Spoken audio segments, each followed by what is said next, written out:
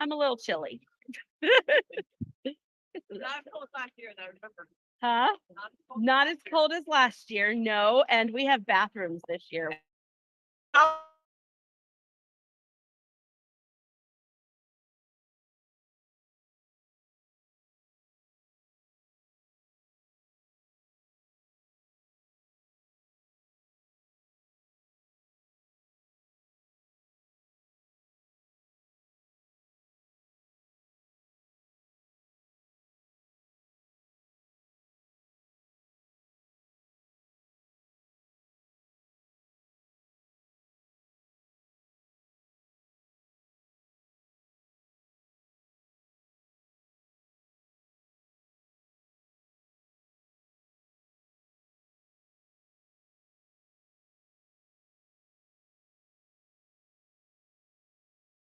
You know what I forgot? No, You don't have a scarf in your car, do you? no, but I. So thank you. My neck did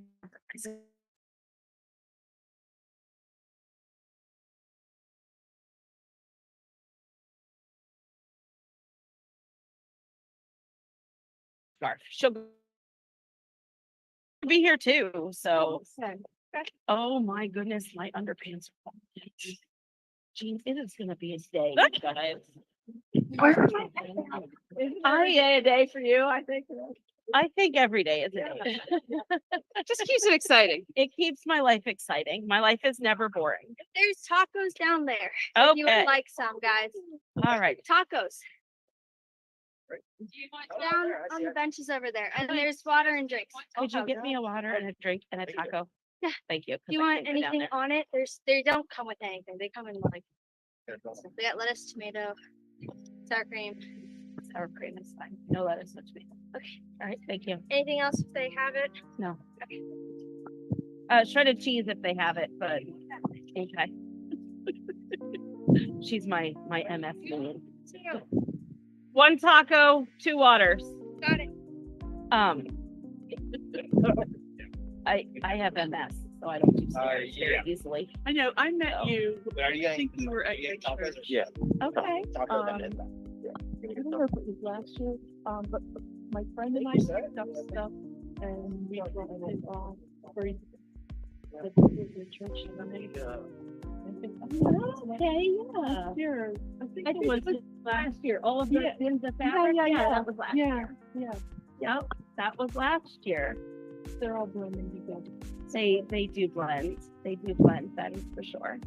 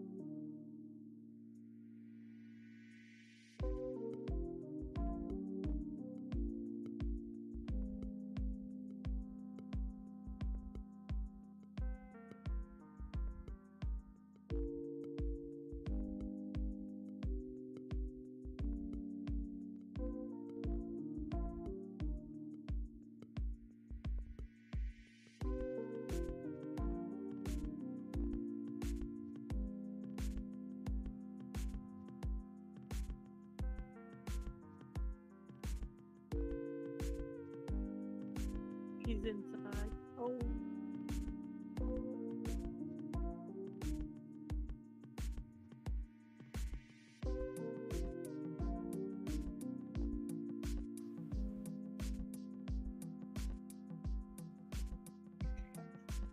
My backpack. Okay.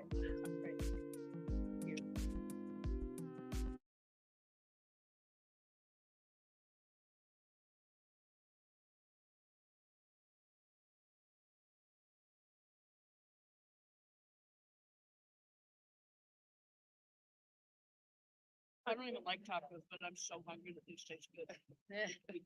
They were legitimately good. You're not swayed. They were good. Which is annoying. Mm. They're like dripping grease, Yeah. but yes. Yeah, you have to go through security then. Yeah, dump Yeah, your just- pocket, yeah, dump your pockets now. Don't take your gun in. I mean, you can, but you have to go through the Commonwealth Street entrance and leave it. For very special people. Right. Let's see. All right. No, literally anybody. They have a firearm holding area. No, I meant special people. Oh. You know, idiots. Right. Go out, people who just decide.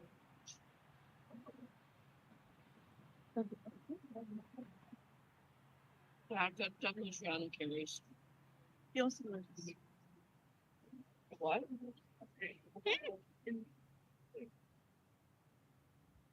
Because he was Idiot. in the Calvary. He did that. But yeah. Yeah, but you don't ride them down State Street. Yeah, well, I'm sure if somebody invited him to do that, he'd be all in. What did he do? Hey, ever since he lost. He went home licking his wounds. Yeah. She just go. Oh my God, my mother called me yesterday, or 2 days ago now, just cackling. And she couldn't even get like words out. I was like, what's so funny? And she had just seen breaking. Oh, sorry, I'm looking at the wrong group text. Yeah, that's next. Okay. Mic test. 1, 2, 3. 1, 2, 3. Mic test. 1, 2, 3. 1, 2, 3. Mic test. 1, 2, 3. 1, 2, 3. Let me know if you can hear me, Max. I can't hear you. See, we got 2 different accounts on the Zoom. Connecting to audio. Yep, I'm trying to figure out. There you are. Like finish this fight. I'm not. Hang on one second. Let me test. Please. Sure. Okay. I got some on my jacket. It's still shiny. Sorry. 15 minutes to show. Oh, you're fine. 15 minutes. Let me know if you still need a test here. I still need to. Let me Sure. I'll hang. I think we're in good shape, Max. Otherwise, I think I think we're gonna be okay. Okay, I am not getting the audio from Zoom Into StreamYard. in the StreamYard. Yeah. Hang on. Keep talking. Test 1, 2, 3. 1, 2, 3. Test 1, 2, 3. 1, 2, 3. Zoom test 1, 2, 3, 4, 5, 6, 7, 8. And then Max, let me know when I can stop. I'll just keep going. I'm Zoom still test. not picking it up. What Do you want me to? We don't have a Zoom till later in the day, which is nice. Let me think how we can loop that through.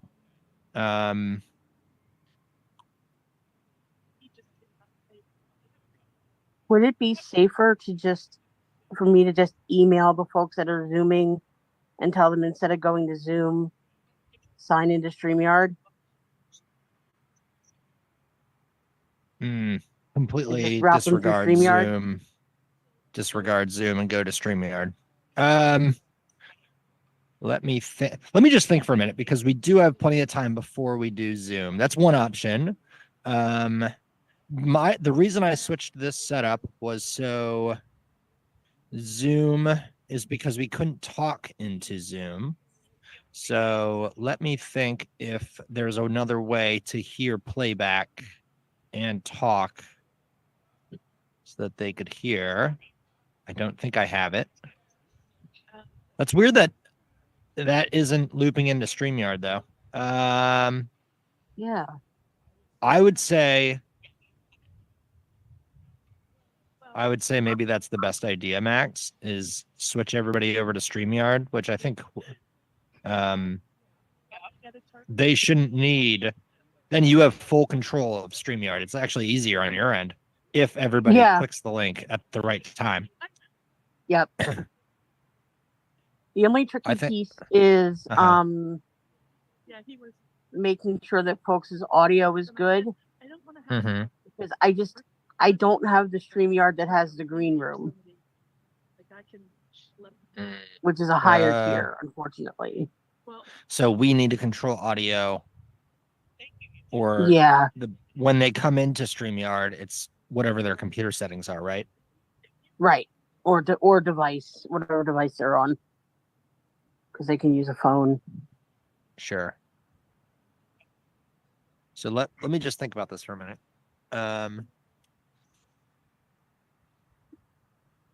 well, her family in here, I do know that I have. Hey, Need help with? Where would you like me to start? I have 7 we're gonna have you on cameras. Why don't you go down to the in Genesis. camera there? I'm trying to help Max with something Oh, yeah, no, that's no. like making my Oh, brain hurt. sorry. Oh, you're fine, Max. I'm just trying to think. So if we switch this computer over to StreamYard, so someone can still talk to Oh, them, are we going to have the exact same problem we just had where we can't control talkback? So let me Tell think. you what, would you be able to sign into StreamYard from that computer real quick? Yeah. Yep. Awesome. And then I can See if that works. check and see if that works. Yeah. I'm going to leave myself up on Zoom. Okay. Okay.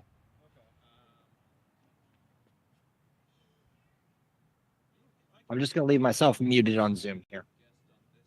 Okay.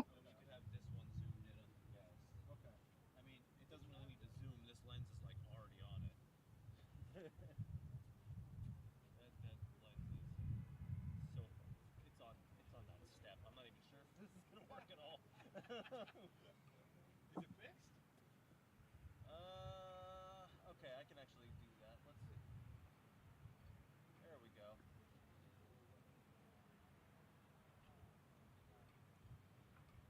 Yeah. Okay, that's actually good. Yeah.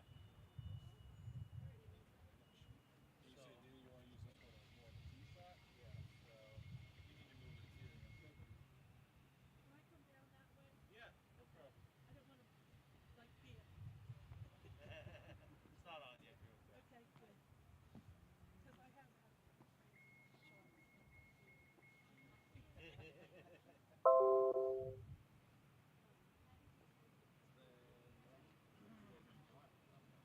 Yeah, these are very tight shots. So we might ask them to move back a bit. They're gonna have to stop on these. So this, and then what are you? Blah, blah, blah. Yep. And then hopefully that'll be. If you have to run back and forth, are you able? Absolutely. Okay. I didn't go to the gym this week just for you guys. Thanks, man. Yeah, now we gotta keep it. Ooh, this is cold. Whoo! Metal. I hope our hosts are wearing gloves. So then, yeah, hopefully the guest would be like, here. Yeah, I agree. That'll be good? Perfect. Thank God. That's fine. And then we could use that as a shot as well. Okay. We needed this, but then that boy is also. I was gonna ask you.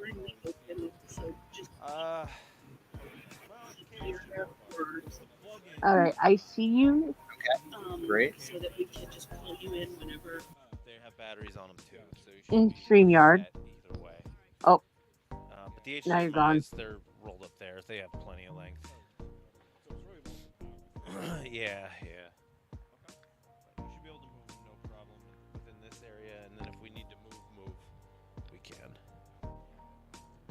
Mike standing in the car? Oh, but I'm not hearing you now. Zoom. What's the smallest chance we have a Mike standing in our car? I'm not sure. It's no biggie if not. Because we have the one we have to set up over there. So we should have other stuff if we need. We have all the stuff that we're not even setting up. I said to Colin, just bring everything. Who knows? It's better to have it not needed than need it and not have it. Yeah. Every time. The tree's not in this shot, right? But are the blankets visible? Well, that's actually why I was asking if it would go further. Because you see him real good in this shot. Yeah, It's but in over the there. right shot because mainly the blanket stop and just step. Yeah. You could go down another step. You would just have a background of blankets, but that's the problem. You can move a good bit over that way. You might be able to move in a little bit. We could consider that.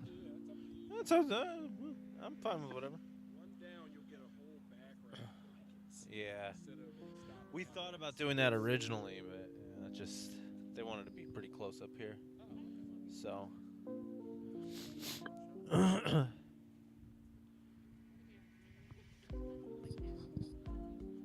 So start with somebody doing an intro, I suppose. Or I something? believe so. Let's check the run of show here.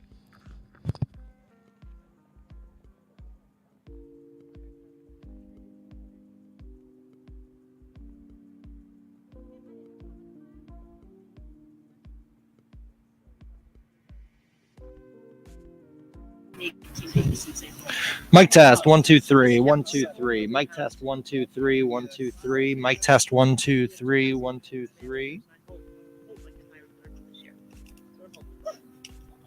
Everyone can see and hear you. Good. Oh my God, swim. I figured taco salad for the whole afternoon. I was like, Where are we? Down there. Lives are down there. Yes, great. we got this. Our lives are down there. There are 3 hosts, We have Kevin. three hosts. Where's Diane? Are we okay with one mic for that? Oh, don't lie. Yeah, we're gonna pass it. I thought he was. Could you guys stand over here? We'll test the shot. Yeah. Sure. Do we want to ISP? Do you have a copy of the run of show? Yeah. I'm so sorry. Yep. We'll have to I just do. manage them. Runs of show for everybody. Yep. We'll just stick that in. I don't need to be the good reference today. I can be the trash lady, the trash talking cuss like a sailor lady who's not going to yell anymore. All right, mic test, Max. Mic test 1 2 3 1 2 3. Can you hear me? And give us sorry. Give that to your dad. Okay. I can't hear you. Mic test. No, not to Marsha.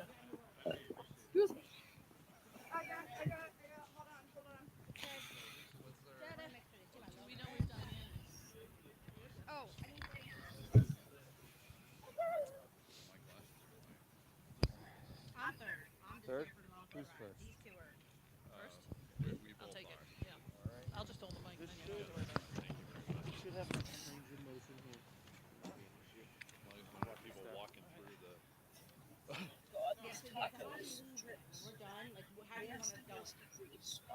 No, are you gonna switch up to the other camera, or are you gonna? We're gonna just walk out. So we have the opening, and then we have Joel. So what's gonna happen is I'm gonna hand you the mic. Joel's gonna walk in, and you're gonna take over. Okay, so that's why I'm wondering where I go. I don't, if it's gonna be seamless. Just go left. Okay. Exit. One camera up while, Okay. Yeah. So you two are camera first? Yes. Yeah. No, all of us. We're Where's the the general open is the intro, but we're missing Diane. What time is it? Where's Diane? She's Well, down there are 3 of us that are hosts. I'm Pat. This is Matt. And Diane, you could just call Dat. Apparently that's the thing. Yeah. I ain't mad at We all it. have to. But if you look at the run of show, then it changes out. So some of us know some of the guests better than others, or know what we're talking about better than others. And so we tried to keep the ones who knew something talking all the time, rather than the dumb ones talking when the smarter ones were off. So and then you're doing. If we could, we want to put whoever the host is on left side. Yeah, I did that. On you the left and side? I had you and me doing So new we can host. get a close up of the guest on camera right. Well, this opening is just, can we do a wide shot and have everybody in it? I need to step off here. So, okay, we're just doing a wide shot for the, Come in on this side. All right, so Joel, Alright. you'll be coming over here. All right. You can stand here until the time comes, and then when you walk in. does someone want to text Diane? 1, 2, 3. She's not down there. No. she's MIA. I'm texting her now. Yeah, it is like cats. Hmm? It is like cats, huh? Told you.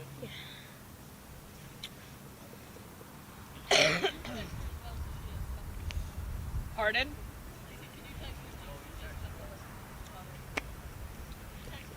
Yes.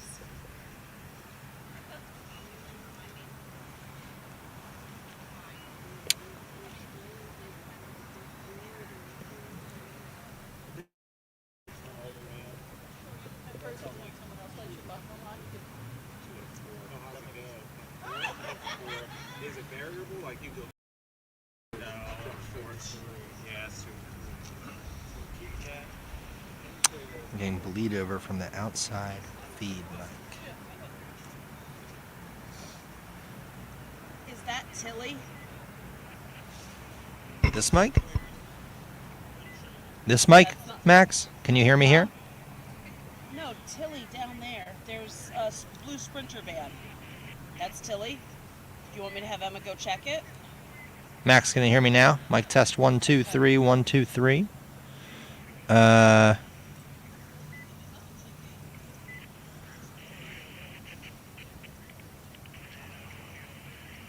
told you they disappear.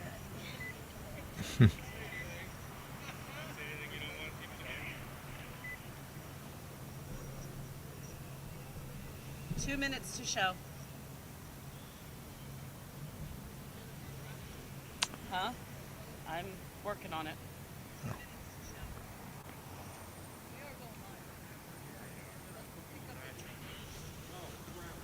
Grab it. You have the welcome top. Awesome.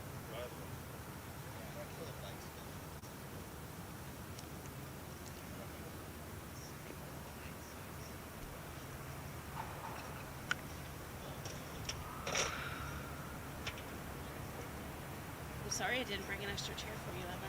That's fine. I don't mind. I can sit on the steps. Huh? Right.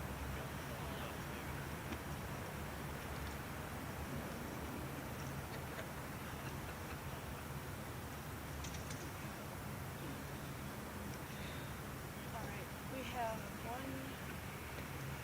one person from New Hope here. I'm gonna give you a clipboard and a run of show.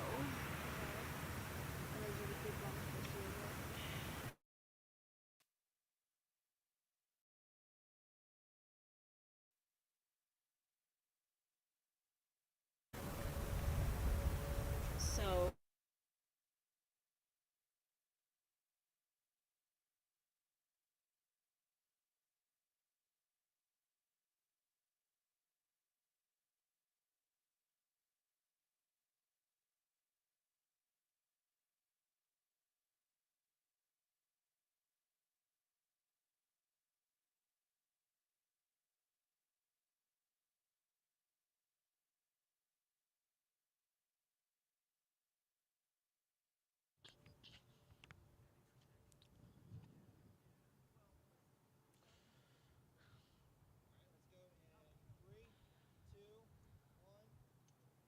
And we're here. All It's right. it's December 21st. Happy Solstice Day, Matthew. Well, thank you, and happy longest night, and Happy Solstice, longest night, Marcia. And shortest day. It's good to be here this afternoon. Yes. we covered it all. We did. We did. So we are at the Memorial Blanket for Homeless Remembrance Day. And we've done this is our third year in a row now. If you've been with us, especially for the last 5 minutes, listening to us trying to figure out what we were doing, welcome. If you haven't, you missed it. Sorry, you have to keep tuned in. But we have quite a lineup of people going to be talking with us this week. People from around the country and people locally that will be talking to us. You've gotten a new place since our last visit with you. So tell us about your new gig. So I'm now at Christ Lutheran Church in Allison Hill in Harrisburg. And we have a couple of free health clinics that serve the folks in the neighborhood. And the interesting fact I always love to share is that since 2017, we've had over 92,000 visits to those clinics. And so talk about a major impact on the community. That's 92,000 pain mitigations, really. Right, absolutely. Because no one's going unless they're in pain. That's right, absolutely.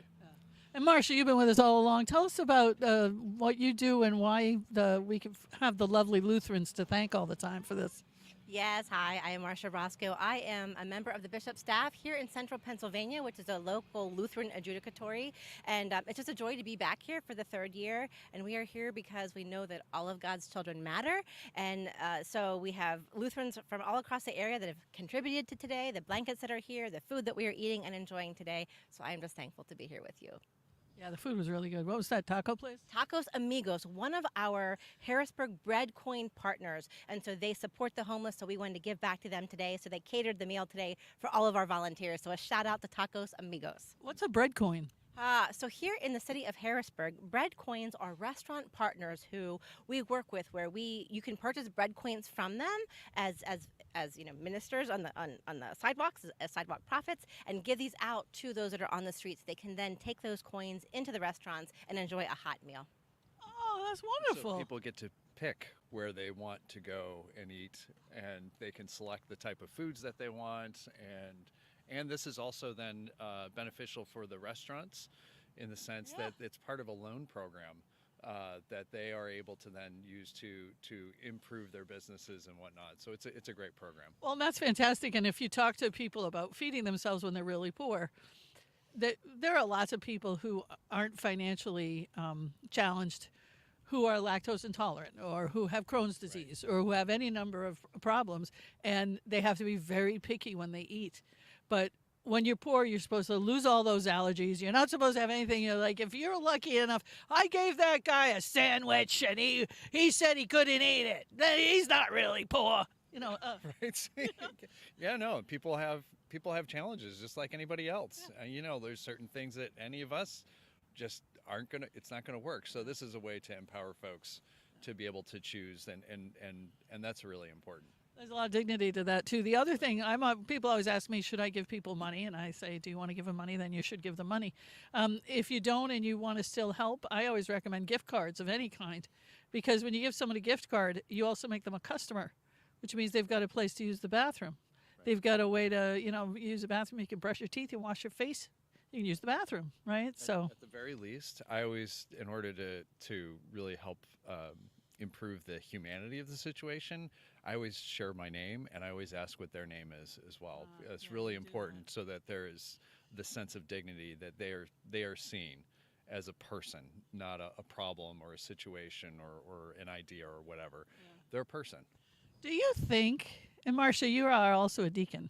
Yeah. Yes, I am. So, but you don't wear a collar. In certain circumstances, I certainly do, when it makes sense being in the hospital. But I really, it's just not something that I'm as comfortable wearing as some deacons are. Yeah. So what I'm curious about is, as a person who, trust me, has not been trusted by anyone with someone else's faith or understanding, it seems like having a collar might make it a little easier to approach people in need. Do you think that's true? It depends. It depends on the person's history. Sometimes this collar is a detriment because somebody has had a bad experience. But it's a public witness is the idea. This is the reason why wearing it today for me is very important, because it's a public witness. It's part of the foundation of why I do these type of things. And so in some cases it makes it easier. In some cases it makes it harder. Regardless, we're here. And we're doing this, and we're grateful to partner with anyone regardless of what their faith tradition is, because, again, it's about caring about people. Well, that is the thing that I love about working with you people is I don't go to any of the Lutheran churches, right? I go if it's a reason that an event I'd like to be at. But when I called and asked for help, you didn't say, why haven't you been in our church? There was never a moment when it felt like there was a religious component necessary for you to help me help people, and I've always been really grateful to you for that. Can I put you on the spot for a minute, and then you can just kick me if it was a bad idea? We have several people from other, maybe the same synod, but from other Lutheran organizations here today that have worked really hard. Can you run down who some of those people are? Sure. So we have over 220 congregations here in central Pennsylvania. So a lot of the congregations are represented. We have expanded our partnership ecumenically with Christian Churches United. So they're not just Lutheran, but ecumenical partners that are at the table. And part of the Christian Churches United is the Compassion Action Network. It's CAN for short. And so there's over 300 partners and ministry organizations that are involved in grassroots level to address the systemic issues around homelessness. That's great. And then who are some of the other clergy that are here that, I got to tell you something, the blankets are so beautiful, and it's, I think, the nicest event I've ever been involved with, really. I was thinking, driving over here today, I was thinking, this really is. It's just the nicest thing. It's just total strangers caring about other people. Right. But it's a lot of work, and it's hard to bend down when you're over a certain number of years, and you're on your knees a lot. You got to put the candles down, you got to put the blankets down, then they blow, and then you got to get back and lugging them. And there are some people here that have worked really hard. Who do you know who they are? You're really on the spot. Yeah, I know, but it's like, oh my God! All right, so we'll find out who all these people are, and we will find a way to make sure we say their names or something. Because I will say, so David Hoth is he is somebody that I've worked with. He's a colleague. He's not ordained yet, but that's going to happen. And so he's been a faithful, just incredible person helping out. And we've got other folks from all over the place. Yeah, we'll get their names, but. Literally, David, you say, David, I need something, and David does it. He's just, well, you're all like that. You lovely Lutherans, you're all that way. You asked early in the show, why is it that the Lutherans are here? And Lutherans really are known for feeding people. And what we know is that there's a variety of hungers that people have. It's not just the physical hunger. There are spiritual hungers. There are emotional hungers. And so we are here because we have been fed by Christ, and we want to give back and feed others as we have been fed. And if you're out there and you're thinking, I really want to go down to that blanket and I don't know if I'm religious enough, I am not. Just come stand by me. Right?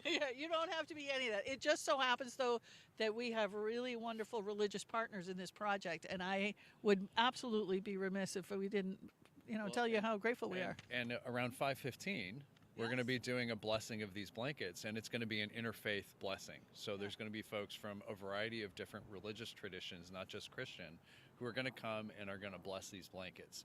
And that's really important because homelessness doesn't, it doesn't be like, oh, it's just a Christian problem or this or that. No, these are human beings that have a variety of different faith traditions, no tradition at all. And so the idea is we want to make sure that these are blessed, that different faith communities are aware of this and are trying to do something about the issue of homelessness. The other thing, and we've got to keep an eye on the time here, but one of the other things that I was really struck by this year, so this is our third year, the first year was Carlisle, second year was the West Lawn of the U.S. Capitol. What I've struck by this year is, the people experiencing homelessness are with us. Yeah. They have been on the stairs with us the whole morning. Right. And we've already given away a couple blankets. Yeah, we would have a bigger display, right? But they're cold. We're not gonna leave the blanket on the stairs if someone can be warm. By the way, at the end of the day, we will give them all to people who need them. But if someone is walking by, and it's like, this is the first time we've had the blanket where we're actually in the middle of things, interacting. Is that unique to Harrisburg? I think it's unique in the sense that Harrisburg's the capital. And so just like any kind of capital, there's always a lot of services, but it's not like the Washington, D.C., where everything gets separated because of safety.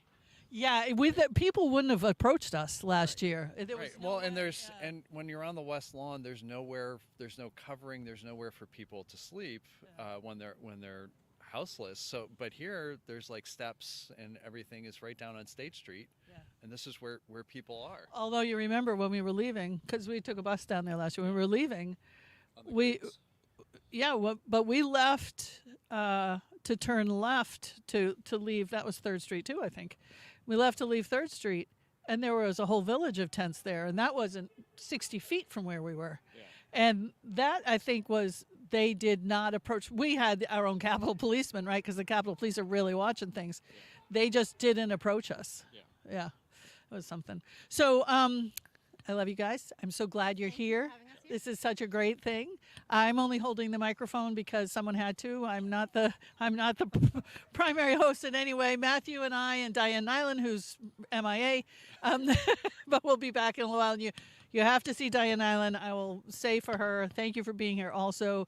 But if you don't know, Diane Nyland is the reason that kids experiencing homelessness can go to school in the United States. Because prior to the McKinney-Vento Act to provide for kids experiencing homelessness to go to school, the school system could turn them away because they didn't have a parent paying property taxes. And it's just unbelievable to me that anyone would turn a child away from a school. It was unbelievable to Diane as well. They passed a law in Illinois, the Illinois Education for Children and Youth Act, and the people in D.C. heard about it, and they called her up and said, hey, what did you just do? And went to D.C. They launched a Forget-Me-Not campaign where every member of Congress was inundated with forget-me-not seeds from children experiencing homelessness, and they got that bill passed. Wow. And now it's mandatory that if you're in a school system, and if you're watching and you're in a school system, we're also going to have a couple of videos to help you navigate this that'll show you how to do it, but your child has guarantees because of this law. Diane, one of our hosts, will be telling you more about it and interviewing people, but and those guarantees are 100% unchallengeable. And when I was operations manager at Community Cares, every now and then I'd have trouble getting a kid into a school. And we always use Diane's old line is, I don't need a lawyer to get this kid into school. I only have to worry about one law. And it's the McKinney-Vento Act, right? You don't need the lawyer. You need the law. So anyway, we're going to switch off now. I'm going to hand you this microphone, and you're going to bring in your friend Joel. All right, here you go. Thank you very much. Well, here's Diane. Come quick, real quick. Yeah. We'll just say hi quick. Hi, quick. Hi, quick. Thank you very much for being here. We just talked you up, so you're all like right. Superwoman. Well, and I'm here now to dispel those myths. Oh, gee. Well, Yeah. we will have more from you in a little bit. Okay. All right, thanks. Sounds good. All right, Joel, come on down. I think you're on this side. Yeah, there we go. All right, so I have with me one of my colleagues, Joel Folcomer, Pastor Joel Folcomer from Union Lutheran Church in York, Pennsylvania. Thank you so much for being here. Of course. Thanks for having me. Appreciate it. Yeah. So, all right. So tell us, why are you here? Like, this is, you're just a random Lutheran pastor coming here. No, tell us why you're here. I'm here because you asked me. No, I'm here for us at Union Lutheran Church in the city of York. Serving the homeless population, the people experiencing homelessness, I should say, is a large part of what we do as a congregation. We have a lot of partners with a lot of other organizations in the city of York. It's not the capital of the state, as you guys were talking about earlier with all the services, but we are the county seat, so a lot of the same type of thing, that a lot of the nonprofits, the services, Social Security, all that stuff's right there in the city. And so we face a large population, a growing population, unfortunately, of people who are experiencing homelessness. Yeah. So what are some of the services and the different things that you all provide where you are? Sure. Yeah. I mean, a lot of what we do, it really is, it's dependent on the people of the congregations, dependent upon the partners and the community that we have out in around the city and the county that all help make it possible. But we're blessed to be able to offer free meals. We're blessed to be able to offer free clothing room. People can come in and find clothes. We are able to host a food pantry in the building. That's, in my opinion, one of the best in the area. It has everything, even diapers and baby supplies, which are always in huge need. And then we're part of the Homeless Coalition for the county, and we host an afternoon program during the week that people can come in and get off the street, or they can come and just receive services. We've been able to connect with lots of the different agencies and lots of the different services, so they send representatives that are there, so people who either don't have any place to live, or they had to leave the shelter during the day, or they just need to connect with services, come in, they get something to eat, something to drink. If it's an emergency situation, they get clothing. They have access, they can have their mail sent there, so if they need a mailing address. Yeah, I was just going to ask about that. I remember when I had visited that you all have mailboxes for folks. So why don't you tell a little bit about why that's so very important? Well, I mean, it's, you know, you need an address for about everything. To get an ID, to get a job. I mean, there's so many things where having a place for your Social Security checks to be sent, especially if you don't have a bank account, to have them directly deposited. I mean, people need their SNAP cards, you know, their food stamps and all that type of stuff, to receive services, to have a place to get medical information from the doctors. It's you start thinking about all the important things, especially if you don't have access to internet and email and things like that. So you all are doing a vigil this evening. So tell us a little bit about that also. So yeah, we this will be the second time we've done this, being the longest night, and it's Memorial, you know, the Memorial Day in a sense, remembering those who are homeless and who have died this past year. So last year we were able to work with you guys as well. I believe Kelly Bletcherdis, who's the director of York County Coalition on Homelessness, was able to be part of the Zoomed In or whatever podcast or live cast last year. And so once again, this is a partnership. It's working through the York County Coalition on Homelessness. So there's a number of different agencies. We're all coming together. We'll be on the front steps of the church, 408 West Market Street. If anybody's down in York, we'll be starting at 6:30 with soup and sandwiches, all outside. Then we'll have a vigil where we'll remember the 8 people is the number that we got this year in York County that died while experiencing homelessness. And then we'll have an opportunity for people to share from different agencies. Just quickly, 1 or 2 things each agency wants to share about how we can help. Because there's a lot of ways, this is a whole nother topic that can get discussed, but there's a lot of things that people do thinking they're helping when actually, in a lot of ways, it can be more hurtful than helpful. Right. I know last year we were talking about the idea of, well, do we have to collect blankets if that's not what we need? And, you know, what we ended up with saying was, well, no, I mean, for us, this is what works for us here. And we distribute them and whatnot, but not everybody needs blankets, right? Some people need sleeping bags, some need tents. You know, this is kind of like this year we're collecting diapers and formulas as well. Are there any type of, are you doing any type of collection with this? Yeah, so we're doing personal care items. So anything you might, you know, I was talking to my son actually yesterday about, you know, he's gotten to know through our ministry a number of people who are experiencing homelessness and have been outside for years. And talking about, you know, everything they own, everything they have is in their cart or in their bags or whatever. And I said, you know, think about it. Like if you were told you got to leave your house tomorrow and you have to put everything into one bag, what is it that you would take and what would you have to leave behind? And, you know, as a 13-year-old, that was an interesting, you know, thing for him to kind of wrestle with, and because he sees it, you know, all the time. And so we were talking about things like toothbrush and, you know, soap and, you know, just different things. So yeah, we're asking people to bring in, you know, clean underwear. New underwear, I should say. Please, yeah, new underwear. We're asking people to bring in, you know, just different personal care items, toothbrush, toothpaste, soap, you know, baby wipes, body wipes, because you don't have access to showers, so having wipes to wipe and clean yourself, you know, things like that.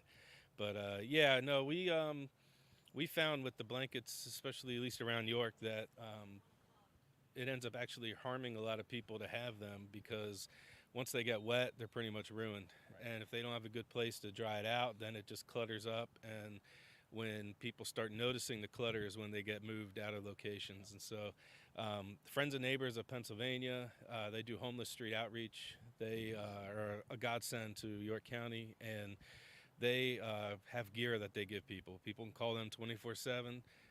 They have cold rated sleeping bags, tarps, you know, other things like that that can handle rain, can handle weather, and allows people to be able to survive, especially during the colder months. That's great. So on a personal side, why is this so very important to you? Because obviously, you know, like these are not type of calls that pastors go to because, oh, you know, it's going to have lots of money and all that, you know, comfortable and all this type of stuff. So obviously there's some kind of personal meaning for you. Do you mind sharing that? No, I mean, it's one of those, I don't, you know, it'd be kind of hard to talk about it, but, you know, in terms of the full sense of it. But, you know, a big thing for me and the way I was raised and my understanding of the church is, you know, we're supposed to represent Christ. We're supposed to be working for justice, working for peace. We're supposed to be the voice for those who don't have voices. We're supposed to include and build community, especially with the populations that have been marginalized, and a lot of the populations that are marginalized by the church, which you kind of touched base earlier about the collar thing. And that's why I wear this pin where I go. I got my collar and a pin, so kind of confuses people sometimes. Well, you're wearing a rainbow pin and you have a collar on. How's that work? And but yeah, I know we at Union, we really believe that we are there to kind of meet some needs that aren't being met, to fill some gaps, and really to include. We are all about inclusion, and especially for those who too many other, unfortunately, churches and stuff like that don't want around. And so we provide a safe place for them to be present. That's great. Thank you very much. How many people do you think you're going to have tonight? I know last year, you maybe can tell a little bit about, last year was the first year for it, for you all doing this, and maybe tell a little bit more about what you're kind of expecting tonight.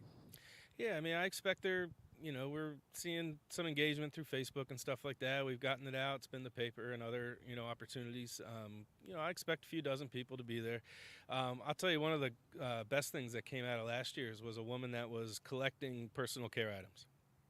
She felt she should be doing something, and so she started collecting them, but realized she didn't really know what to do with them, where to take them, and things like that. And then she saw one of our news interviews, and she called the church, and all of a sudden she showed up with her car just full of personal care items, and has been able to donate different stuff as she gets them through and she was just so happy to be able to have a place where she knew that these items would get to people who really need them, and they'd actually be used properly. And so yeah, that was a really cool piece from that. And it's also been a way for us to continue to grow in our relationships with the different organizations, the different agencies, nonprofits, and for them to be able to build stronger relationships together. Because unfortunately, as many of us know, a lot of organizations, institutions, nonprofits can get kind of siloed up. They can, everybody's after the same grant dollars, and so the last few years it's been good to kind of see some of those walls coming down. So this is just one more opportunity for that.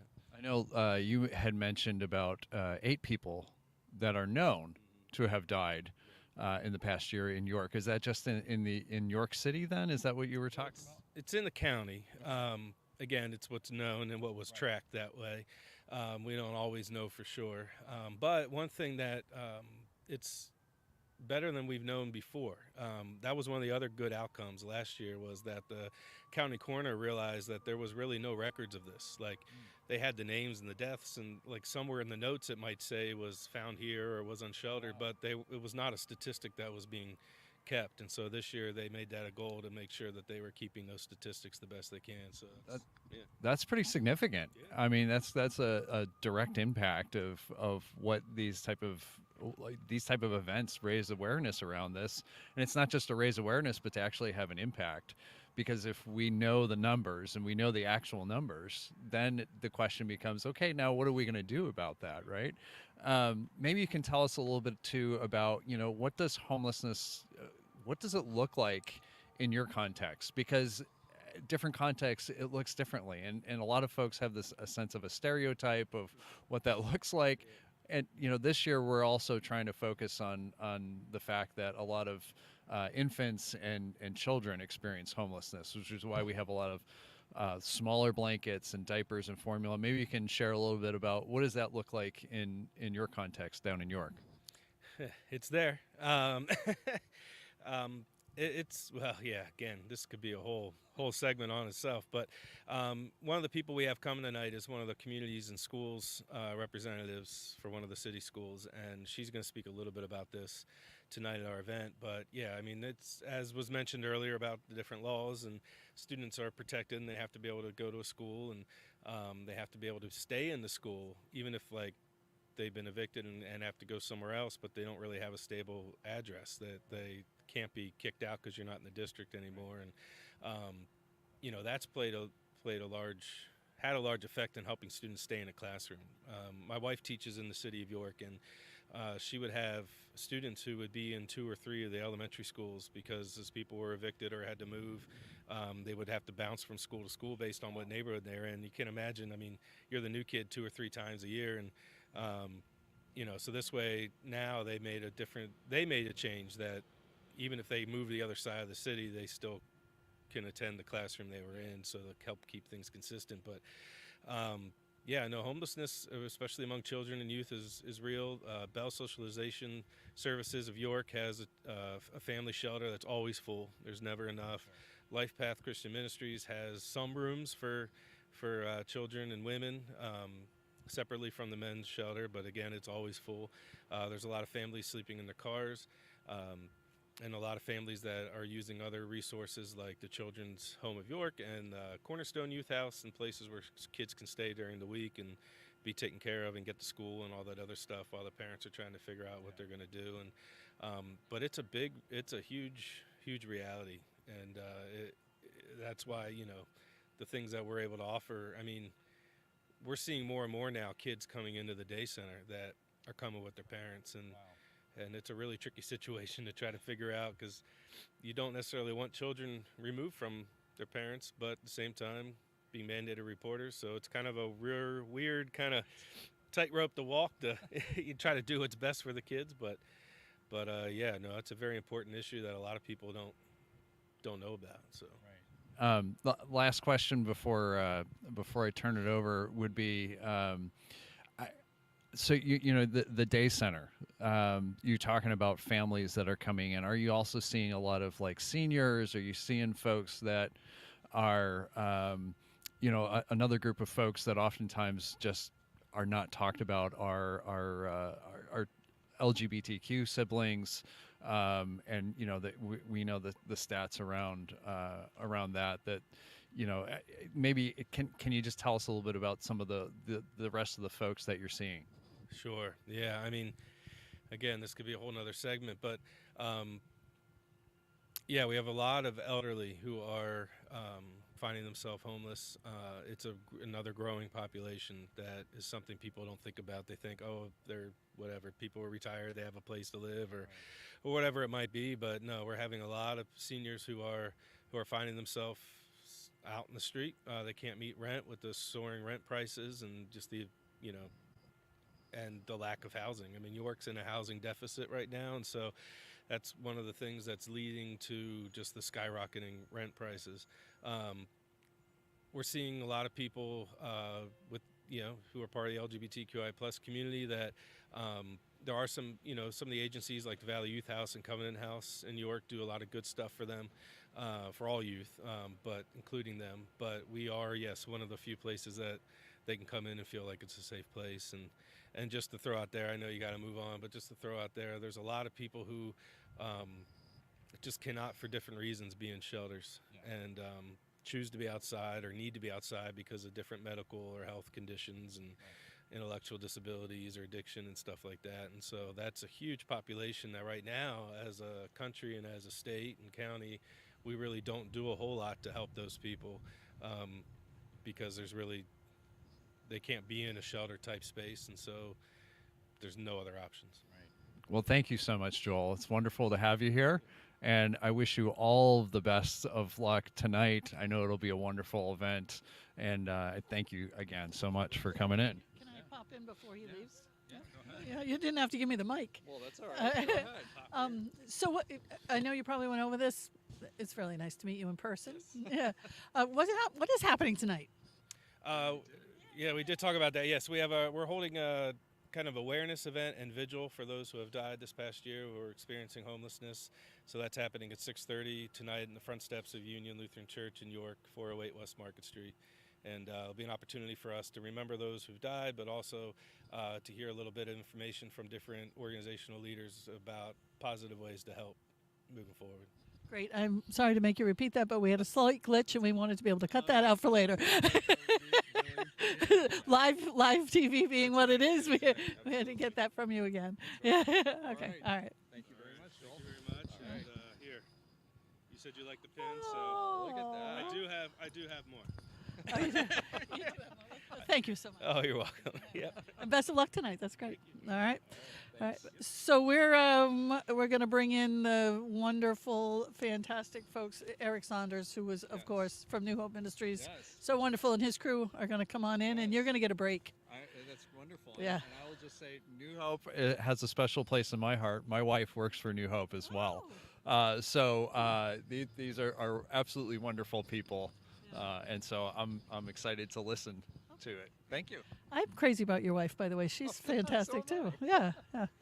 Okay, I've got to make sure I get names right. That's a big important. When we're rich and famous and doing big jobs, we will have teleprompters and all kinds of amazing things. But I'm Pat LaMarche, by the way. I'm back in. I've got the pips. I feel like Gladys Knight. This is so awesome. We've got Eric Saunders, who is right here. Hello, good afternoon. Thanks for being with us. It's fun. Look at these beautiful blankets behind us. Amazing, right? And we have Candy. Hi. Hello. I am the Housing and Homelessness Program Manager for our Northern Tier. And then we have Sue. Sue, where's your last name? Good Italian name.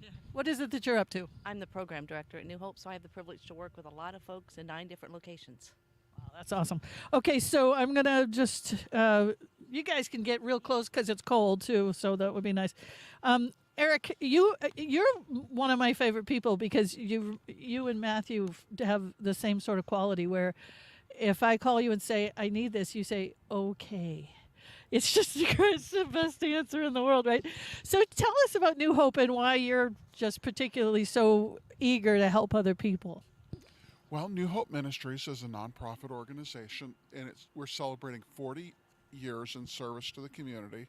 And what happened was the folks from Dillsburg in northern York County decided 40 years ago that we had a problem of poverty in our community and that somebody ought to do something. And if we didn't do it, who was going to? And so the churches came together, people of good conscience came together and started a little casework office and food pantry in the church basement.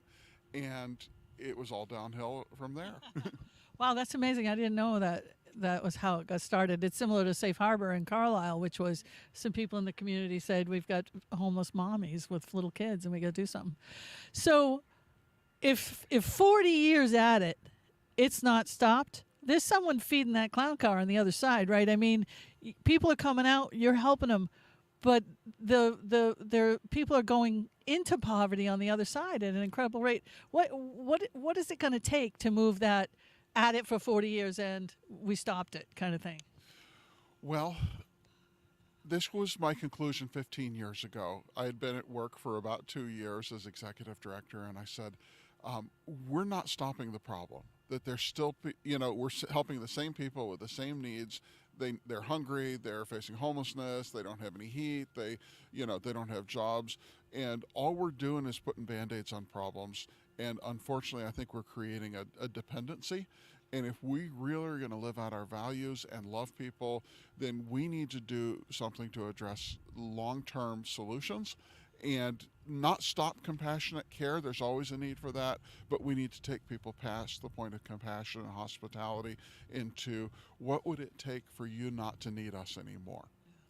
And some people are always going to need our help. There's widows and orphans who are truly widows and orphans, and that's what we're here for. But for those people who have the capacity for stability, then we need to take that journey with them, and we need to call people to relationships of accountability and show just an incredible amount of compassion, because people have been abused and hurt and failed and don't believe that they have the capacity, but they do. Yeah, it's tough too, and it's one of the things I noticed was when I was running shelters myself was you'd get the grandmother who called and apologized that her grandchildren were in the shelter. I'm sorry they can't live with me. But that grandmother rented a single room apartment, and if she took in her daughter with 4 kids, her landlord would throw her out. It's not this.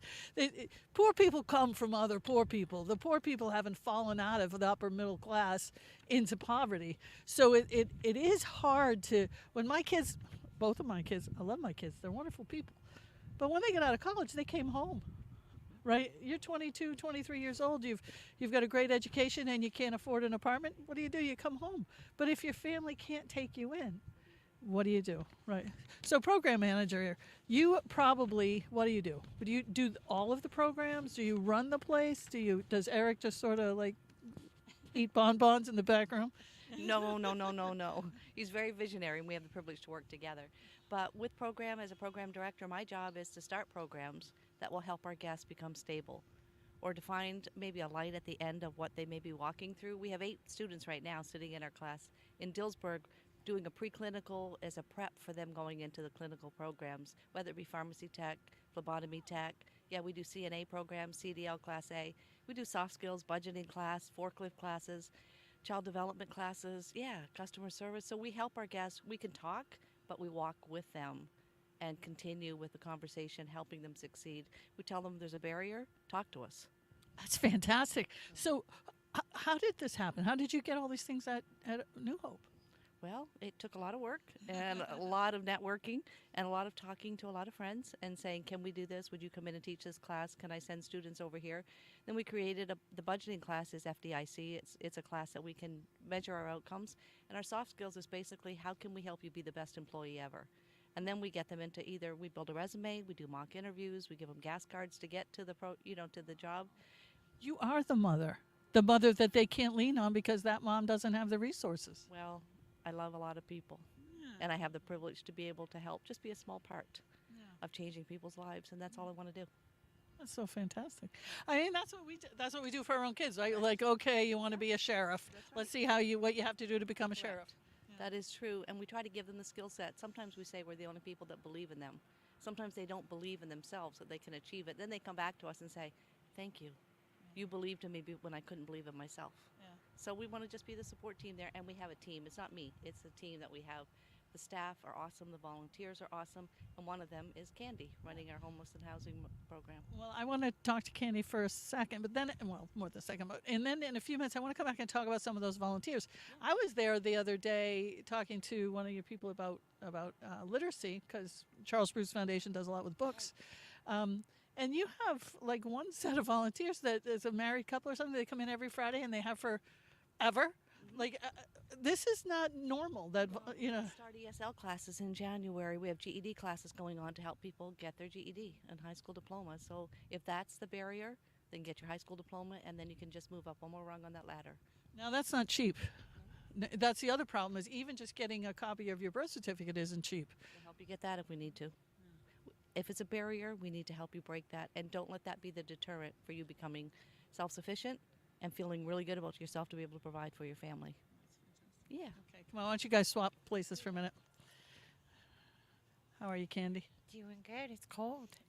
It is cold, isn't it? Aren't you glad we don't sleep outside? I am. I am glad. But these beautiful blankets here, they're absolutely beautiful. Yeah. So tell us about your what you do for New Hope. So for New Hope, I help connect our guests to the right housing.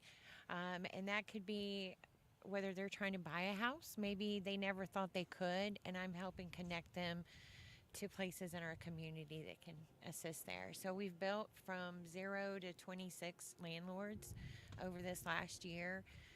That is what has helped us rehouse 119 families. You've done 119 families this year? 119 families. Since April? April 2nd started the official housing program clock. So, and that's meeting with people, doing an intake to see what's actually going to benefit them the most. Do you have a common need? Is there something that you hear all the time? 1 bedrooms, 3 bedrooms, 4 bedrooms. I mean, it's just needing shelter. It's tough with some of the federal guidelines, because when I was a poor mom, single mom, I could put my kids in the same bedroom and I didn't have to care about gender. Yes. Right? There's some of the rules that HUD puts on housing make it tough to just be poor. But that's where our guests rely on our case managers, that we know what we're talking about when we're sitting down. So the first thing that we invest in is learning our renter laws. So I am not going to recommend someone to apply for a 2-bedroom home if they have 10 people. Right. Because I know the Mechanicsburg Borough is not going to be okay with that. You have to know your boroughs and know your communities that you're serving, and that's what we do at New Hope. We serve Adams, York, and Cumberland County. So our staff, we know our counties that we serve. So you people also feed about 1 million people, right? I mean, what's the food program like? Amazing. We fed close to 21,000 people from close to 8,000 families last year. And they can come as often as once a week. We could provide 100% of a family's nutritional needs while we're making progress in these other areas. We're amazingly supported by partners like the Central Pennsylvania Food Bank, York Food Bank, Midwest Food Bank, local grocery stores, local food manufacturers, and we distribute millions of pounds of food a year at a very, very reasonable cost. Is there a barrier to coming for help? I mean, is there a barrier for where they live, or if they have refugee status, or are there certain barriers? I mean, if someone's out there thinking, I really need a place to find some food. There are barriers. First of all, you need to be a person who eats and experiences hunger. And if you meet that criteria, we're going to feed you. Our goal is to help people find the best place for them to be able to receive support. So if you're calling me from Lebanon County, I know some amazing food pantries in Lebanon County I'm going to try to connect you with. But if you're in my office, guess what? I'm going to provide food for the week for your family and referrals so that you can find the best place for you. We ask for people to demonstrate what their need is if they're outside of the normal self-declaration of need parameters, but you just have to have some sort of need for food and meet with a caseworker, and then we can also work on other solutions. So we don't want to turn anybody away. That's amazing. My mom had a problem with hunger because she said it was so curable, right? Why are people hungry when it's such a thing we can cure so easily? We have mobile pantries that we go into communities that can't get to us. And we started it when the price of gas was so high a few years ago. We actually bought a trailer and we have a truck, and now we have a second unit, and we actually can pull into a place and they can come out and they can shop as if they were in one of our pantries. Oh, that's fantastic. Very nice. It's especially for our hotel communities. We go there. So today our mobile will be visiting a couple of the new Cumberland hotels. But that gives a chance for those people that we're helping to rehouse access to food, and it gives them a chance to talk to a staff member that time when they're coming to get their food, so they can get updated materials. It's really been a blessing as far as connecting to those that don't have transportation. I think there might be people who don't understand that when a person has not got enough money for a security deposit and is working, but is making, $500 a week, which back in the day you would have thought you can definitely find a place for that, but you can't anymore. That there are very low budget motels that will clear that debit card for you in a heartbeat, let you stay for a week if you pay cash up front, but you didn't have to have a security deposit. And now they say, I think COVID was really a freedom, right, for some of these organizations and motels, because they say, well, we can't do your sheets anymore. We can't wash your towels anymore. You're on your own for all day. So now, at least in the old days, if you're living in the motel, you could get a clean bed. But now you have to wash your own sheets. So it's really a tough way to live, but a lot of people are living that way right now. We actually have a family that I'll be taking a dining room table to later today, that their youngest is 2.5, and she was born in the hotel in Carlisle. And she's been there 2.5 years now. Yes, this is their first Christmas in a home. And wait a minute. No, bring that in. That is so fantastic. This is a doormat. It cost us $2 at Big Lots. We bought a stack of 100 of them. Here's pictures of just some of the 118 families. Look at what's on the doorstep of each one of those, just from Candy and her partner Noel's work in the last year. 118. She said 119. There's probably one that was housed on the way over here. And we're not done. We're looking to do that again, because the best cure for homelessness is housing. Absolutely, that's so beautiful. So anyway, I mean, I know that we have a clock and stuff, and they're telling me I have to stop talking to you, but I'm going to not. I'm going to take a few more minutes because I can. Yeah. And what can people? This is the most important question I ask you. What can people do to help? People sitting out there saying, "I don't need a darn thing. I want to help them." What do they do?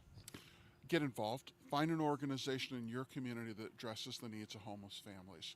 Ask them how you could help. If you come to New Hope and we're in we're in Cumberland, York, and Adams counties, and we're going to say we need somebody to care for our new guest house.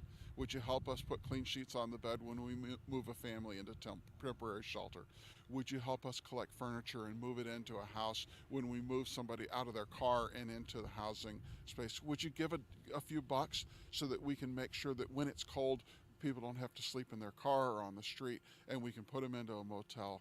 If you're in a business that offers some sort of support, maybe you're a landlord, maybe you're on a homeless shelter, maybe you work with veterans, let's partner together. We're so much better if we each pool our resources, communicate with one another. If you know somebody who's struggling with homelessness or in danger, it is easier to keep somebody in housing than it is to find them new housing. So send them to our organization, send them to Christian Churches United, send them to someplace in your community. If you don't know, call 211 and say, where do I send somebody, because they're struggling with housing, and they'll put you on the right track. That's a great idea. I've never thought of using 211 as a resource to find who the agencies are. So how do people get a hold of you? Go to your website? nhm-pa.org. nhm.pa. .pa. Just Google New Hope Ministries in Pennsylvania, and it'll take you right to us. Oh my God, I'm a moron.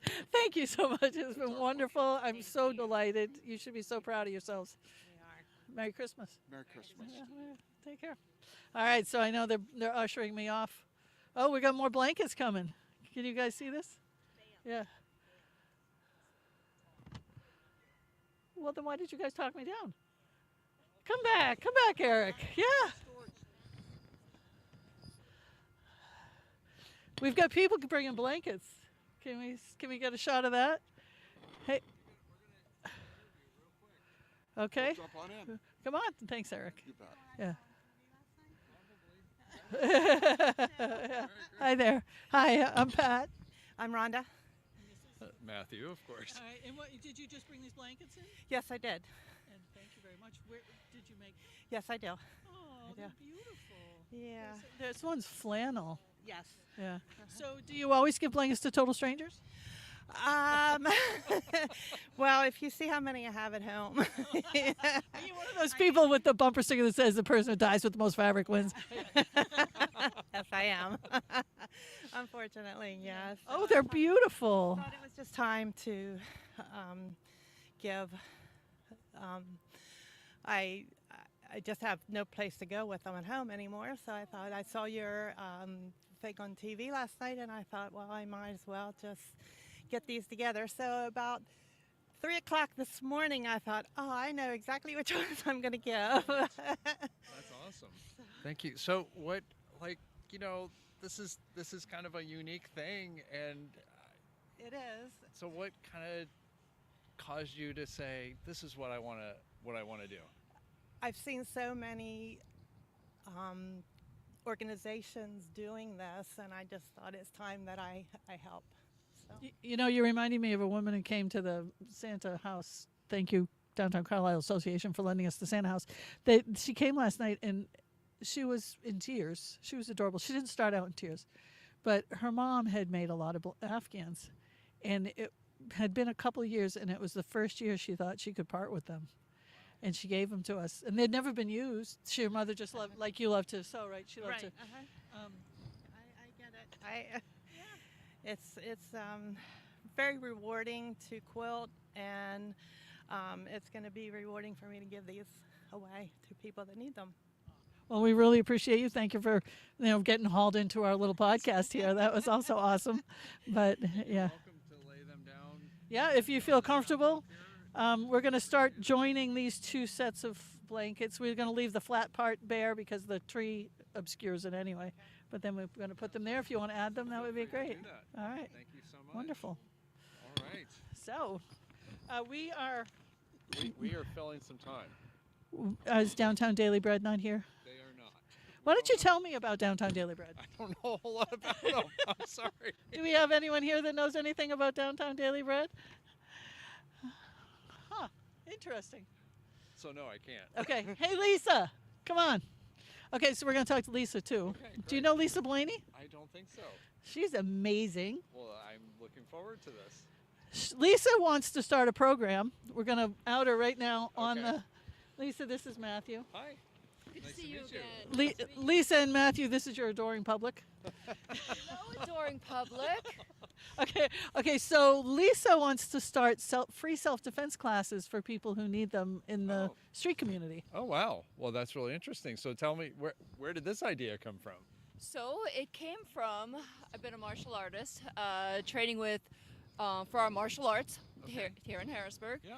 And since then, I have worked with homeless, have seen a need for self-defense of all women, men, children, young females. It doesn't matter. Homeless, elderly, so that's where it came from. Not everybody can afford that. Right. So if we can just show up and make it free to the public. Yeah. Well, I would imagine that this is not something that most people think of when they think about homelessness. But maybe you could tell a little bit about like what are some things that, like, Pat, I know you've seen how people need to protect themselves, right? And this is certainly an issue, and as you said, it's an issue for all of us, but especially people who are very vulnerable. Maybe you can talk a little bit about that. Absolutely. People of all walks, like we teach 4 different levels of self-defense. First level, awareness, enough to get away. Okay. So there was a homeless woman, and she was in a wheelchair.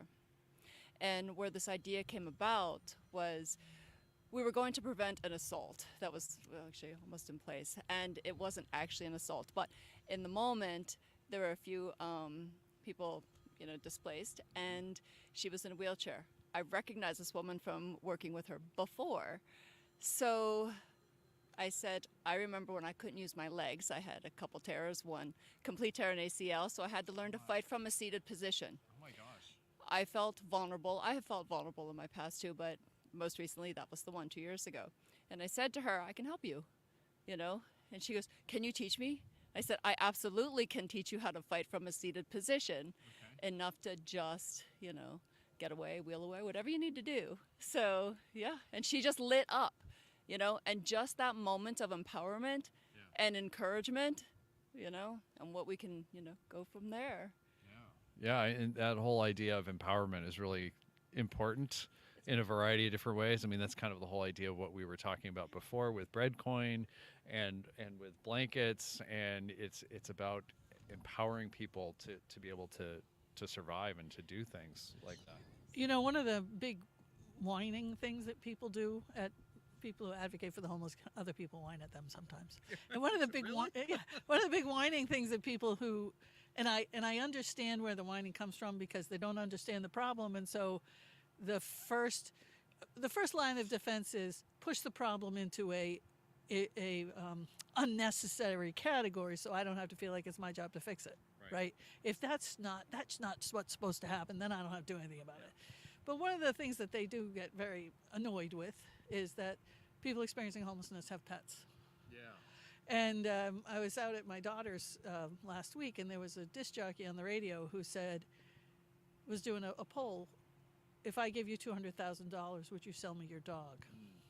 And person after person after person called in and said, I would not sell you my dog for anything. I would not take, people probably who could use $200,000, most people can use $200,000. Sure. I wouldn't sell you my dog for $200,000. But would you expect a homeless person to give up their dog just because they became homeless? So that's one thing, is sometimes homelessness happens to people who already own pets. Yeah. But the other thing is you don't feel safe. Right. And some people get an animal after they've become homeless. And boy, you really get people who are annoyed when they realize they didn't have a dog when they got homeless, but they got one. But if you're sleeping outside and you have something that's going to wake you up when you get a little bit of danger. So when Lisa said to me, I'd really like to just offer some free classes. And Lisa said, to anybody who feels afraid. And I think that's great, because the other thing is you're going to learn some discipline, right? Oh, absolutely. Yeah, there's absolutely, with awareness comes confidence.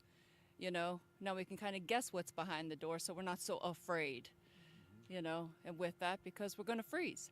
In a confrontation, we're going to freeze, we're going to flight, what do we do next? And that's what we teach. you know. Well, when you freeze, you know, if you see something coming, you're going to stand there. You're going to either take a hit. You're going to be like, oh my gosh, what's happening right now? When you can assess something bad is happening right now, you know, I'm gonna block. I'm gonna hit this way. I'm gonna run. I'm gonna do enough to at least get away. You know, but situational awareness is first. So you know which way to run. Be aware what's around you. You know, don't have two earbuds in so you can't hear what's going around you. Have one in so you can hear your music. Have another one in so you can, you know, or another one out so you can kind of be aware of what's going on. You know, don't turn your back. You know, be aware. There might be somebody under your car. Be aware. There might be somebody around the corner. Be aware. Doesn't mean don't go around the corner. It means go around the corner and just be aware that there might be somebody there. The idea is not to live in fear, but to be aware and to be empowered with some knowledge so that you can deal with things, right? We're not called to live in fear, right? But to not be stupid either is the idea, right? Well, and the other thing is, if you get situational awareness, which I hate to bring everything back to the blanket, but if you get situational awareness, You shouldn't hate that. then you say, I think somebody out there is cold. Right. And like that woman, the woman that was from that saw us on TV last night, said, I've been making quilts because I love to make quilts and I didn't know where I was putting them, but now I know where they're going, right? Because we told her someone was cold, and she told herself she could do something about it. So you're saying think about what's on around that corner, and what we're saying is think about what's around that corner, because what's around that corner could be something that's threatening, or it could be something your next opportunity to make a difference in the life of somebody else. Right, and it's not all about me, right? I mean this is the biggest thing. You told me over and over again it was all about you. No, yeah, right. Yeah, sure. No, but this is the idea of whether we're talking about aware, because this isn't self-defense isn't just about your own safety too. You're paying attention to what's going on around you because there may be somebody else in need, or there may be, you know, you can prevent something or whatever the case may be. The same thing with what we're doing here, what other organizations, a lot of the organizations we're interviewing, this is about, it's not just our little world and that's it. There are other people and they matter. And so we're supposed to do something to help one another out. This is a basic thing about society. And the thing I like best about this project is every single person who made a blanket acts like we did something for them. You know, it's like they're thanking us because we gave them a place to bring a blanket. It's like, okay, all right, you're welcome. You know, but you yesterday posted on Facebook another person with another blanket I had no idea we were getting, right?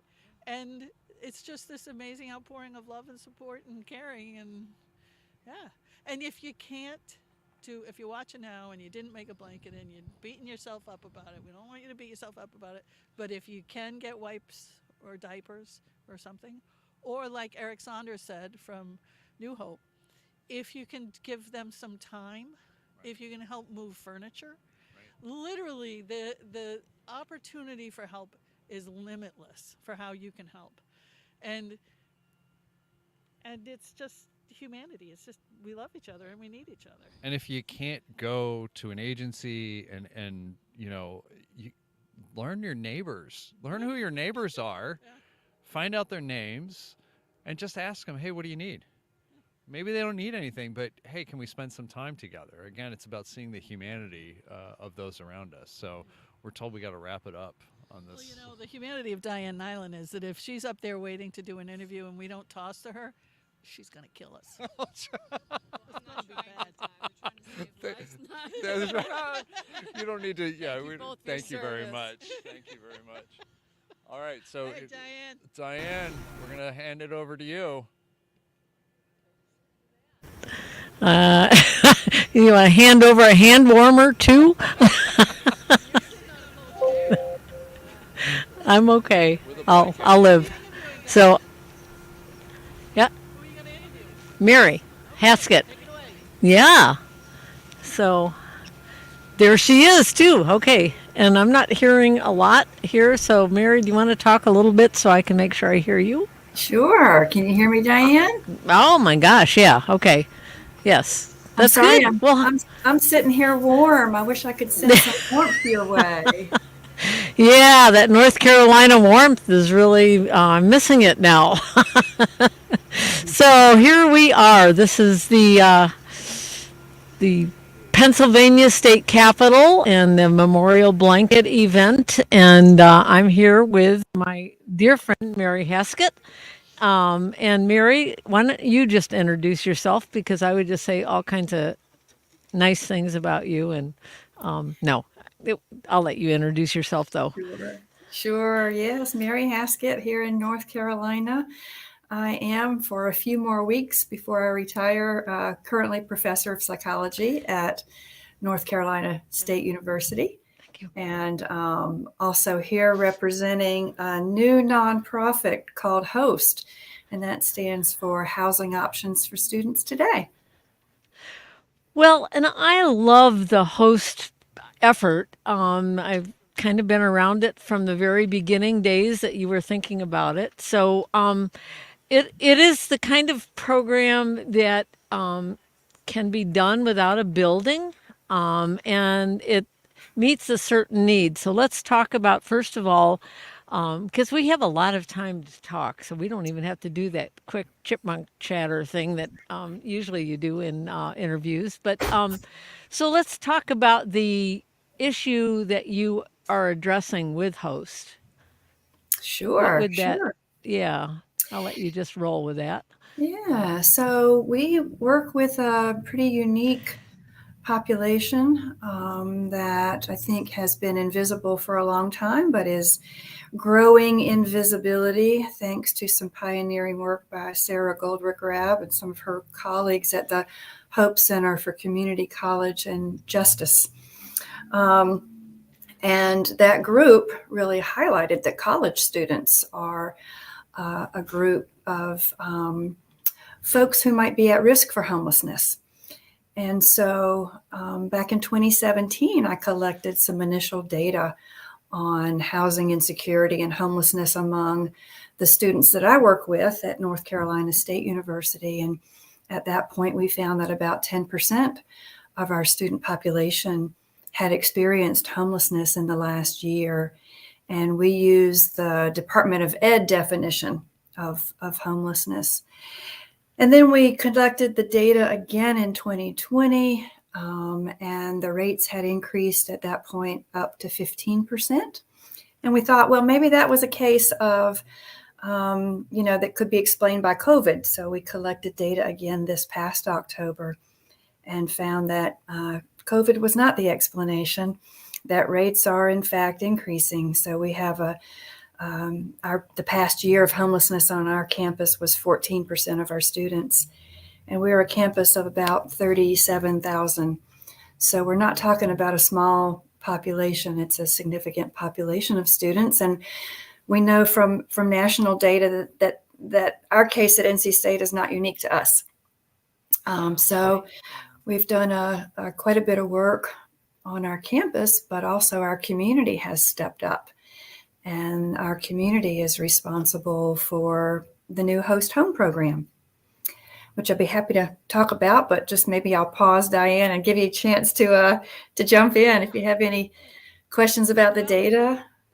Well, yeah, I think the data, first of all, it was bad enough the first time you did this, and then the second time, as you thought, was COVID, and the third time it's not. And you're talking, what, thousands of students that are at your university that are experiencing homelessness in some form at some time during the year, right? I mean, we're talking, this is not a small number. And I think if you said, hey, Raleigh area and Wake County, you've got tens of thousands of people experiencing homelessness, and among them are thousands of students at our universities. I think people would look at you like you're a little funny. I mean, it's like, or like funny odd. Like you can't mean that. And it just seems like a lot of students learning what it's like to be without a home. So I guess Have you had that reaction from people? Yeah, that's a great question, Diane. We get that reaction almost every time we talk about it to a group that is not deeply involved in work related to homelessness. It takes people by surprise. We probably have always had students struggling with housing, but I think generationally, this generation is experiencing it at higher numbers for a variety of reasons. And so people from prior generations of college students often have a bit of a glazed over look when we talk about it. How can that be? Don't students have financial aid? And don't students live in residence halls? And we say, yes, they do have financial aid. In fact, most of the students that are experiencing homelessness have what we used to think of as a full ride when everything was paid for, right? Books and food plan and residence hall and tuition and all that was covered. It doesn't cover everything now. Even full tuition doesn't cover all the expenses. So many students are struggling. Also, a lot of colleges don't have residence halls at all. And many that do have residence halls are not able to accommodate all the students who would like to live on campus. And residence halls are not oftentimes the cheapest way to live. Many times students that live in residence halls are also required to have a campus meal plan. So that adds in many respects to the cost. So yeah, it often takes people by surprise. And then, what's been interesting is that if we continue to talk to people and answer some of those initial questions they have, they oftentimes have a little aha moment where they say, you know what? That actually might be that guy I was dating at the time. Or, you know what? My roommate had to leave the dorm because she couldn't afford to continue to pay for the residence hall. So even people that are initially surprised sometimes have that forehead slap moment, like I did when I discovered that some of my students were experiencing homelessness. Well, it is something, like you said, it's happening on campuses across the country. And it is, to me, I look at the fact that these students have done all the work to get to the higher education level. And in many cases, they're probably just brilliant, talented students determined to get an education, and they've worked so hard to get this far. And do you see a lot of students dropping out because of this? And what are the issues that come to them? Yeah, that's a great question. We don't know when students leave. We're not sure why. There's not great data collected on that. We do know that students that exit, one of the primary reasons is financial, but we don't know how many students have left because of experiencing homelessness or housing insecurity. So don't have good numbers on that. We don't know how many we're losing. But yeah, we certainly know that those who remain are doing everything right. They are taking out loans. In fact, our data show they're more likely to take out loans than students who haven't experienced homelessness. They're more likely to be working. They're likely to be working more jobs and more hours than other students. They're studying hard and keeping their grades up somehow. And yeah, a common feature is that they are incredibly motivated to get this degree. I mean, they'll sleep in their cars before they'll drop out. So yeah, by all standards, they're doing everything that communities would expect. Yeah, and the other thing that I'm sure people haven't put together in their minds yet, most people, is the fact that some of these students are also parents.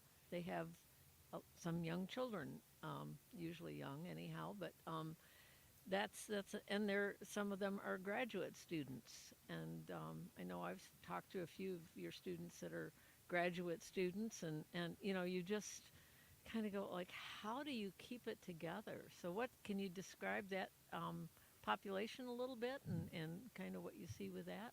Yeah, sure. So, I think there's more diversity than there is similarity among the students. But some of the similarities are a high level of stress. It is, as you can imagine, incredibly stressful, distressing to not know where you're going to sleep at night. And typically they've been carrying that for quite a while. So there's prolonged stress, which can take a toll on their grades and their ability to focus on classes, yet they persist. Another commonality is that persistence. They are all incredibly motivated and driven to get that degree. Many of the students that have been struggling with housing have a family history of financial stress, and they really believe that seeking and achieving this higher education degree is going to help them change that family trajectory. So yes, we have students from, from 18 to into their 60s on college campuses experiencing homelessness. They're single, they're married. Many of them are on the LGBTQIA plus spectrum. Some are international students who believe that they're bringing with them the financial resources that they need, and then discover that the cost of living is higher than they expected. So they're struggling. Yep, some of the students that are experiencing homelessness have children. Yeah, that's got to be just double tough. Mhm. So let's go to something more uplifting, and that is the host program. And what I love about host, among other things, is the simplicity of it. And yet it's Mhm. not simple, but it's Mhm. so let me just have you talk about host, because you're the expert on that. Yeah, I'm happy to talk about it, and I'm happy to describe it as simple. This is not rocket science. It really isn't. We do rocket science at NC State. We know the difference. We know the difference. This is not rocket science. This is not complex. The model is a fairly traditional host home program where we match students without housing with community members who are voluntarily opening spaces in their homes for a period of time to allow students to have a safe, affirming, stable place to land where they can decrease the stress in their lives, save up their funds, make a plan for long-term stable housing, and focus on their courses. It's that simple. Yeah, yeah. So Well, we've that been is operating. simple. Hmm. Yeah. How many? I mean, yeah. Go ahead. Yeah, yep. So we started operating fairly recently. We're a new nonprofit. We started August a year and a half ago, placing our very first student with a family that opened their home, and we have at this point, I believe, reached 30 some students. So we're trucking along. Some of those students have been placed in host homes. That was their best option. And other students we've been able to help financially through a grant provided from our county. And that grant allows us to help some students avoid homelessness. So, for example, there may have been a student that was on the verge of eviction. So rather than matching that student with the host home, we were able to help him with back rent and make sure he was going to continue to be able to pay the rent in his current location.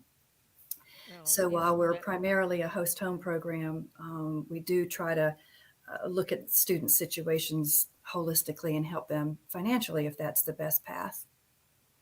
And I think that's the beauty of being a small nonprofit, where you can adapt to the need, and certainly homelessness prevention for a student in that position is way better than letting them fall through the crack and then picking them up. So that's a really neat feature of host. So what are you seeing as far as the different types of students that you're, and their needs, and like how they get into that situation? there's people that would have thoughts about how a student would get into, a homeless situation, but I think you probably could dispel those myths. Yeah, it really comes down to finances and students having less than they need to pay the rent in a market with skyrocketing housing prices. And so that happens a number of ways, but it typically is an unfolding of one experience after another. And the first experience might be something as simple as a dental health crisis or a mental health crisis, or a car breaking down and a student being unable to get to their job. So that leads to, less income, which leads to getting behind in rent. And yeah, it's an unfolding of unfortunate circumstances that almost always start with, a unexpected financial crisis, combined with rising costs of rent, rising costs of school expenses. Our tuition at our particular university has not increased in several years, but fees and other associated costs of education continue to skyrise and continue to outpace the rise in scholarships. So, scholarships and federal funding and Pell Grants have slowly increased, but not at the pace of the cost of living. Yeah, nothing has increased at that pace. I mean, it's just the kind of thing that you just wonder how long anybody with any kind of iffy income is going to be able to survive that. Yeah. So I guess I'm just trying to think of, you're one university there in Raleigh, but you are working with other universities and colleges there. Can you kind That's of give right. us a scope? I personally am at one institution in our county, but we work with college students at any campus. We currently serve students at at NC State University, which is a Research One large public institution. We also serve students at Shaw University, which is one of our local HBCUs. We also serve students at our local community college. And we're open to serving students at the other 3 institutions in our county. And we're fortunate to have county funding for the host home program and also city funding. So we've convinced our city and county that this is a significant challenge, and they're contributing to the solution. Well, that seems to be a byproduct of the host effort that probably is going to help on a number of levels as far as understanding homelessness, because you're talking to some of the elected officials that probably didn't have much of a clue about homelessness, and you're also destroying stereotypes, because I'm sure that, at least from my experience, is people just think it is the scuzzy looking guy on the street corner, and they don't think beyond that. And I think that's so have you gotten some reactions from your elected officials that have been showing that the light bulb went on? Yeah, it has taken some time, I will say. It's taken, since 2017 when we initially collected the data. But I think that, we have received from most people a very positive response. I think this is a population that the general community has some, I'm trying to think of the right word, some affinity for. These are college kids, struggling to get their higher education degrees. So it's not a hard sell in terms of convincing people that this is a population that should be supported. I have done work in other areas of homelessness which have been a little less compelling, let's say. A little less easy to embrace the individuals in that population. College kids tend to generate some warm and fuzzy feelings. That's good, and hopefully there will be some connections of the dots between homelessness that college students are experiencing and families and youth and adults, and that it's a bigger problem than we've wanted to talk about or address, certainly. So I love that and point, Diane, because these students, likely a significant number of them experienced homelessness when they were children and youth. And many of them, as you mentioned, have children, and those children are experiencing homelessness. So it is part of a continuum. These are not unique individuals that are separate from the rest of the population of those who struggle with housing. Yeah, and that's the thing. I just recently read there's a study out that showed that 85% of the adults experiencing homelessness on their own out there were probably homeless as children, and 85%. And you and I have worked together on this issue for many years, and trying to get people to look upstream and say, look, these are the families, these are the kids, this is where you can make it or break it for them, and because we don't want them to be homeless adults, nor do they want to be homeless adults, and that's a hard sell, which just to me is kind of one of those things where I go, that just I can't understand why they're not seeing it. And we have a few minutes. I just look at my little timepiece here. I just want to do a quick little blurb because we can.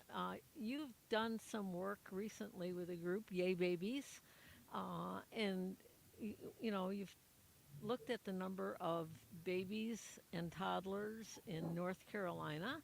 And I don't think North Carolina is unique in any way, other than it's a good state to live in. But can you just give a little blurb about what Yay Babies has found and what you've done and your report and all that? Sure. Yeah. So we're not unique, and one of the things we're not unique in is not doing a good job of counting the number of very young children experiencing homelessness. There is a federal law that you had a big part in getting passed in this country called the McKinney-Vento Act. And that is a set of incredible protections for the education of school-age children. Recently, that law was buffered, and now people who are working in the schools to support individuals that are school age experiencing homelessness are required to ask if there are younger children in the home. And so that provides us with some gross estimate of the number of young children experiencing homelessness, but those numbers are a little unreliable still at this point in time. So we're not sure exactly how many children we're talking about. I believe in North Carolina, the estimate is 36,000 under the age of 6. So we're talking about a lot of our community members, our littlest ones, our littlest nomads, as you've described them. Yeah. So yes, we have a group of professionals and frontline workers and parents in North Carolina that have come together to try to identify some solutions for the state to better support the needs of those very young children.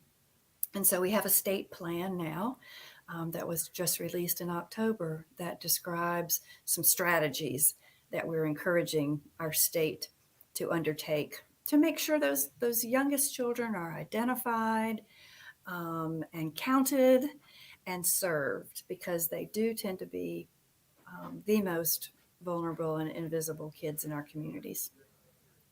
And they lack a voice. And they lack a voice. Yeah, and that's their invisibility, along with their family, certainly has been just the thing that has vexed the whole effort of trying to come up with some better housing solutions, preventing homelessness when it can be done, and that has to be so hard when it shouldn't be so hard, and it's just the families don't know there's help out there, if there is any help, and there actually was during the COVID aftermath, but it seems like that's faded, and evictions have picked up at an alarming rate, and homelessness is something that has become the reality for so many families, that it's just it's shameful. Not just North Carolina, but everywhere I travel, that's what we see, and it's the kind of thing that you just go, we're not doing a good job, and we're going to be paying the price. So, what kind of reaction do you get from the decision makers, the elected officials? Have you had any kind of response on this yet? I know it's early. And Yeah, they've been yeah. busy, but I think that's a great question, Diane, and we have just begun to distribute the report. So, not sure I can comment yet on the response, but I promise to keep you posted. but I do know I do know it's a report that it's not 200 pages, so you can get through it, you can look at it, it's well written, it's clear, it's got steps in there that need to happen, and suggestions and data and everything an elected official could want. So It's I'm, it's I'm it's a pretty clear blueprint. So we hope after the new year we can begin to have some office visits and have some face-to-face conversations about what needs to happen next in the report. well, I'm hoping that's going to happen too. So I I guess we're going to circle back to the host program for just our last couple minutes that we have here. And do you want to just say, like, what would a community do that would want to start something like that? What would be some steps that they could take? Yeah, I think gathering together individuals that are interested in pursuing this path and ensuring that there are local college students involved in the conversation would be the way to start. There is a national organization called Point Source Youth, and they help communities start host home programs. So they would be first on the list to call and get some help from. And they helped us. They facilitated our early planning process, and it made all the difference. We're also happy to talk to any community that would like to hear more about how we got things going. But I think that it needs to be community centered and student centered. So the best thing to do would be to get together like-minded individuals and students to have a conversation. And you could probably guarantee that there will be the need. I mean, if somebody's sitting there, going, well, I wonder if we have that many students, that it would be worth doing. I think we could bet our lunch money on the fact that it would be. Yeah, there's pretty good data from across the country now, four-year institutions, community colleges, and the data are both compelling and consistent. Yeah, So all the reading I've done on it, coast to coast, has been, there's been no surprises. It's just surprising that we have pretty well ignored it, and there are no resources to speak of for that whole population. That it's not like your local shelter is going to say, well, send them on over, because local shelters are filled, and the students, it would be really hard to study in a shelter. It's a that kind of thing that you just go, they need something special, and it sounds like host is it. So congratulations on your efforts there, and I'm just glad you and I had a good chance to chat, and I think they're giving me the wind-up look here, so I'm going to bid adieu to you, and thank you very much, Mary, for joining us. Mary Heskett from Raleigh, North Carolina, which is now my home state, and we'll catch up with you soon. Thank you. Thank you, Diane, and thank you for being part of this really special day. Thank you. really excited to have a wonderful person here, my bishop. I thought you were talking about Marcia. Oh, well, and Marcia, yes, Marcia is also very wonderful as well. But we've already been talking with Marcia a little bit. But I'm really excited to have Bishop Jim Dunlop here from the Lower Susquehanna Synod with us today. Coming out, you were out last year when we were at the Capitol, right? Yeah. So thank you so much for being here. Yeah, no, I'm glad to be here today. So it's a little brisk, but it's good. Right, absolutely. So tell us a little bit about why are you out here? I mean, most people think, oh, bishops, they have this, wonderful, comfortable. No, just kidding. Yeah, right. No. But why is this important for you to come out to this? Well, I believe that we have a crisis in our country. Homelessness is up just in the last year, 12%. We have over 635,000 homeless people in the United States. And that's the highest number that they've ever counted since they started counting in 2007. And it affects lots of people. So you see this kind of 12% jump, but it's 7% increase in homeless among veterans. 15% increase among families with children that are homeless. And it doesn't impact everyone equally. And so we see that across the country too. 13% of our population identifies as black, and yet 37% of the homeless people are black.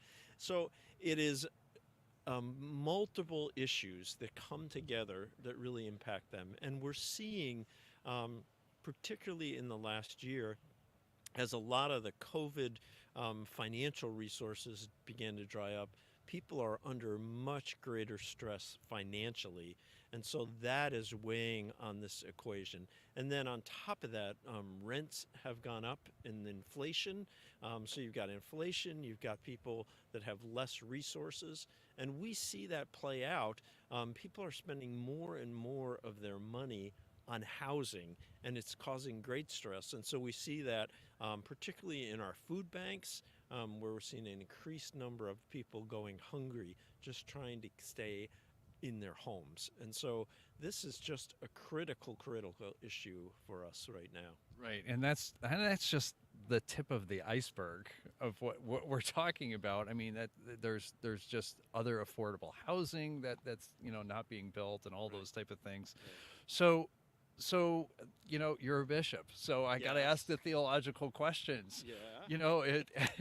It's why does this matter from a theological perspective, and what is theology, maybe in a practical sense? Why does it matter to Jesus? Because that's really what this is about. Well, I think Jesus is pretty clear to us in Scripture, particularly in Matthew's Gospel, when he speaks about talking to people, and they say, when was it that we took care of you or saw you?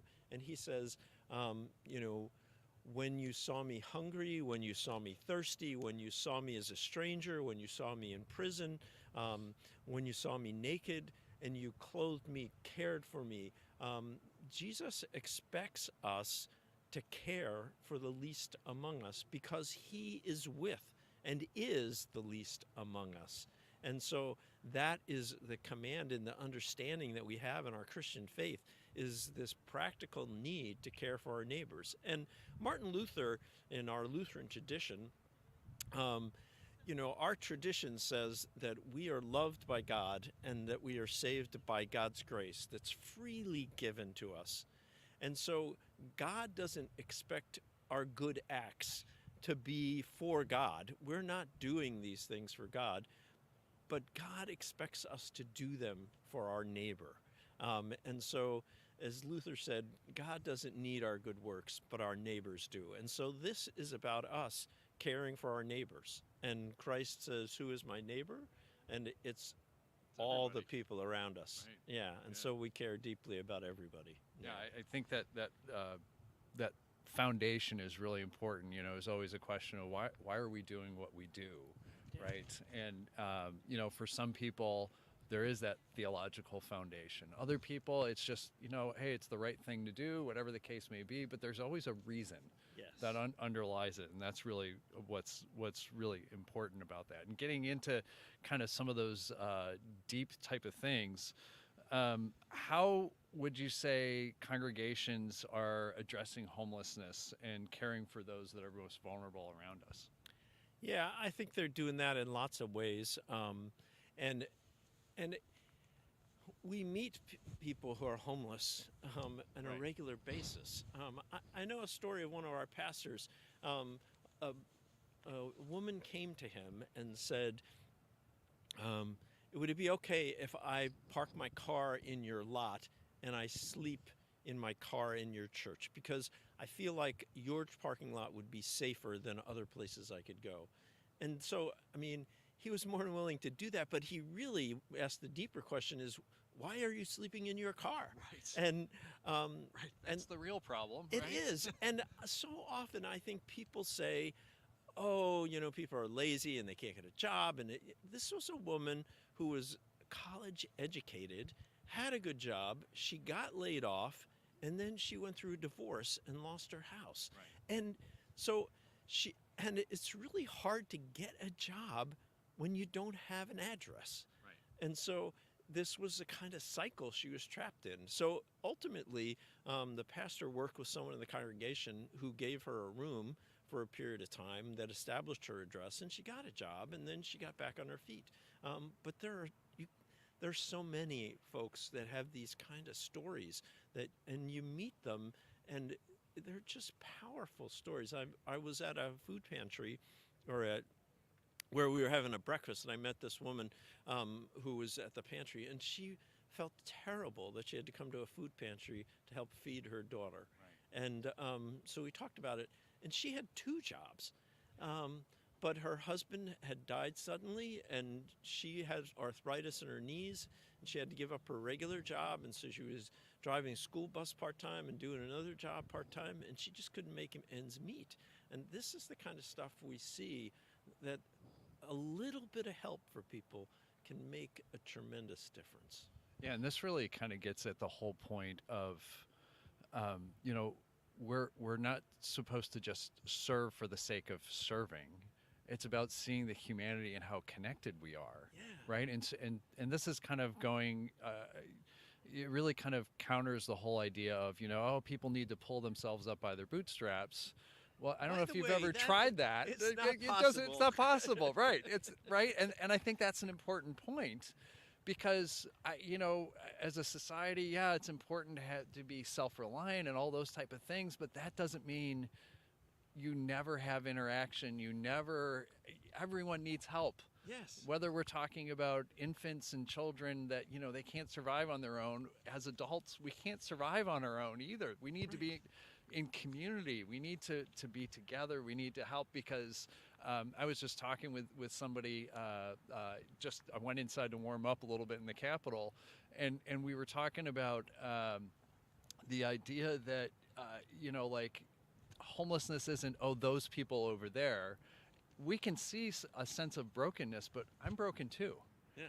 And so maybe those are the same people that are helping me in some other way that I need help as well. Yes. And so Right. I don't know if that.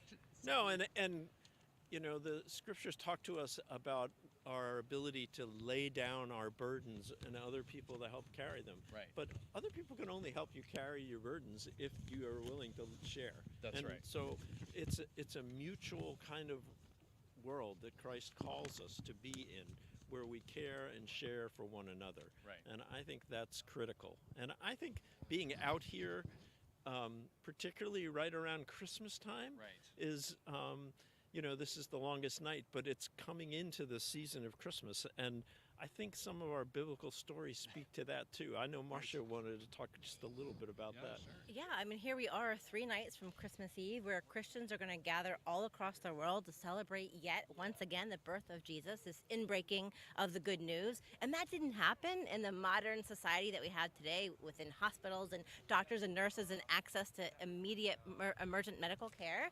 And even Mary didn't give birth in the comforts of her own home. I mean, Mary gave birth in a land not in the the comforts of her own home and had only the swaddling cloth to use. And so it's also not lost on us that the good news first came to not royalty, not priests and rabbis and kings, but to shepherds, unnamed shepherds in the field. So the first bearers of this good news were unnamed people.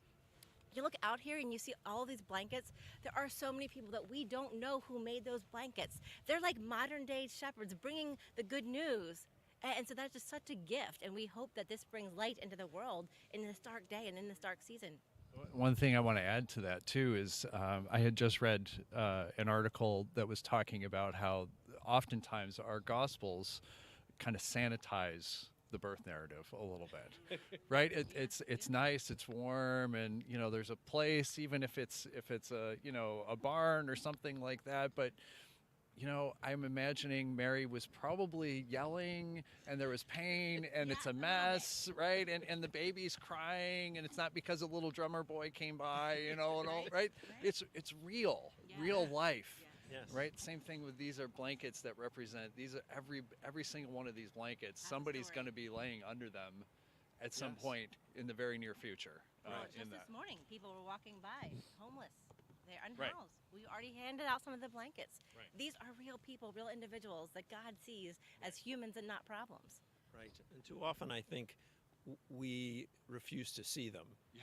And so they're right here in front of us on the street, and yet we ignore the reality that they're here. And so it's a blessing that we have these to give to them, and some of them have come by this morning. So right here in front of the state capitol in Pennsylvania, we have people that are without a home. We were talking about that earlier, Pat and I, about this is the first year that we've had folks who are unhoused literally come by. And that just adds an extra element of like, yeah, finally, like, boom, here we go. Let's give it away. Marcia, I want to ask you about missional priority. Maybe we can talk a little. This is your wheelhouse, right? We have a limited time too, by the way. About encouraging cooperation, and how important that is, and how do people? Where do you see that? Yeah. So I mean, one of our missional priorities has been encouraging cooperation. We know that we can do more together. And so for 3 years, we've been on the ground with the Charles Bruce Foundation, being a part of this, bringing to light this Memorial Blanket Initiative. But we know that more and more people are called to this. So we've expanded that work this year. The Christian Churches United, who you'll hear from later today, is going to be here. And we just know that we've got over 220 congregations just in our synod here in central Pennsylvania, where most of them have feeding ministries. I believe 80% or more. Oh, more than that, I would say. Almost every congregation is either collecting food or having a food pantry. And some of our smallest congregations, I was at a congregation recently where they worship maybe 30 to 50 people. They have a food pantry that feeds 80 to 90 families. Wow. And so they're just reaching out way beyond, what you would think they could do.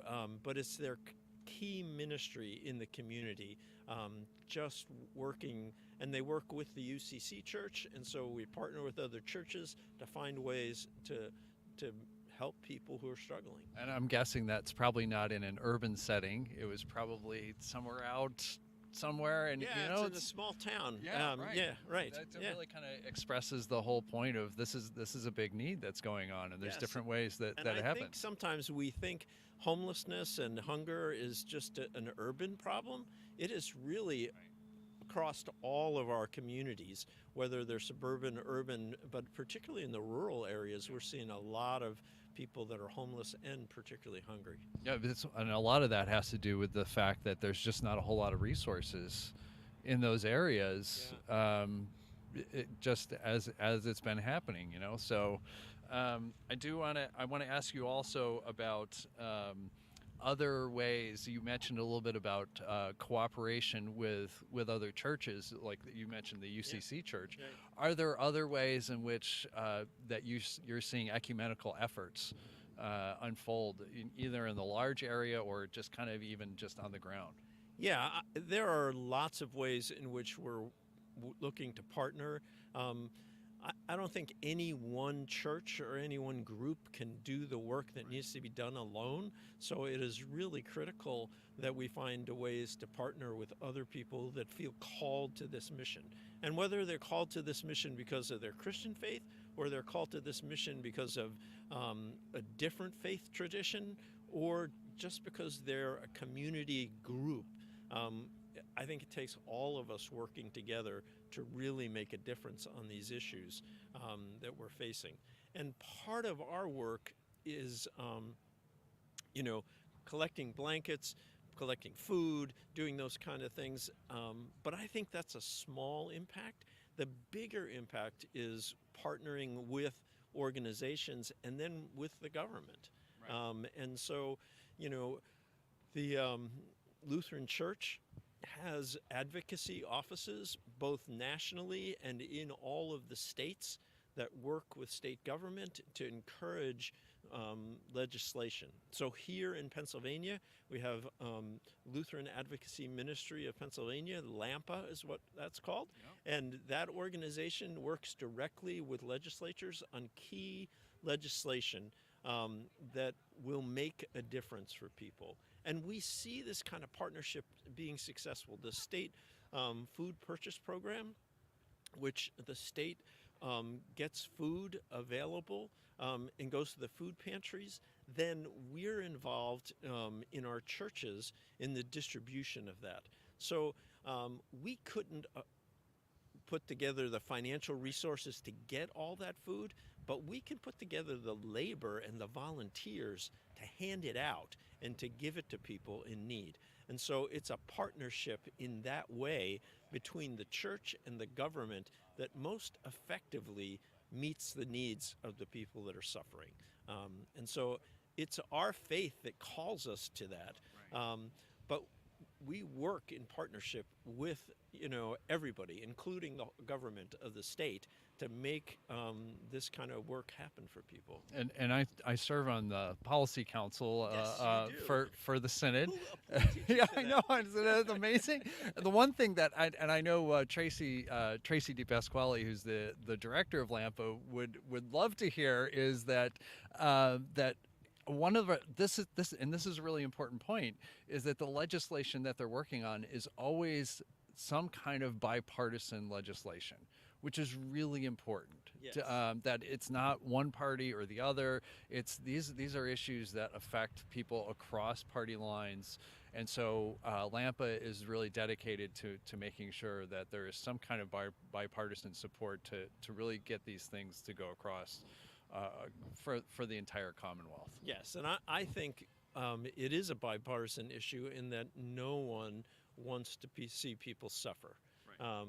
I think sometimes there's a conversation about what's the best way to solve the problem. Sure. But I think ultimately everyone is motivated to really make a difference in this area. And so I think it is a place where we really can work, and it's not about one party or another. It's really about caring for people in Pennsylvania. Right. So any last messages or words that you want to get out about how people might be able to work with their congregation to kind of to work on specifically homeless issues or poverty or those type of things, or if they have maybe there's an opportunity and they're not sure where to go and who to talk to. Do you have any words of wisdom? Yeah, I would say it is our value as a what we call synod, collection of congregations here in central Pennsylvania, that we want to see the hungry be fed as we have been fed by Christ. And to do that, our congregations organize in lots of different ways. And so to be involved in a congregation and to talk to them about how they're doing ministry and where they're reaching out. So each of our congregations is doing some of that work, but then collectively we're working together on projects like this where we're partnering with larger organizations to make a difference. And so, they can certainly contact any Lutheran congregation nearby to be able to do that, because hunger is not just food, but it's housing, and it's people who are hungry for the Word of God. And so we hope to feed people in many, many ways across the central Pennsylvania area. Well, thank you so much for being here, Bishop. It's a wonderful to have you here, and you know, this event would not happen if we didn't have the partnership of the Lower Susquehanna Synod. And so, and as a pastor in the Synod, I'm really excited to be a bridge in that as well. Yeah. So thank you so much. Thank you, Marcia. And we'll just keep plugging away. All right. All right, Thank you. Thanks. All right. I'm going to turn it over to Pat. I'm just going to echo that. We wouldn't be able to do this without you. You, both of you. It's really wonderful. And you. Thank you. My brother from another mother. Well, so guess who decided to show up? Who? Downtown Daily Bread. Oh, how about that? Yeah. So Brad All right. is going to pop in here. Right. Yes. Great to see Wonderful you. to see you. Thank you for everything. All right. Hey, we'll continue our conversation offline. Yeah. Edward, he's a guest at Downtown Daily Bread. And Thanks for coming. he loves the quilts, and can you take one with him? Yes. Before he goes? Absolutely. Is it a 7? Yeah, Yeah. absolutely. Right, beautiful. Absolutely. Yeah. We got that done. Yeah. So I should have mic'd him when he was saying that stuff. So I'm going to skip right over you. Okay. All right, for just a minute. No worries. Brad Gephardt? Yes. Okay. And I'm just going to talk to Edward real quick because, yeah. Edward, you know, I really appreciate you being here. My name's Pat, by the way, and this is Matt. And can you just tell us what it is that you feel like you can get when you go to Downtown Daily Bread? What's that experience like? Well, the experience for me, I'll speak for me, they offer everything I could need as a homeless man. Showers, food. They've never said no to me. I ask questions. They are always, like today I asked for a pair of pants. Give me a pair of pants, you know. Yeah. I think that, first of all, your courage to even speak to two people, let alone maybe more, is, I just appreciate you. And then knowing you have to go to somebody and say, hey, can I have a pair of pants? Right? That's the tough part, you know. As a man, you know, asking for help, I've had to come to learn to ask for help. Pride gets invited, you know. Sure. So.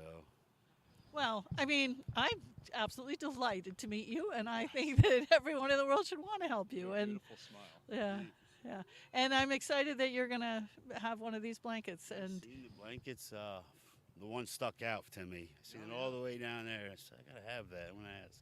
Great. So I Wonderful. came up. I got to get your picture with the blanket you choose. Okay. This is the first time we've done this that we've actually gotten to meet the people getting the blankets, and it's really an honor to meet you.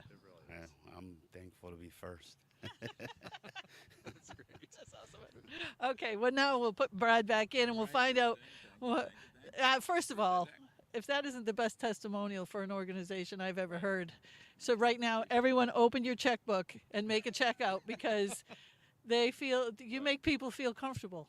Thank you. We appreciate that. First of all, it's www.downtowndailyBread.org. Go to the donate button or send us a check, 234 South Street, Harrisburg, 17102. Which is Thank right you. over there. We're gonna Yes. move you guys So forward. if the camera could get Pine Street Right over Presbyterian Church, we are Ministry of Pine Street Presbyterian Church. Well, sorry. You're coming this way. Oh, Okay. we were Ministry of Pine Street for about 40 years. We're right next to Pine Street Presbyterian, in between those two buildings. So, welcome to come see us anytime. Sorry, whatever camera's on. Anytime. Thank you very much. So what do you guys do there? Just stay forward so you can be. Oh, sorry about that. All right, thank you. First of all, we're a homeless shelter. So currently we provide a day shelter from 7 a.m. to 3 p.m. And then we kind of organize and prepare for our night shelter, which is at 7:30 p.m. and goes all night back to 7 a.m. So we're almost open 20 hours with a shelter. And we provide, as Edward knows, showers for the shelter. We provide, charging station, TV, computer access, and a myriad of other services. Like thanks to UPMC, we provide street medicine, so a doctor and nurse come on a regular basis, haircuts, not through UPMC, but free haircuts, and other social service programs at Downtown Daily Bread. We also have a full service kitchen. We don't call it a soup kitchen anymore because when our executive director, Hate soup. Not a soup lover. no, it's just that we provide well-balanced, nutritious meals. Back in the day, our current executive director, Chef Corey Lingenfelter, she used to run 4-star restaurants, used to have celebrity clients, but when she came to our kitchen, she transformed it into homemade meals, working with the Hunger Caucus here at the Capitol, and with Harrisburg University. We provide, as I said, fresh produce even throughout the winter. Again, she says, her motto is, we're feeding the people. What I provide to my celebrity clients is what I provide to our guests and neighbors at Downtown Deli Bread. So therefore, every meal is like restaurant quality, and Edward can probably attest to that as well. So breakfast from 7 to 8, and then lunch from 12 noon to 1 o'clock every day, 365 days a year. Tomorrow is our special holiday meal. So ham, cooked in the kitchen, ham and turkey and pumpkin pie, mashed potatoes, everything you would get. Got lunch plans? Yeah, I was gonna say. Well, 50% of our breakfast and lunch guests are not unhoused. They're folks who are from the neighborhood who have places to be, but just enjoy what they get at Downtown Deli Bread. So, Elaine Livas, who ran Project Share for a long time in Carlisle, said that eating isn't just about food. It's about fellowship. It's about friendship. It's about community. Exactly, and that's kind of how we feel too. As we were talking earlier, off camera, it's kind of like it's not a us, them. It's we. We're all in this together, and we work together with our friends, our neighbors. We know everybody by first name or last name, and together we're going to kind of eliminate, hunger and homelessness in the United States. We want to work ourselves out of a job, so to speak. We're going to work ourselves out of a job. Okay, so what I do want to know is, what are so you said you don't have to be unhoused to eat there. Is there a barrier? I know if you got to go to a HUD soup kitchen, restaurant, food place, you have to prove homelessness to eat there, right? Which is horrible to me, especially because people are lonely. A lot of people are lonely, or food insecure. But is there a barrier? What is the barrier to get into Downtown Daily Bread? Zero barrier. If you can get there, you can eat. If you can get there, you can stay overnight. That's awesome. Says it all right there, right? Exactly. Because again, why create barriers for our fellow human beings? We don't create barriers. Could you ask some of the people in that building? Well, the exact same question. Let me do a shout out to Governor Shapiro's office, Kristen, especially to you, who was over at Downtown Deli Bread today. We're organizing a visit from the governor at some point, and Kristen is she works at the governor's office, very social service minded, and we're going to meet with her to talk about what it is that we see from the ground level, because Governor Shapiro's office wants to know from that level how to implement new programs, not just from the conceptual level, but from what's really happening. So we're going to meet with them. So they're very... You don't think it's just because they heard about the food? I'm sure. You got a 5-star chef, and all of a sudden the governor shows up? Why not? They're all welcome. But hey, I want to give kudos too to the Progressive Caucus, Representative Emily Kincaid. Oh, I love Emily Kincaid. Isn't she wonderful? Yes. So she and two of her fellow reps came to our night shelter a couple weeks ago and helped out. So again, they're real people who want to make a real difference and want to see what's really happening. So kudos to Emily and the caucus there. We work with the Hunger Caucus, again, who provides the Hunger Garden and all the produce. And then we collaborate. We were talking also about the need and importance of collaboration. Right. And so thank you guys for this. And we collaborate with all the other organizations in the area, from the Central PA Food Bank to Christian Churches United to, all the churches in the area. So we want to thank everybody, because it takes a village to end homelessness, or trying to come up with a cool tagline. So we try. So it does take a village. So I'm gonna interview Ashley Ferguson. Yeah, because Ashley just got married, so it's easy to mess up that last name, right? Ashley is from Cumberland County Reentry. Oh, excellent. Yeah. because we also work with Road to Go with ex-offenders to try to make sure that they don't end up homeless. We work with, some of our folks have addictions, so we're working with Pyramid Healthcare and Pro A and other folks at Gaudenzia to provide rehab. So again, it's a myriad of partnerships that we work with to kind of help. Well, my reason for this is because I'm going to be doing that interview, and I'm afraid I'm going to lose Edward. Okay, because I want to see your blanket that you All right. pick out. Okay. So All right, you're gonna so- do the interview with Ashley, and you're gonna take a picture of the blanket, or how's that no, going? I'm going to do Ashley. Oh, Well, okay. You can stay with me. All And right. then in 15 minutes, I'm going to come over and see Edward. All right, sounds Yeah. good. All right. Well, why don't we go ahead and grab the blanket so no one else takes it, and we're gonna go from there. Yeah, right. We're All right. really not letting a bunch of people pick up blankets. But yeah, go ahead and get it. Once, hey, you never know. Things You happen. have Brad as your broker. Yeah, exactly. Thank you. It's your Thank you. That's agent. what we do. That's what we do. So can I say one last thing? Absolutely. DowntownDailyBread.org. Donate button 234 South Street, Harrisburg 17102. Send checks that time of year. Great tax deduction as well. You're phenomenal. Yeah. And just like that, homelessness was ended. And that's what we'll do. That's what we'll work on. That's right. That's what we'll work Good on. stuff. Well, All hey, right. Thank you great so much. talking to you. Great All seeing you right. again. Yeah. Great seeing you too. Nice to meet you. All Yeah, right. yeah. All right, I'll see you Edward, guys let's in go a grab few. blanket, and we'll kind of go All from right. there. Catch up with you. All right. All right. Here's Ashley. There's Ashley. Congratulations, I by the know. way. Thank you. Thank you.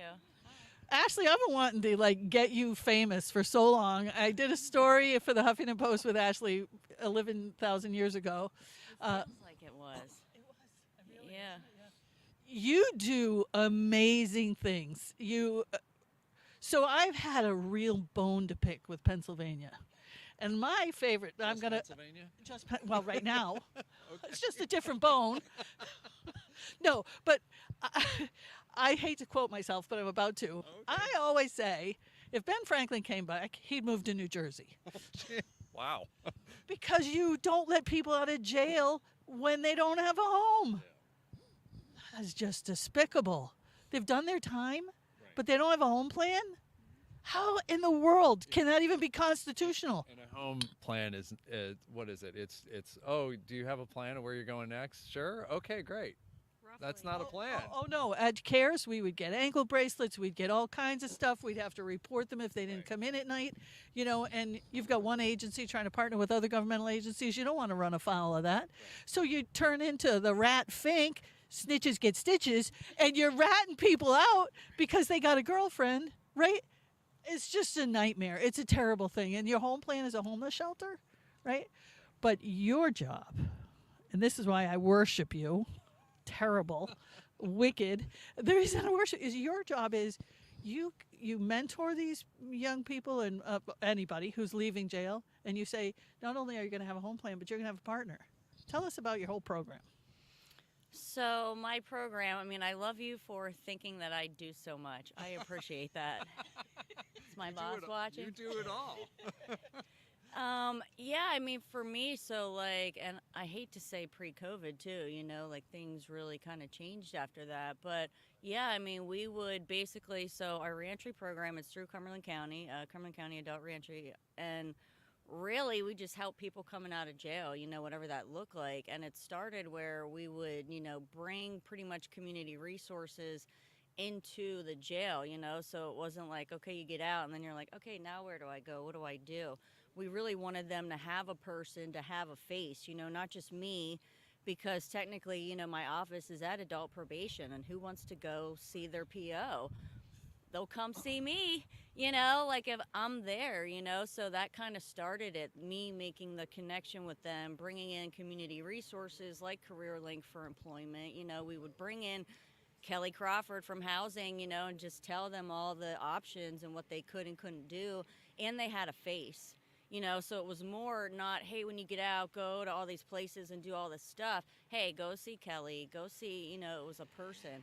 And for me, that really changed it. We train mentors, we hook people up with mentors. So yeah, we do a lot. Our program does a lot. So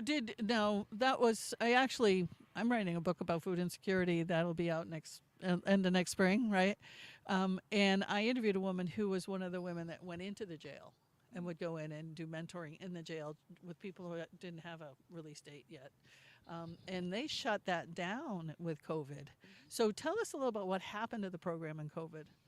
So for us, I mean, I'll be real too. You couldn't go in, so that was kind of the beginning, right? Like they were on lockdown, and we couldn't bring outside people in. But then it also became we had no volunteers. So this idea of this bank of people that we had, kind of after COVID, when it was like, okay, we can go in now, we can start doing this thing. Oh, I'm not sure if I want to go, it just became I'm not sure I want to do that. So we lost volunteers, but also at the same time, people found other options, meaning they found other volunteer opportunities. Like they got involved with churches, other ministries, other programs, and they were too busy. And I appreciate that, because even though they're not mentors for our program, I mean, through the Reentry Coalition, they are all so involved. They are doing great things. I mean, they're just out, not because of us, it just really got them connected, to all these other people that were doing the same thing. And bringing it back to the blanket, I think that's what happens when you have people who are self-motivated, right? If you don't give them something to do that they thought was going to be what they did for a while, they just find something else to do. Yeah, I mean, helper's gonna help. Like, I love that. That's great. So, in this job, what do you think? Think we can make background music or something. What do you think is the thing that the average person doesn't know about this population that's getting out? What is the thing the myth you'd most like to bust? ooh. Jeopardy. I mean, I really just think it is the overall stigma of having a record, that you did something and you were in jail and, for some reason that now means that you don't deserve an opportunity. And I'm not sure where that came from. That's kind of like the whole idea of people continue to do time after they have served their time. Yes. And it just sticks with them for almost a lifetime. Yes. Truly, yes. I mean, it's hard to get a job. It's hard to get housing. I mean, even if you have changed your life, and even if, doing a couple months in jail really did change you and you get out, people are like, oh, you were just in jail 5 months ago. How could you be a different person now? I mean, where's the hope? Where's the, Why did you invent jail if you didn't think jail would change people? Right? Yeah. Yeah. Yeah, I know. It's really, and unfortunately for some people, jail does change people and makes them more unhappy or more miserable. Or, and in our current situation, I know he was talking about rehab beds, right? When I was at CARES, I have people that wanted to go into rehab. There weren't any beds, so I'd say, well, you just keep using. Don't kill yourself, but you keep using, because if you don't test hot, they ain't taking you, right? So there's all of this complication added on to the fact that a person just wants, and the other Pennsylvania law I can't stand is the deadbeat dad, deadbeat parent law, because I think that when people pass that, I don't even think they should let anyone middle class make a law anymore, because what they're thinking is some lawyer isn't paying his child support, let's go after him, right? Her, this person, them. And so the state doesn't go after the lawyer that doesn't pay their child support. The mom or the husband that was married to the lawyer has to hire an attorney and get their back money. What the Commonwealth goes after is the person who got public assistance. They go after the other parent for the public assistance that was paid. And if the other parent doesn't pay for the child support or whatever, then they get incarcerated, and then they can't get a job, then they can't pay. And so this, so this deadbeat law is completely counterintuitive, but you just have two really poor people who had a beautiful child that supposedly we all want in the world, and neither one of them can afford to raise the child, right? But it makes a whole pile of villains out of people. It does, and I'm not going to argue that, yeah. It really does. I mean, we're not helping them. I mean, for me, most of the time, and for a lot of people, we are disrupting services. We're disrupting, the walk up, like they may be here on the steps up, but now we disrupted, the flow, and now they got to start here again, maybe they were on the housing list, maybe they did have appointments, maybe they were getting into a recovery house, now they're not. Now they got to start again. Like that progress doesn't matter. So what makes you still like bright-eyed and bushy-tailed first thing in the morning? I'm going to go, what is your hope when you're dealing with people coming out of jail and you've got to help them navigate this lower step? There's hope, period. I mean, I am a reentrant, right? Like we can change our lives.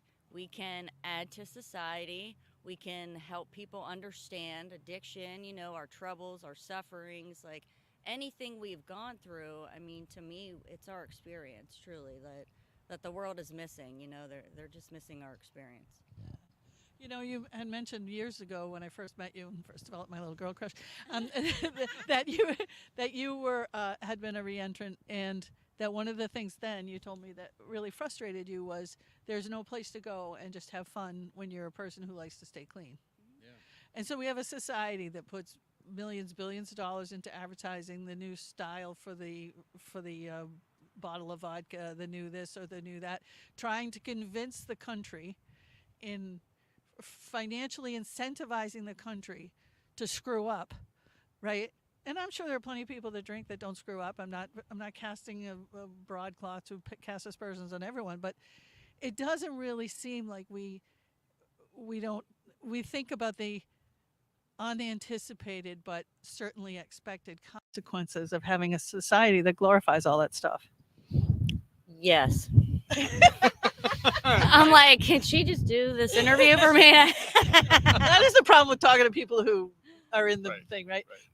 But so how do you get a society to say we want more dance halls that are clean and sober dance halls? Or Stigma, I'll stick with that because I just think that could be key for any and all things. I mean, again, we're not bums. We don't live under the bridge, like I don't know what they think is going to happen if they put somewhere for us to hang out, that I don't know. For me, just this idea of what we are, like what people think about, and I say criminals, addicts, like really just who and what they are. There's just no understanding, I mean, to me, to really actually hear our experiences and, talk to us, hopefully would change that, that, we are contributing members of society, we're just. Well, this kind of gets at the whole heart of what we'll call it the criminal justice system is. Is it punishment, or are we going to say, hey, these people have worth and value, and somebody did something, but they're going to be an important part of our society, and that this is just, and I don't think we're certainly not at that point. No. I mean, we're getting there. The culture is changing, and I can really only speak for Cumberland County. I mean, we really have, made some changes, and the Reentry Coalition has absolutely, helped do that. I mean, people just coming together, seeing the gaps, seeing the barriers, and just taking it upon themselves to solve the problem, like everything, education, transportation, childcare. I mean, people just coming together and seeing that we have a need and just wanting to help. Yeah, I think it's hard. I mean, I applaud you and I applaud Edward. I generally just talk people out of telling anybody they have a past. Yeah. Because the world's so friggin' cruel. Yeah. Yeah. So yeah, we want you to be honest, but the second you are, it's like a little there's a punishment. Like a mental, like box in their heads that now this is checked and it's forever checked, and you can't come back from that, Yeah. We're supposed to be the land of opportunity, and it's kind of hard to have opportunity when you're put into a box.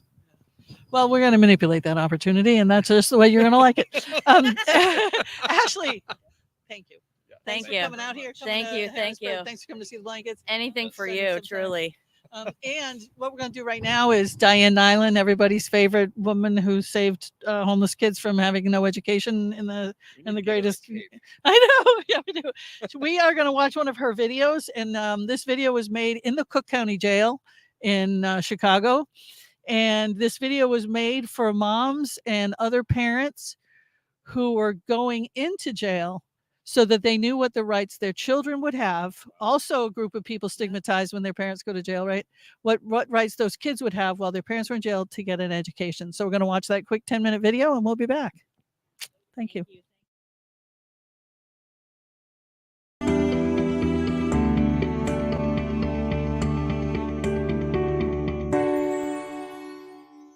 Hi, I'm Leanne Trotter from NBC5 Chicago, Channel 5.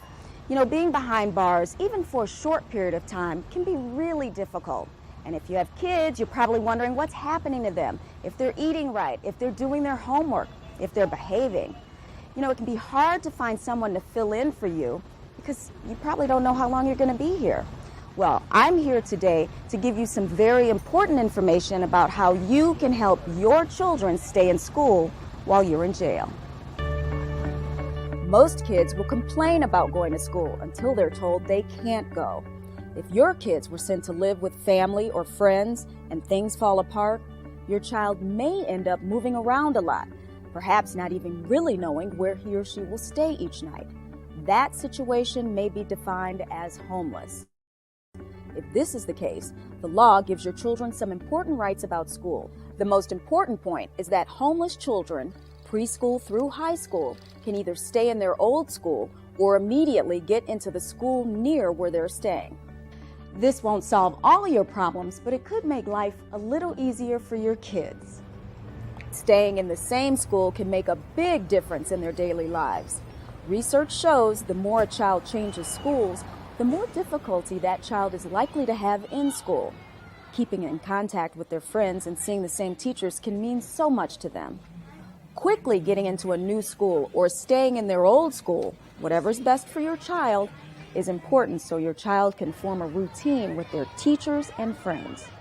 You're new there and brand new, and then you're scared and afraid to be new, and then you don't know no teachers' names, and then it wasn't last year, nobody's gonna know you yet. When it was your old school, everybody knows you, and then you're gonna miss your friends back and wanna go to that school, but you can't go to that school because you already have a new school. When it was your new school, you're gonna be really scared and shy if a teacher asks you something and School is important for kids, and just having 5 or 6 hours in familiar surroundings while they learn math, reading, and writing and other subjects can really help them get through these hard times. This film will help you help your kids stay in school now while you're behind bars. But first, a little story. Back in 1993, an Illinois mom and her 3 children had just become homeless. The mom was told her kids didn't have the right to stay in the same school they had been going to before becoming homeless. The family had to move to the nearby town to stay at the homeless shelter in a different school district. The mom pleaded the case, but legally, because of a weak federal law, the family lost.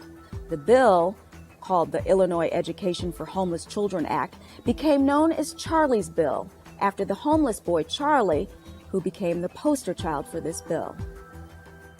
Charlie's Bill passed in 1994 and proved that homeless children and their parents valued education. The bill became a model for national legislation, and now homeless children have strong rights to get an education, thanks to the courage of the mother and her children who fought the school district. And it's because of their efforts that you and your kids have these rights. Let's go over the law so you understand it if your kids are in a homeless situation and having trouble getting into their school. The good news is the law is so simple you don't even need a lawyer to explain it. First, what does it mean to be homeless in order for this law to take effect? Homelessness is not just something that happens to people living on the streets. It happens to families who lose their home and have to move in with other people because they don't have money to get their own place, or they have problems and no one will rent to them. It happens to parents who leave an abusive partner and can't get a place to live. Sure, families staying in shelters are homeless, but families staying in cheap motels because they can't afford their own place are also homeless. And so are people who sleep in abandoned buildings, cars, vans, campers, or tents. And often they end up sleeping on friends' couches or bouncing from motel to friends to shelters, streets, motels, and around again. It can happen to children who have to go stay with relatives or friends when their parent goes to jail. We weren't exactly poor, we just didn't have a home to live in. It was like every week we wash our clothes, we buy food. We was never hungry because we always ate. You can help your child get into school even from your jail cell. This is what you need to know. Homeless students have the right to get into school immediately. Your children can stay in their old school if that's best for them, either the school they were last in or the school they attended when they last had a permanent place to live. Or they can go to the school nearest where they are now staying, one that kids in the same neighborhood attend. If your child needs transportation to stay in the old school, the school must provide it. The school cannot kick your children out because they've lost their place to live or they're staying temporarily with other people while you're in jail.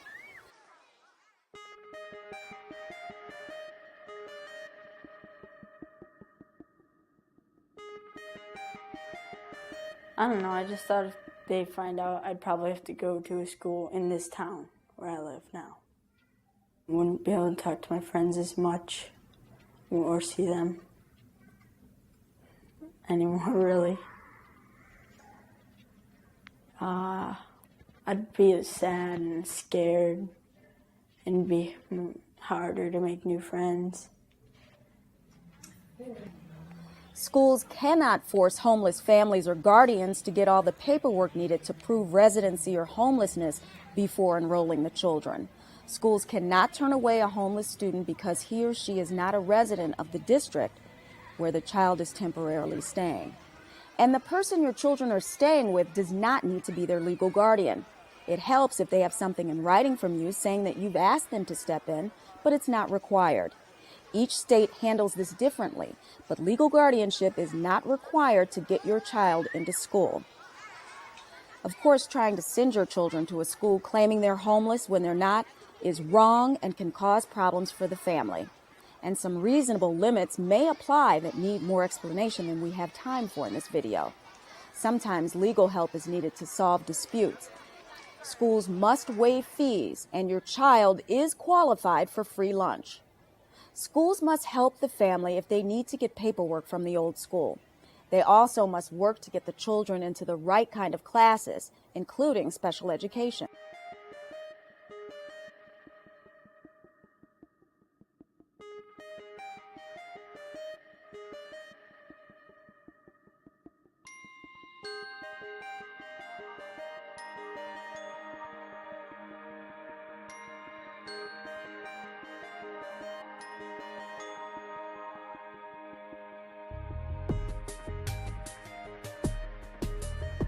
These are just the main parts of the law. Decisions on whether a child meets the legal definition of homeless are made on a case-by-case basis. It's important for someone at the school to know what your children are going through and to respect your privacy. Losing a parent and a home could cause a child to act out or struggle with schoolwork. School is everything to me because I understand in this day and age education it helps you excel in life, because I see a lot of people, and I know a couple of people who didn't finish high school and they have day-in jobs like McDonald's and Burger King and stuff like that. And not saying those jobs are bad or anything, but in the long run, when you start forming a family and stuff like that, it's going to affect you. So school to me is important, so I'm just trying to move on and just get a degree of somehow have some kind of security. If the school knows, they can help. The person caring for your children should ask to see the homeless education liaison so they can find out what help your children can get. That person should help get the children into school, get them signed up for free lunch, help get uniforms, school supplies, or tutoring, connect them with doctors to get physicals, and do whatever can be done to make sure the children have an opportunity to succeed in school. It is a federal law. While the law gives homeless children important rights, you or your child's caregiver might need to advocate for your child. Not all school staff is familiar with this law. Sometimes schools disagree with parents or guardians about whether a child is homeless or other things. When that happens, there's a quick legal way to solve that dispute. They need to give you or your caregiver information about this process, including ways to get free or low-cost legal help. You may have been given a flyer called REACH that explains your children's educational rights. If you can't find it, ask the staff for one. Look it over. It has a tear-off, stamped postcard that can start things rolling. It also lists a phone number and website for more information. You can either mail the postcard to ask for help to get your children into the proper school, or your caregiver can call this toll-free number, 1-800-308-2145. Someone will quickly help. If you're in Illinois, you can call 800-940-1119 for assistance. Helping your children get an education is one of the most important things you can do for them. Think of the homeless mother who got all this started. Instead of being powerless, her courage gave birth to this important law which helps children get the best education possible despite their living situation. Kids like Charlie and your kids deserve an education. You can make that happen. Thank you for letting me share this good news with you. I hope it helps. And all the best to you as you move from this to better opportunities in life.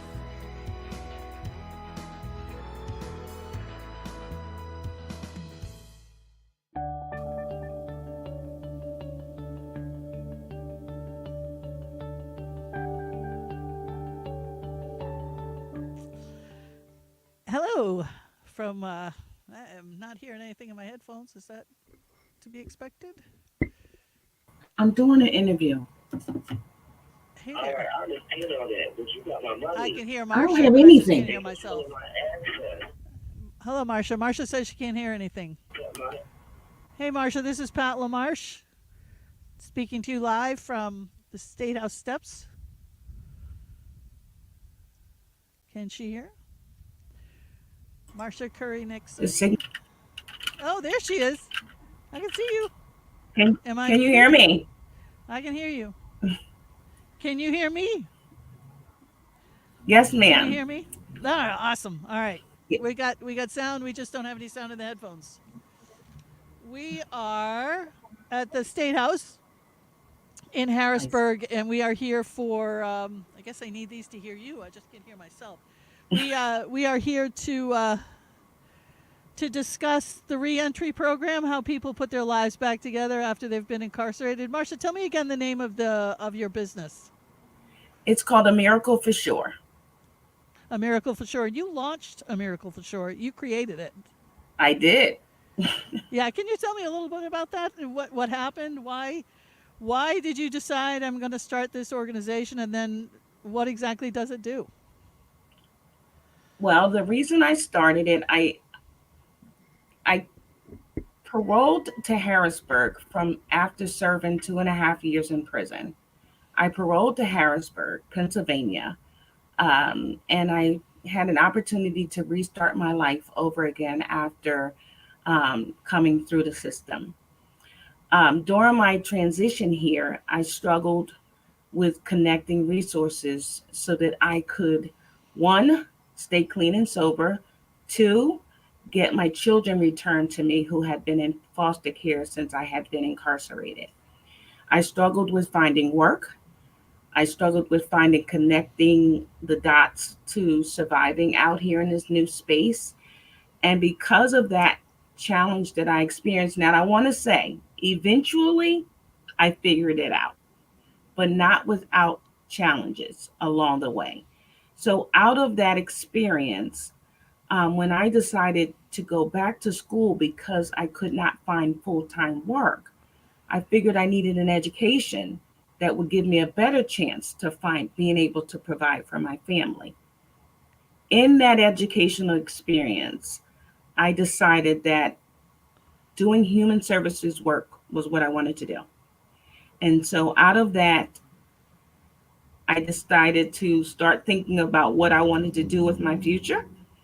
It wasn't until I graduated from Lebanon Valley College that I really was able to pinpoint what I wanted to do. It So wasn't until I got hang on. Let's like. Can I just back you up for a minute? sure. You were incarcerated. You get out. You don't have your kids. You're got to be a little bit despairing and despondent, and you still believed in yourself. You still said, "I need to build a way out of here, and I'm going to go to school." I mean, the level of your hope, your confidence, that's so amazing and impressive. Like if I had half of those challenges, I've just had so much privilege and opportunity in my life. If I had half of those challenges, I'd be sitting over there, crying. I'm just so impressed that you said I'm going to go to college, you're going to make a better life. I What was it inside you? well, it was that and mentors. My sponsor, the case managers, I was in treatment, my therapist. Like I didn't do that by myself. Wow. And listen, back to the I cried a lot. I also prayed more. So I knew the folks in the prison helped prepare me to come here. People knew about Harrisburg. People knew where I was coming. People told me to stay strong and not give up. So I didn't. I had an amazing social worker with Dauphin County Children and Youth. I had a very good mental health social worker. I did have my son there. I gave birth to a child in prison that the system didn't take. So I came home the ability of caring for this little person. And then my oldest son was returned to me. So I was a mom with two children who knew I couldn't give up. So I learned how to get the system to line up to what I needed. I was on public assistance, and that's all I had for the time being.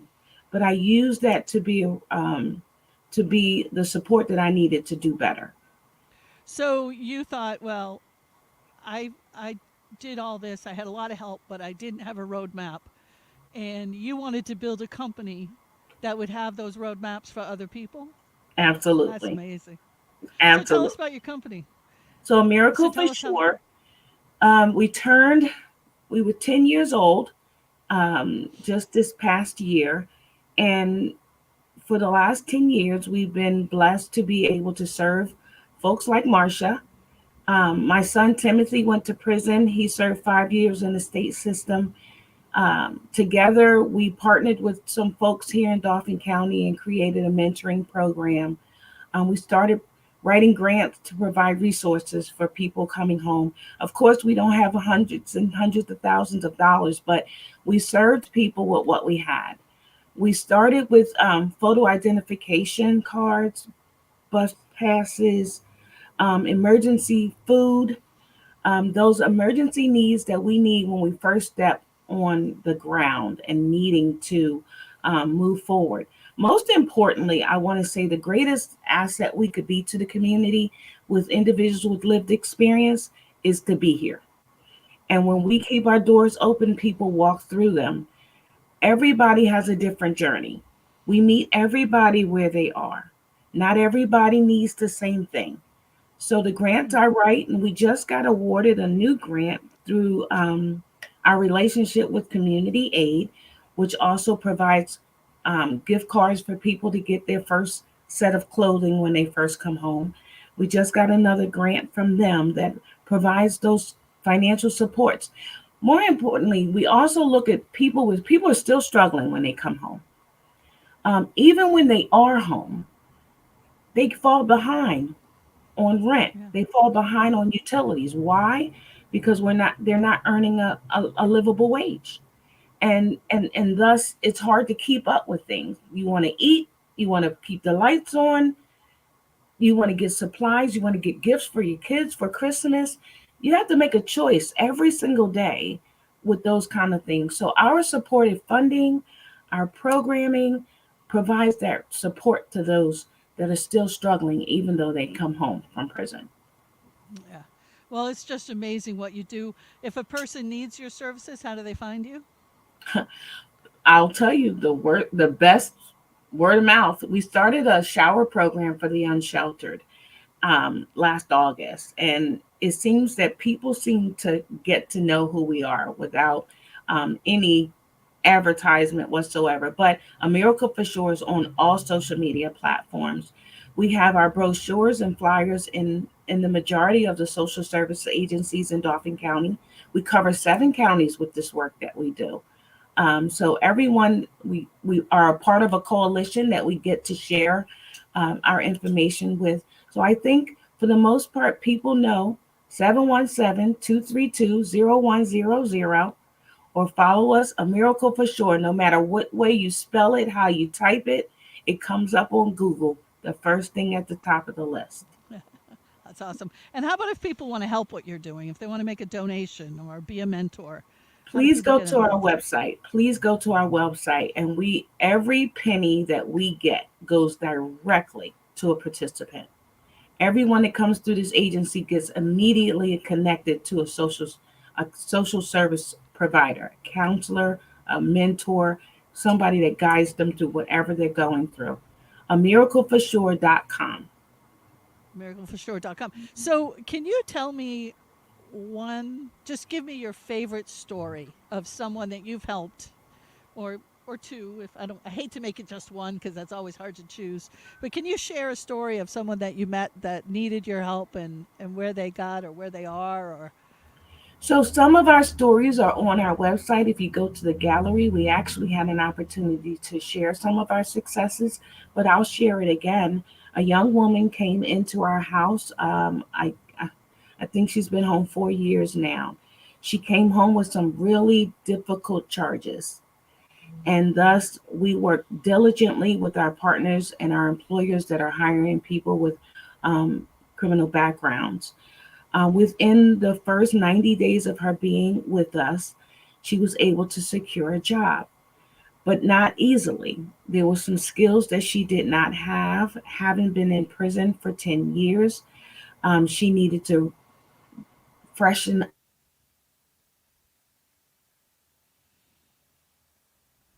To say that she never gave up. We support them through that. Today, she is a manager at the job that she acquired over 4 years ago. She still holds that position. She's had some challenges along the way. I tell people all the time, everything we do is not a straight and narrow, but when a glitch comes in the way, reach out to us. She did just that. She's had to re-enter into our housing program, and she's doing amazing. Sometimes you need to step back and get that additional support. Though there was some reluctance in there because it's difficult thinking that you're falling apart, but we were here to support. And thus, she continued on her journey with the support that she needed to continue working and staying focused on taking care of her mental health. And having the support system, she's been doing extremely well. She is now training other employees at her workplace, and she's a prime example of what it looks like when we have those skills and supports to help us along the way.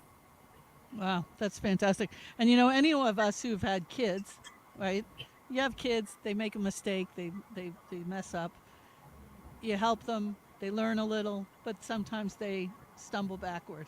Yes. And we got to love them, right? Because they're our kids. But we just got to That's extend right. that to the whole our neighbors, our whole community. We don't want to throw anybody away. So No. we need to do it. And I can't thank you enough for the work you do. It's just Thank you. delightful. I'm so glad that I learned about you. I'm so grateful to Ashley Ferguson now Thank you, for telling me Ashley. about your project. And would really love to talk to you again for maybe some more stories coming up. Absolutely. Yeah, thanks. Thank Okay, you we're for gonna what you're doing. Oh, yeah, my pleasure. It's a chilly one out here today, but it's really worth it. Thank you. So we're going to Yes. take a quick minute and we're going to head on over to my buddy, Matthew Best. Take it away, Matthew. With the one, the only, Isha Mobley, from a multitude of different folks. But welcome very much, and we're going to talk about all of these things. So welcome very much. Thank you for having me. Yes, absolutely. So let's start off with Christian Churches United. And why don't you tell us just a little bit about who is Christian Churches United? What do they do? Okay, Christian Churches United is a nonprofit organization made up of over 100 member churches. And so we are your neighbors, we are your community, and we have all those in need at heart, whether it's people returning citizens, people coming out of poverty, and of course our folks who are unhoused and people who want to keep their housing. So those are the key folks that we help at Christian Churches United / Help Ministries to help people know who we are. And our website is www.ccuhbg.org. Wonderful. So tell us a little bit about the type of folks who come to CCU. What are the challenges that they're facing? Why are they coming? And then what do you all do to try and help people?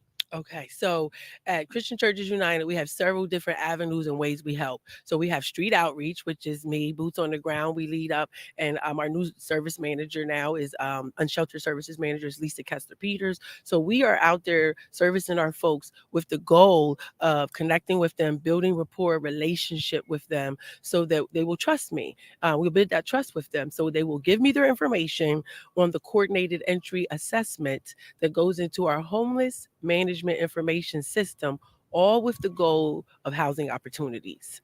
And of course, because our folks are transient and move a lot, that's why I'm out there on a repeat basis, so I can keep up with our folks, know where they're going. So when that housing opportunity happens, I can reach them and get them moved in. So then within the office of Help Ministries, if folks come to our office, they can get like a rental assistance program, help rent if they're moving into a rooming house. They can get travel assistance if folks are here homeless and stuck and they have a family member, friend that is willing to take them in. We confirm that. We don't send folks to homelessness. And then we will transport them. Oh, and look, here we go. My executive director has just come on the scene. Daryl And Reinford. we'll go ahead and let him take it away. Hi there. Good to see y'all. Hey, thank you very much. All right.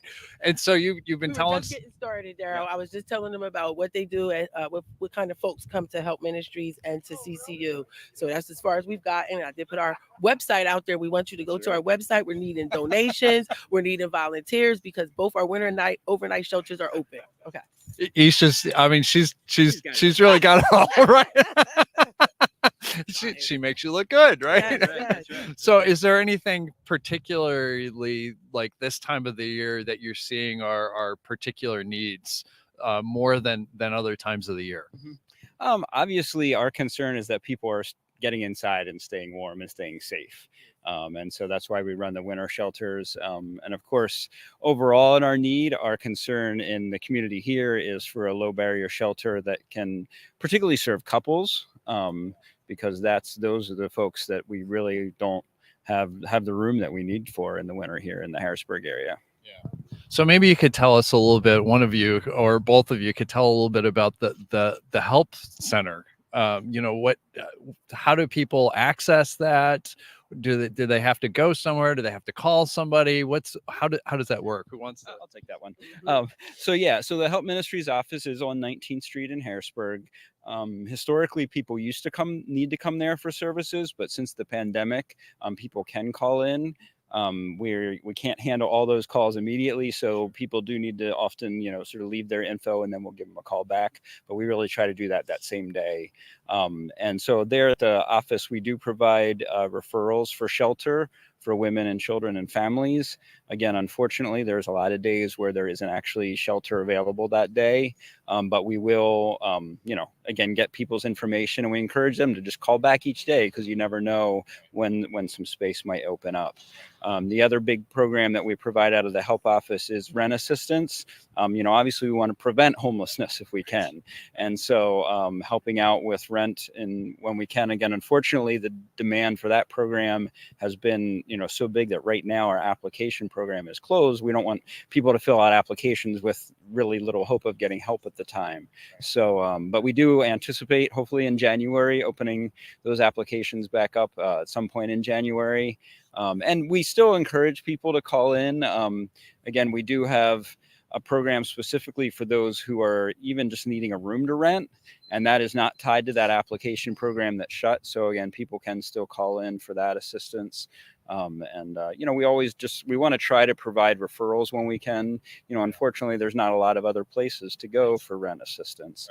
Right. Here in the winter, we do also provide some fuel oil assistance too. Again, another reason that people sometimes end up homelessness is because of inability to pay utilities.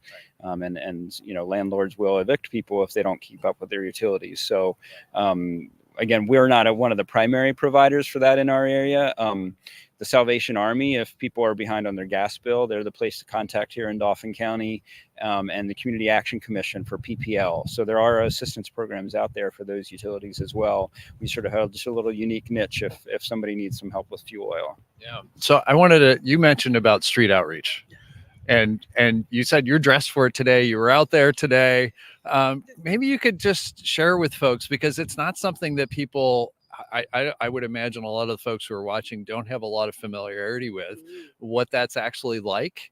And so maybe you can just share a little bit of, you know, what is it that you do, and you know, who are the folks that you encounter? What are those conversations like?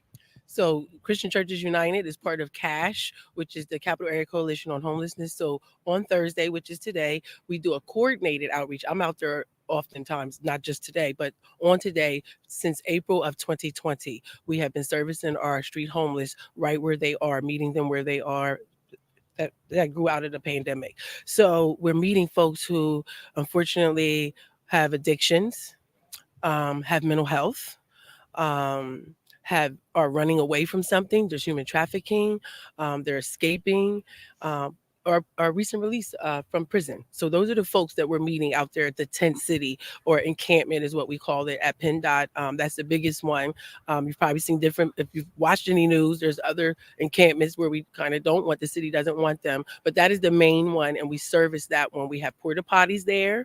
We take food, supplies.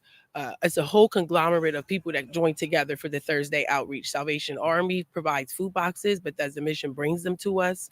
Dauphin County CMU is out there to help with mental health. We have drug and alcohol is out there. We have the library, Dauphin County Library. She brings coffee and snacks and a computer so they can access, and they can even plug their phones in for Wi-Fi. And her van has Wi-Fi, like if their phone has Text Now app. The conversations we're having, I'm here to help you. You know, what can I do for you? How did you get here? What is your plan? What are your goals? How can I help you meet those goals? Yeah. And then, so one of my first key goals to try to make sure they have is, like, I call it the housing readiness goal. And that is, of course, making sure they have ID, right? Because we can't refer them to any program without, we can refer them, but they can't access it without the ID. So we try to make sure that folks have ID. We have partnerships, right? Collaboration. So if they're from out of state, we try to refer them to a Miracle for Sure, because they will help them with that process, the birth certificate and the ID. So once we get that done, and then helping to maintain and keep that ID, because that is hard between the weather, between the theft, and then the moving and losing things. So just trying to keep up with them, keep up with where they are. Earlier I had talked about coordinated entry. So I'm making sure that we're checking in. Have you contacted CMU to make sure you're addressing your mental health? Did you go to your therapist appointment? Are you connected with maybe one of the drug and alcohol programs like PPI Air, you know, all the things that are out there. We work with UPMC on a lot of things. So we're just kind of all talking to follow up and make sure that person's healthy as they can be, and supported while they're outside until maybe a housing option happens for them. And so that's what we're there, just giving them that support and connection on repeat. And what's your service area? What's the area that you all cover to give people a sense of that? Yeah. So primarily at Christian Churches United, we're serving Dauphin County in terms of our housing services. You know, a lot of course, the street outreach happens right here in Harrisburg, but we know that there's, you know, homeless folks outside of Harrisburg as well. And in terms of the coordinated entry and, again, the services of the Help Ministries office, people can call in anywhere in the county and receive services. Okay, that's great. Now, I did mention before that I was going to ask you about Breadcoin. And this is one of your other slash things that you do. So take it away. Tell us about bread coin. So, ironically, I have to plug Daryl when I plug bread coin because Daryl took me to one of the bread coin 101s they had at the president of Messiah University, her house, and we were talking about bread coin, how we wanted to really make an impact here. It was already in place before me, but I helped assist get it on the map, if you will. So lovingly, laughingly, Daryl said, "Oh, Isha would be good at that job if she had the time." And they were like, "Oh, let's make an offer." So it's not my full-time job. I have up to 40 hours a month that I'm able to give them, and I took it because it feeds this job. Yeah. So Bread Coin's tagline is, of course, feeding food security with dignity. And so the whole point behind it is it's called a bread coin. The coin is worth $2.50. And so our folks, yes, we feed them, right? I just told you about feedings that we do at the outreach, but the difference is I'm able to put the coins in their hands, and then they can go to actual restaurants and pick and choose what they want to eat. And so it's win-win for them. And then for the food vendor, it's like another stream of income. So they have the bread coins. We cash it out on the dollar every month. And then after 3 redemptions with our company of at least 50 bread coins, they're open to a micro loan to enhance their business. So it keeps the money, our community money here. And then Christian Churches United is one of our distributing partners. So, so they were already there. So we give out the coins. I'm able to give it out through CCU, through bread coin, to continue keeping that connection with folks. And we want people to donate. We welcome you to donate or purchase. And you can be a recurring purchaser. You get the coins in your hands and you can give them out. It's also a way that we try to counter panhandling and drug overdoses, because if we keep the coins that we give out down to four coins, that's $10. And every vendor that we have in our website at www.breadcoin.org is a 4-coin menu, so that they can get a whole meal for just those 4 coins. Of course, there's more that they can get if you can trust the person, that they're going to use it wisely. Then you can give more coins, of course. And so some of our vendors are Taco Amigos, or Isabel's, Porters, and Palumbo's is one of a big one, and Jazzy's Goodies. And so we're looking to expand always, but we base that on our donor base, because it's not lucrative for the vendors if they're not all receiving, redeeming the coins. So we need you. CCU needs you, because we like to we like to use it as incentives, right? And connections for our clients. And it's a way where you don't have to keep a food pantry. You can give the coins out and feed someone without having to keep a food pantry at your different nonprofits. And then Hamilton Health and UPMC, excitedly, they use it as incentives for their HIV, their hepatitis C, and their any virus flu vaccines as incentives. So I'm really excited about that. And when we had our Laundry Angels event that we do every month at Angel Fox's Laundry, she invited UPMC. 19 people received testing that day. Yes. And so I was excited about that. Yes. And for the volunteers here today who have been helping us lay blankets and all that, we've had Tacos Amigos food, and it was specifically chosen because they're a bread coin vendor, and I got to tell you, the food was just incredible.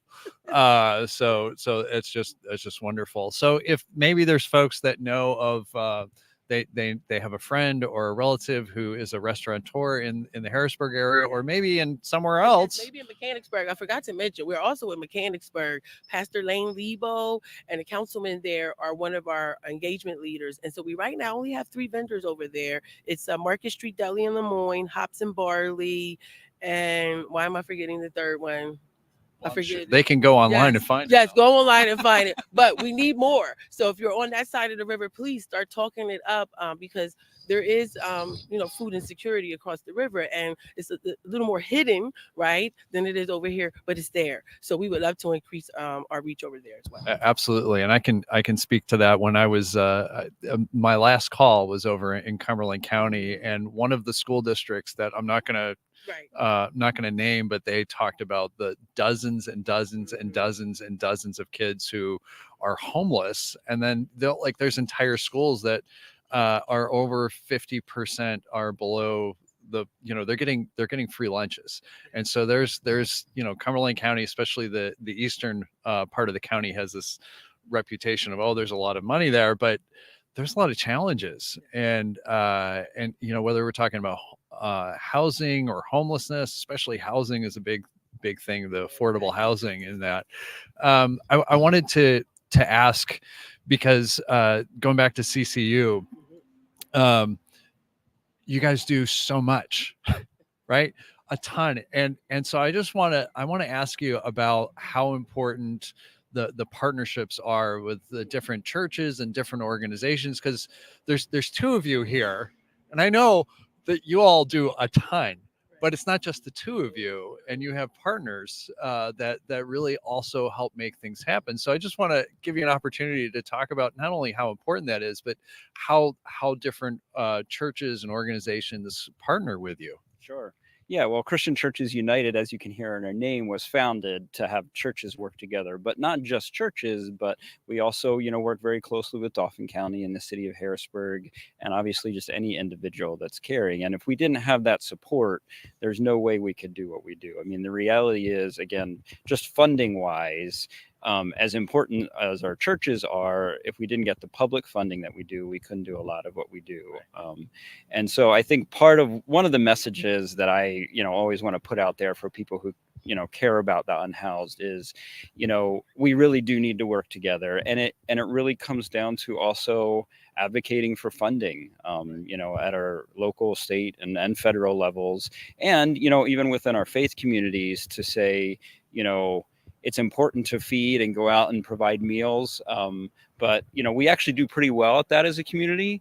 But what a lot of the organizations struggle, as I said, we would love to open a low barrier shelter. But, and people often say, well, there's so many buildings around, but it's not about the building. Right. It's about the money to pay the staff that do it. And so that's really, for me, the collaboration of CCU is, we have lots of volunteers that give wonderful time, and churches, we have our overnight shelter just down the street here at Grace United Methodist Church. And that all happened because, a church stood up and said, hey, we can provide space. And so that's important. But really looking and bringing business leaders, bringing the whole community together and all those resources and, coming together with, a plan that can do sort of bigger things. One of the things we're excited about is some of the new housing, the tiny homes that are being built. And again, that involves a lot of people coming together, those bigger projects. And we really need more of those sorts of things in our area. Right. Absolutely. And to just really kind of emphasize the whole funding thing, as a congregation that has health clinics in it, that where, there's grants to do certain things, but there's not grants to provide it all. And it really requires a whole lot of folks to be generous, to recognize that, there's some things that just need to be paid for. Like, there has to be staff, because if there's not staff, no one's going out on to do the street outreach. No one is going around and trying to spread the word and all these type of things. And you need that. And those are important and vital to make all those things happen. So we're getting towards the end. I was given the sign. I just wanted to thank you for this opportunity, because with our shelters and all of the outreach that we've done, we have lost a few folks that we've helped house, people that we've lost out on the street. So I just want to thank you all for doing this and making this happen every year. It matters and it means something, and it's very touching. So thank you all for so why don't you tell us again how, if people and I'm going to tell, please support CCU, how do they go about doing it? So again, on our website, and we have right now, we're selling, even if you need a Christmas gift, we're selling Joy to the Berg CDs. You can stop down right now. Okay. But really on our website, ccuhbg.org, there's donate, there's a form to volunteer. We also, when we're talking about working together, we have something we call the Compassion Action Network, which meets on a monthly basis. And that is for people that want to volunteer and really do want to get hands-on. Again, a lot of times there's groups out there that are sort of doing things on our own, and we want to be aware and work together. So again, right now it's just a once-a-month Zoom meeting, but you can get information at that on our website as well. And then also for Breadcoin, what do they need to do? www.breadcoin.org, and go right to our website. All right. Well, thank you very much to both of you. You are both such a blessing to this community with all the things that you do and the care that you provide. And I'm just fortunate to have you here and to have you in my life, and to partner and work together with both of you. So thank you very much. I really appreciate it. Thank you. Yeah. All right, we're going to turn it over to Diane now, and take it away, Diane. Well, take it away. Thank you very much for. Have a great Christmas. All righty. So, it is my pleasure to be with my longtime friend, Sonia Fitzy, and I want to welcome you, Sonia. It looks like you might be a little warmer than I am, but maybe not much. So, what's going on with you? Let's. Hey, Sonia. Yeah, you can give your official title because I would just give you a shortened version, which wouldn't do you justice at all. So, why don't you introduce yourself? As you know, I'm not a big title person, so I would have been okay with a shorter version. But I work with the Pennsylvania Education for Children and Youth Experiencing Homelessness program, and I am the Region 3 coordinator, working in 8 counties in Region 3, which is in South Central. So that's what I've been doing, and I've been.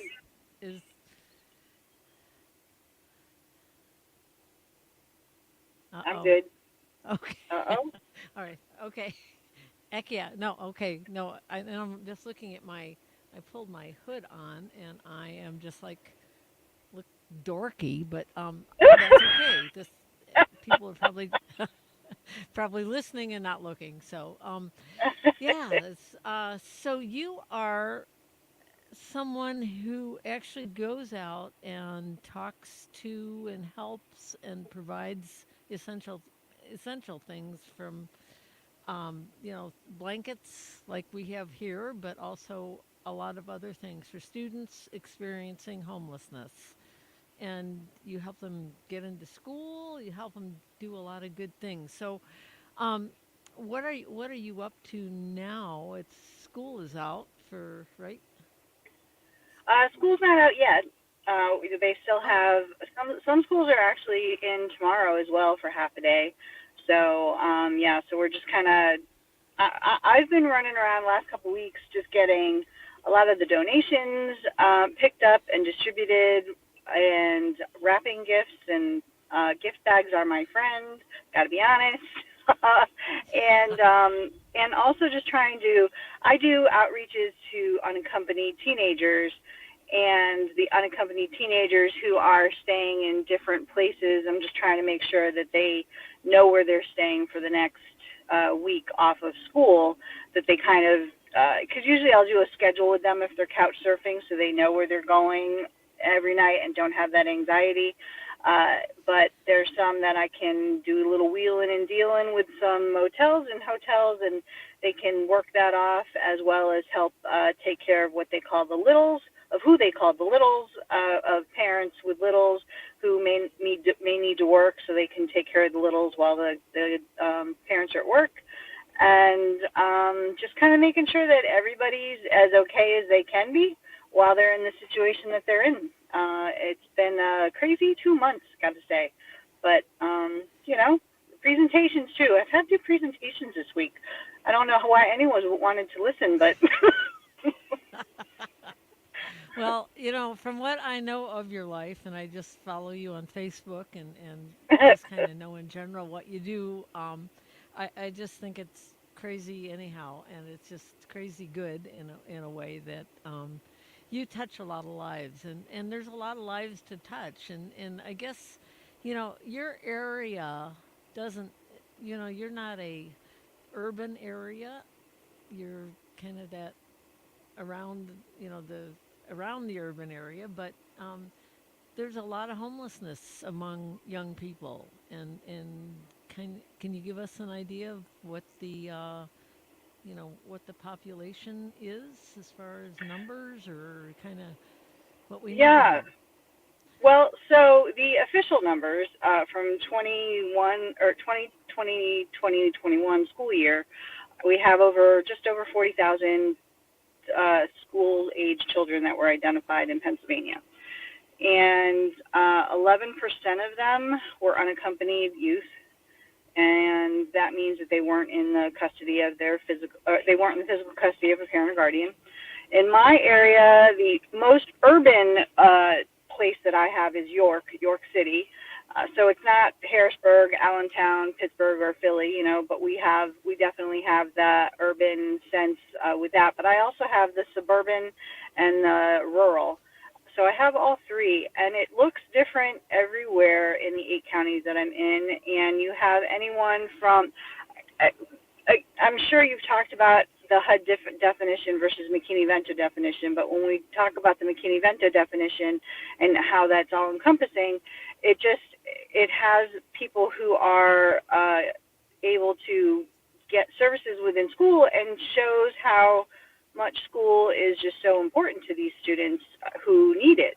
So they're getting meals. They're getting 2 meals a day while school is in. So while school is not out next week, what are they doing? So trying to connect those services, the backpack programs, or making sure that they have food that they have access to, and not only food they have access to, but have the capacity to store, cook, eat, etc. Because the ones in storage units, they don't have anything to cook in, or the ones who are in the tent, they have the campfire, but they can't, they can't put the stove in whatever. So depending on the weather, they can kind of cook some stuff, and then if you're camping in the tent, you can't keep the food, you can't keep too much food out because of animals, right? And then the storage units, you don't want to invite mice in, and the hotels, of course, there's no refrigerators, and so it's just kind of trying to figure all that out for them. But it's amazing how much school is so supportive for these students, and why it's such a benefit, and how people don't think about it. And that's why it's so important. So while the numbers say there's 40,000 in Pennsylvania, I said this in November while I was at the Capitol actually last month, in front of the Children and Youth Committee, and I said, I feel confident that we could double that number. Only because, not because we aren't doing a good job of identifying, but there's still stigma attached to identification, and there's fear. And when you have stigma and fear, that's really hard to combat, but we've gotten so much better than we were 10 years ago when I started Awareness Week. We identified 19,000. So, we've gotten better at identifying. We've just about doubled that number. So. Yeah, that identifying, it's a good news, bad news thing, and it's I've worked with you here and in Pennsylvania for a number of years, and I remember the number being 25,000, and it's not that long ago, and so the identifying is good, but as you said, there's some factors that you could easily double that. And that doesn't include the little ones, right? I mean, it doesn't include the babies and toddlers. And I guess, we're looking at probably 40,000 or so babies and toddlers here in Pennsylvania, right? Right. Yeah. I would say. We're guessing, so right. So we can guess the numbers and be right. So while our liaisons are asked if there are any other siblings who may not be school aged, we know that we're not getting all of that information. I feel like 40,000. Adding that wouldn't be a stretch, but like you said, the babies aren't always being counted because we're not always getting all the younger siblings from the school-age students. Yeah. And, I think what we pay attention to, but a lot of people don't have a clue about, is the fact that these young people that you're helping now, hopefully you're able to help them to the point where they will not become adults in a homeless situation, and I know that's at least in the back of your mind. I don't think it's the back too far back, but it's something that is it's the reality that if we don't do what we're doing to the best of our ability now, it's sad to see what things will happen down the road for some of these young people, and that's I just it's all I can do not to get like really angry about that, because I think we're losing a lot of resources as far as human resources in these young people. And I love the stories you post on Facebook, and some of the insights that these young people have. I just kind of go, dang, these kids, we need them in leadership positions. And Absolutely. Yeah, I yeah. agree. I mean, I always say I'm not, and this is going to shock you, Diane. I am not typical of other people. I know that's shocking, and I know, and I am not one who does traditional things. So I'm a regional coordinator who does these outreaches, and I admit it's purely for selfish reasons, because I get to see these unaccompanied teenagers who can do amazing things and have amazing ideas. They remind me why I'm doing what I have to do. They remind me why I have to dress up, do the presentations, talk to school boards and administrators and community people, and talk to them about stereotypes and getting past those stereotypes. And when they continue to judge, I'm reminded, like, okay, all right, we're trying to educate them. We can't take them to the playground. We gotta educate them, and we've got to help them learn how to really help these kids. Like you said, let's end this cycle. And the unaccompanied teens that I work with, they're just so fun. And as you know from the stories that I post on there, some of the things that they say and do are just so, like, they're brilliant. And I learn from them. And being 53, and you'd think I would know some stuff. I don't know anything compared to them, Nah. Like they just do some good things. But they always say that I make them do things because, like reading and all of that stuff. And I do that because I know with reading how much, one, it's an escape, but also the more you want to read, then you're going to want to read other things and educate yourself about things that'll interest you and get you into things that, whatever. And it doesn't need to look like college. It can be great if it looks like college, but it can look like trade school. It can look like other things. But I've had kids who are still coming back and who are successful and who tell me stories and have actually helped lift up other students who are in the situation they were in by allowing them to stay on their couches and counsel them and that kind of stuff. So I'm very selfish in my outreaches. I'm glad you are, because that really gives you the energy that you need to do the superhuman tasks that you do. And I wish we could clone you thousands of times over. Isn't that right back at you, babe. Oh, God, yeah. Scary for the world, yeah. Yeah, but the thing is, I mean, these kids would be so easy to write off and just totally disregard any of their needs, and yet Right. you go the opposite direction, and I guess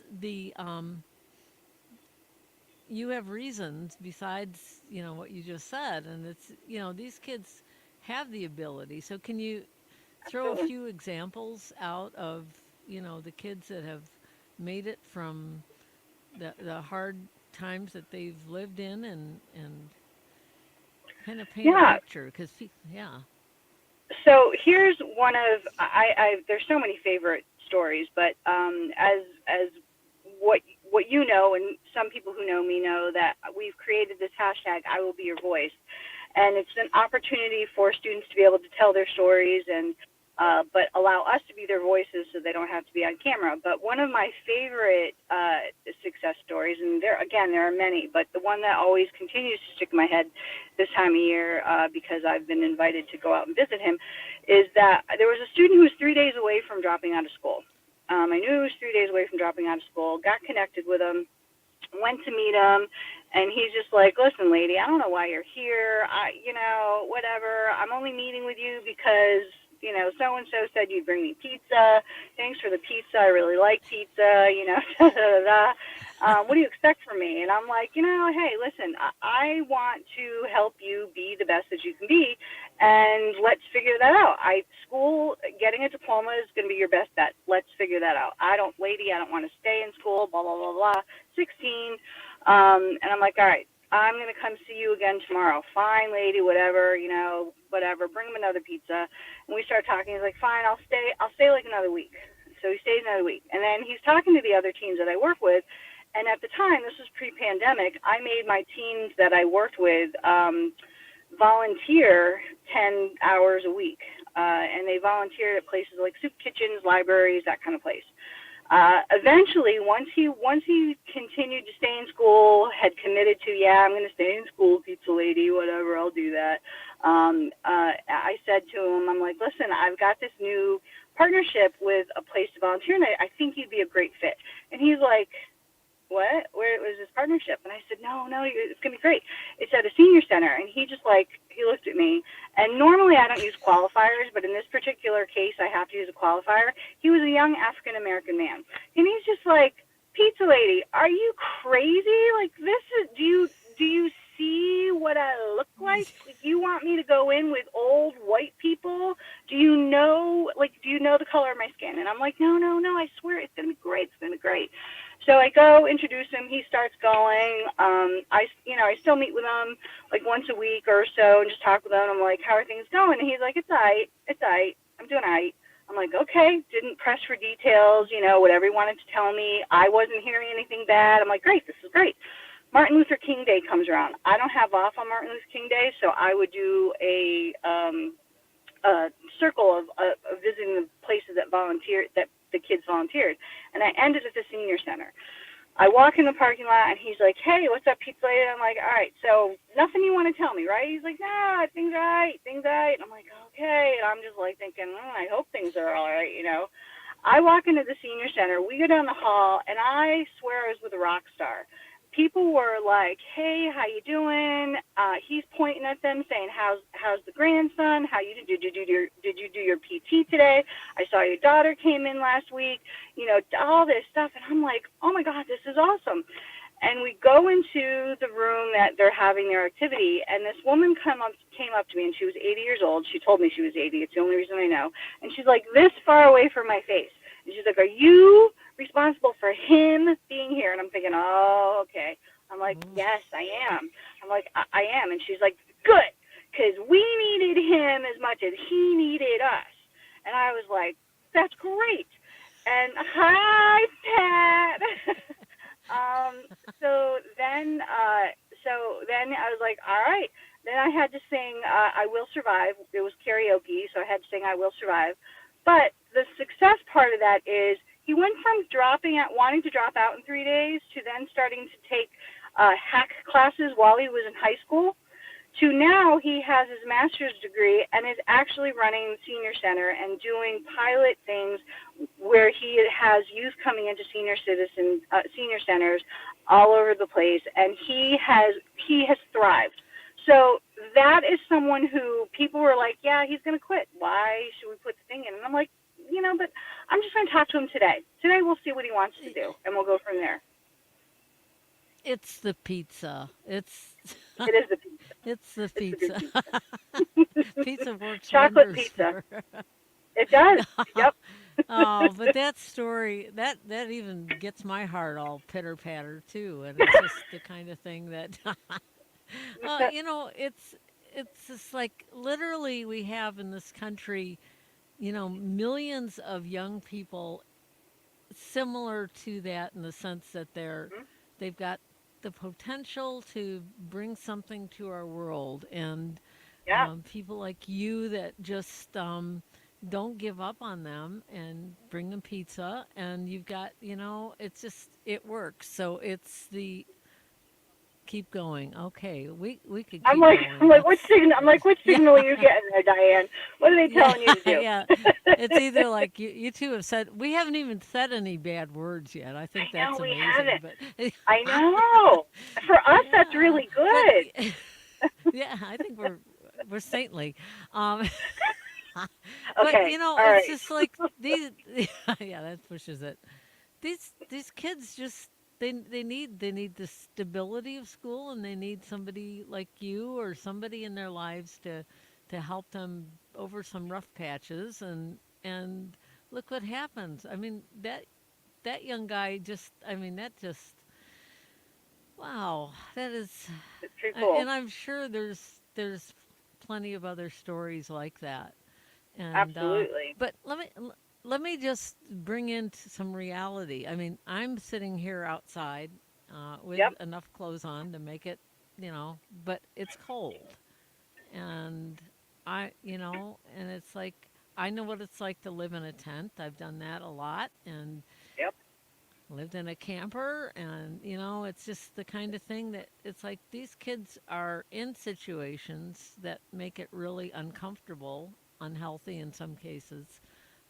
And so what can we out here in this, television land or whatever land we're in right now, but La la. well, la la land. What what can we do? What can the ordinary person do? The best thing that I can say to do is to become aware of what homelessness really looks like. And if you want to get involved in helping the students who are experiencing homelessness, talk to your school district liaison. A lot of people want to help. They don't know how to help. Sometimes saying, I'd love to give them a backpack, it's a wonderful thing, and we don't want to say no to any help like that, but a lot of the schools are able to get the backpacks. What they can't get are things like feminine hygiene needs or, other things that can't be covered that because they're not considered educational supplies. So if people want to help, they can contact the school liaison, and the liaison can say, okay, this month we really need socks. We could really use some thick socks or underwear. Can we get some underwear? Here are the sizes for it. This time of year, everybody wants to donate, which is wonderful, but homelessness is 365. It doesn't stop after December 25th. December 30th, it doesn't stop. So we're going to still have needs in February and in July that we have needs now. So to be able to set up and acknowledge that, hey, yeah, we don't want to turn down your offer to help, but can we get back to you like in February? Because that's probably when we're going to need more help, because right now we're inundated with things. But please, here's a list of how we can do things. And while I know that it can be hard for some people to give gift cards because they feel like gift cards can be misused, gift cards truly are one of the best things because it doesn't take up a lot of room. So, for instance, if we give a Rudders or Sheets convenience store card, they can use that card to get food. Food is so much more inexpensive in the convenience stores, and they're good. Like, they're yummy food. And the kids that I work with, every one of them has a job, and they stop at Rudders to put air in their bikes because they have bikes that have been donated, and they go get a hot meal from Rudders, and those gift cards are great. And giant food cards, Walmart food cards, all of that. It's just helpful, and it also it allows them to have some dignity to be able to buy things for themselves. And I don't think we always think about the dignity it can give you when you're able to buy something you want versus getting that can of soup that you may not have picked. You might have picked the other can of soup, or rather than that cereal that's a generic brand, you might want Frosted Flakes or something, like that. It just, a little bit of dignity, it goes so far and builds such morale within a crappy situation. And if we can just make it suck a little less, that's what we want to try and do. That's a motto. Let's make it suck a little less. Yeah. Chris Cap and I say that all the time. So that's yeah. Mm-hmm. Yeah. Well, because it does suck to be in those situations. But I just think that there's just an amazing amount of humanity that oozes from you and spills over those kids in a way that is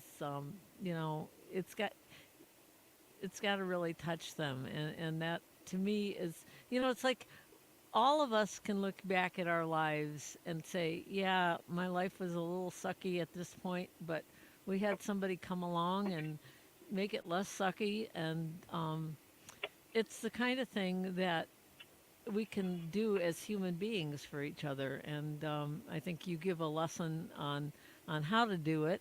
That would be hard for some people to even reach your standard, but it's just a let me. I'm just wanting to say something nice about you because I think you just do a tremendous job, and you probably don't have a lot of people saying that. I bet your young people do though. Those youngins probably say things to you that make your heart patter.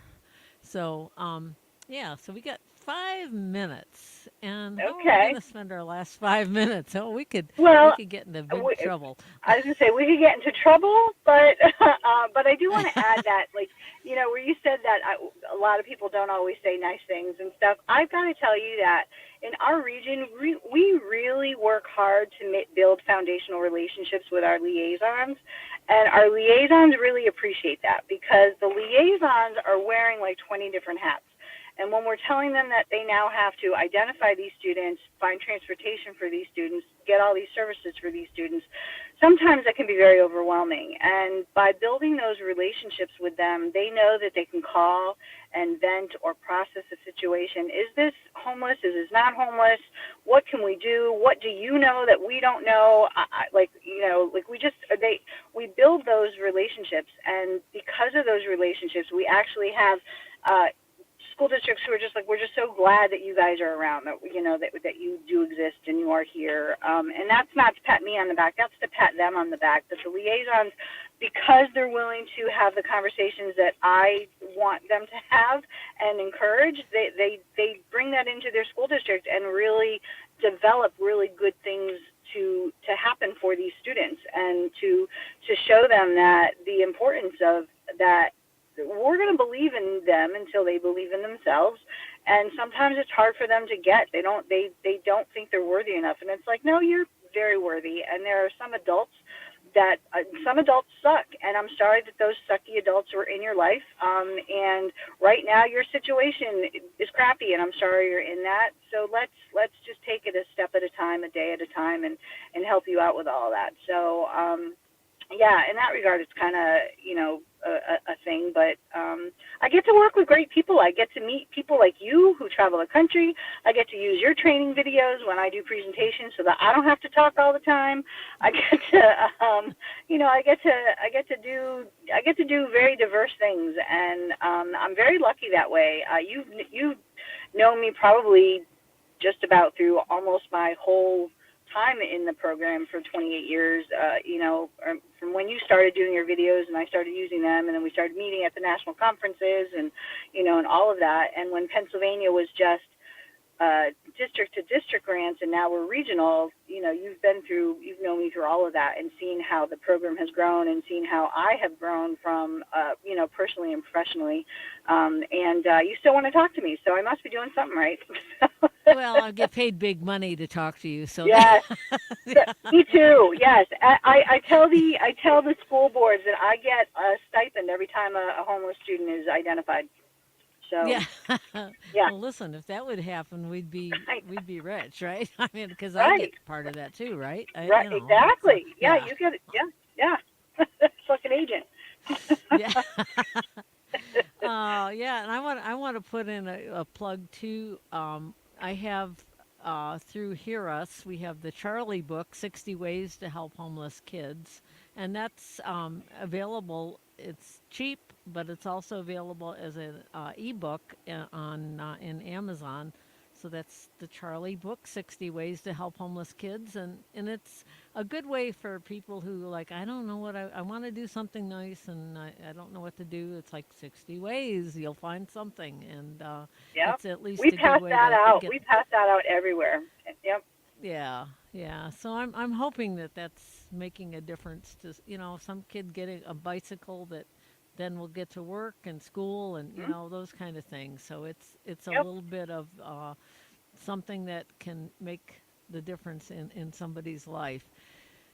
So I'm sitting here across from next to the Capitol, and but down the street from an area where I filmed back in 2006 Mhm. with some That young youth. lady. Yep. Yeah, yeah, and it's just really weird for me to be like this close to that area and remembering, these kids, and I don't know what happened to them, but Mhm. you just hope that somebody is, you know, some lives have gotten better because of interactions with someone. It's Right. certainly, but that's what it takes. Is that we can't put these kids in a box. We can't get rid of them. We can't shun them. We need to care about them in simple ways. And that Right. pizza therapy is probably the best. So what's your good pizza recommendation for around here? Oh, there's a lot. I mean, you're staying over in Cumberland. Yeah, there's too many to mention. If I feel like if I mention some, I'll get in trouble.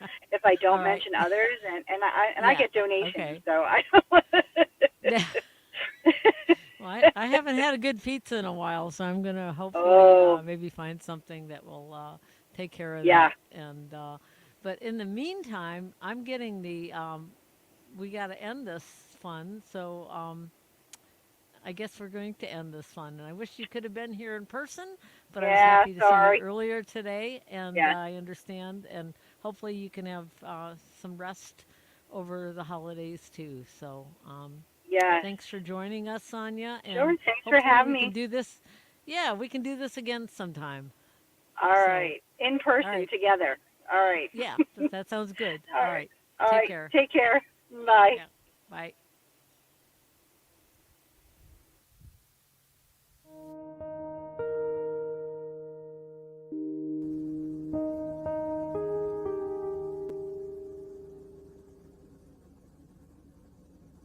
If there's anybody watching this, I hope they like this. When I grow up, I want to do my job right because so I can get money. I like going to school. My favorite thing I would say is math because my mom, she was good with numbers in school, so that passed down to me.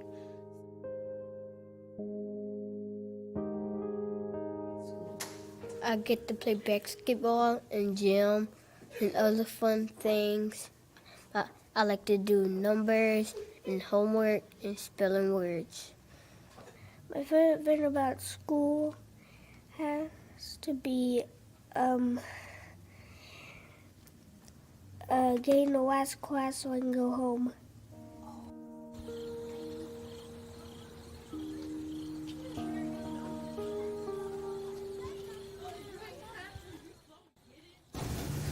I'm just scared. I can't explain what's the reason, but I'm just too scared for anything. I sleep in a church with a nice air mattress.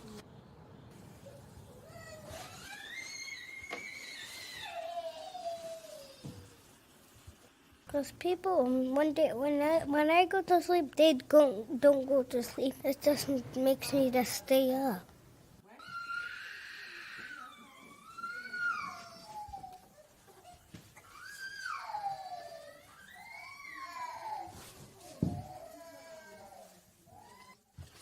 Oh, well, sometimes we get one mat and sometimes two. One mat's not comfy.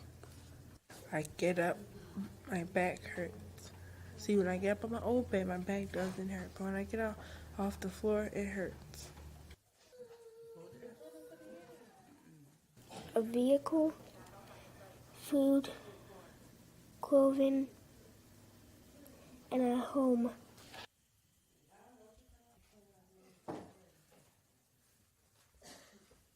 Because I have to wake up really early because I sleep at a church. I don't really want to wake up, but after that, I get my clothes on, get my boots on, then we go outside, and then we go to the center, get our book bag stuff ready, and then we eat a quick breakfast, and then we start walking to school. I'm scared of people. Like if they ask me to walk me home, and it's hard when you're struggling. I just tell them that we're staying at a hotel because we're on vacation. I need coloring pencils, 5 books, math books, and reading books so I can read, and some uniform pants and sneakers and a shirt. I like them to know that it's not easy being homeless and that many people are, and that we're just looking for an opportunity to have our own place. I'm kind of proud of myself.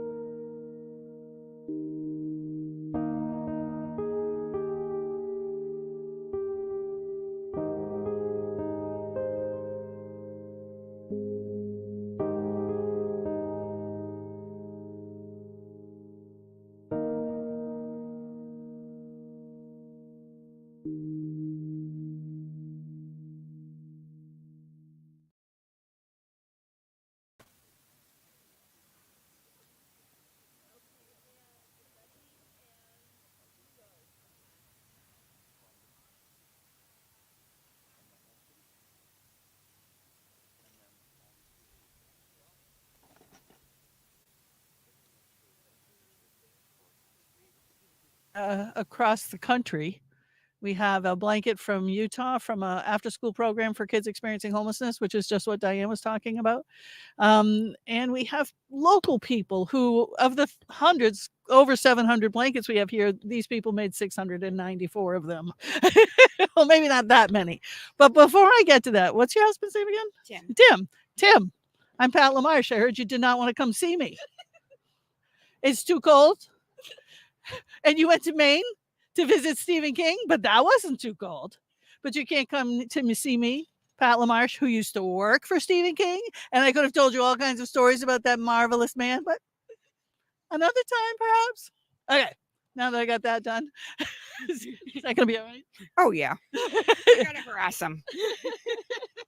I mean, the guy drove all the way to Maine to meet, not even to meet him, just to see his house. I got to send you pictures of me with Stephen King. You can show them to them. And yeah. I'll tell you something. Stephen King is a wonderful man. He called me up, which is kind of fun when you're at work and your boss says, Steve's on the phone and wants to talk to you. And you say, I don't know any Steves. And they say, your boss, Stephen King. Anyway, he gets me on the phone and he says, if you can raise $70,000 to heat people's homes, I'll give you $70,000. So I said, I'll raise $70,000.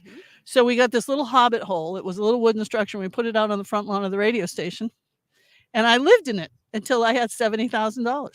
People came. They brought me spaghetti meatballs. Rosemary, thank you for the meatballs. It was wonderful. It was amazing. Such an outpouring of generosity, much like this. I make $70,000. I got 1 day left to be in the hut. And the woman that works at work comes outside the radio station to the hut and she says, a producer just called from Hollywood. If you could get Stephen King to put in another 50,000, he'll send you 50,000. So we're going to go long for a minute. I gave Stephen King, sent him a text. I said, there's some guy in Hollywood who says, if you'll come up with 50,000 more dollars, he'll give $50,000. Meanwhile, other people are giving like 30,000 more dollars.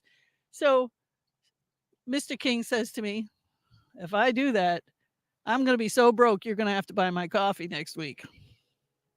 Yeah. Anyway, he did. He gave us $120,000 to heat people's homes. And that level of generosity is incredible. And God love Mr. King, he can afford it. Mm-hmm. This is the same level of generosity. If you had $120,000, you'd do the same thing. Because look at all the blankets you've made. Mm-hmm. So Rebecca and Liz, now we have gotten to you. Now that we're done picking on your husband. Rebecca, I met you. You were wearing an entire outfit, crocheted coveralls. you're young, and people picture like a bunch of grandmothers are out there making these blankets. Tell me why you got involved. Well, I actually have been crocheting since I was like 9 years old, on and off. And then over the last several years, I have really picked it up. And, there's only so much you can make for yourself, before you run out of space for it. And I'm like, I wanted to use my gift, my talent to be able to provide to those less fortunate. And actually, I have a neighbor who 3 years ago, when the program first started, had been like, hey, you crochet, right? Look at this amazing project. And I've been following it on Facebook for the last 3 years. This is my first year getting involved, but definitely not my last. And it's just a great way to connect with the community. And this one here actually taught me the very basics of crochet back when I was 9. And she got back into crocheting recently, and she's like, well, what do I make? And I'm like, I know just the thing for you. You're going to be our spokesperson next year. Fantastic. So Liz, what a great kid. She's amazing. Forget about making blankets. You made the kid. Tell me about her. Tell me why she's so wonderful. Rebecca has always been the sweetest, kindest, just most caring person. When we would go to the grocery store, every time she would find something she liked about the cashier just to point and compliment them. And anytime she saw anybody in military, she would go and thank them for their service.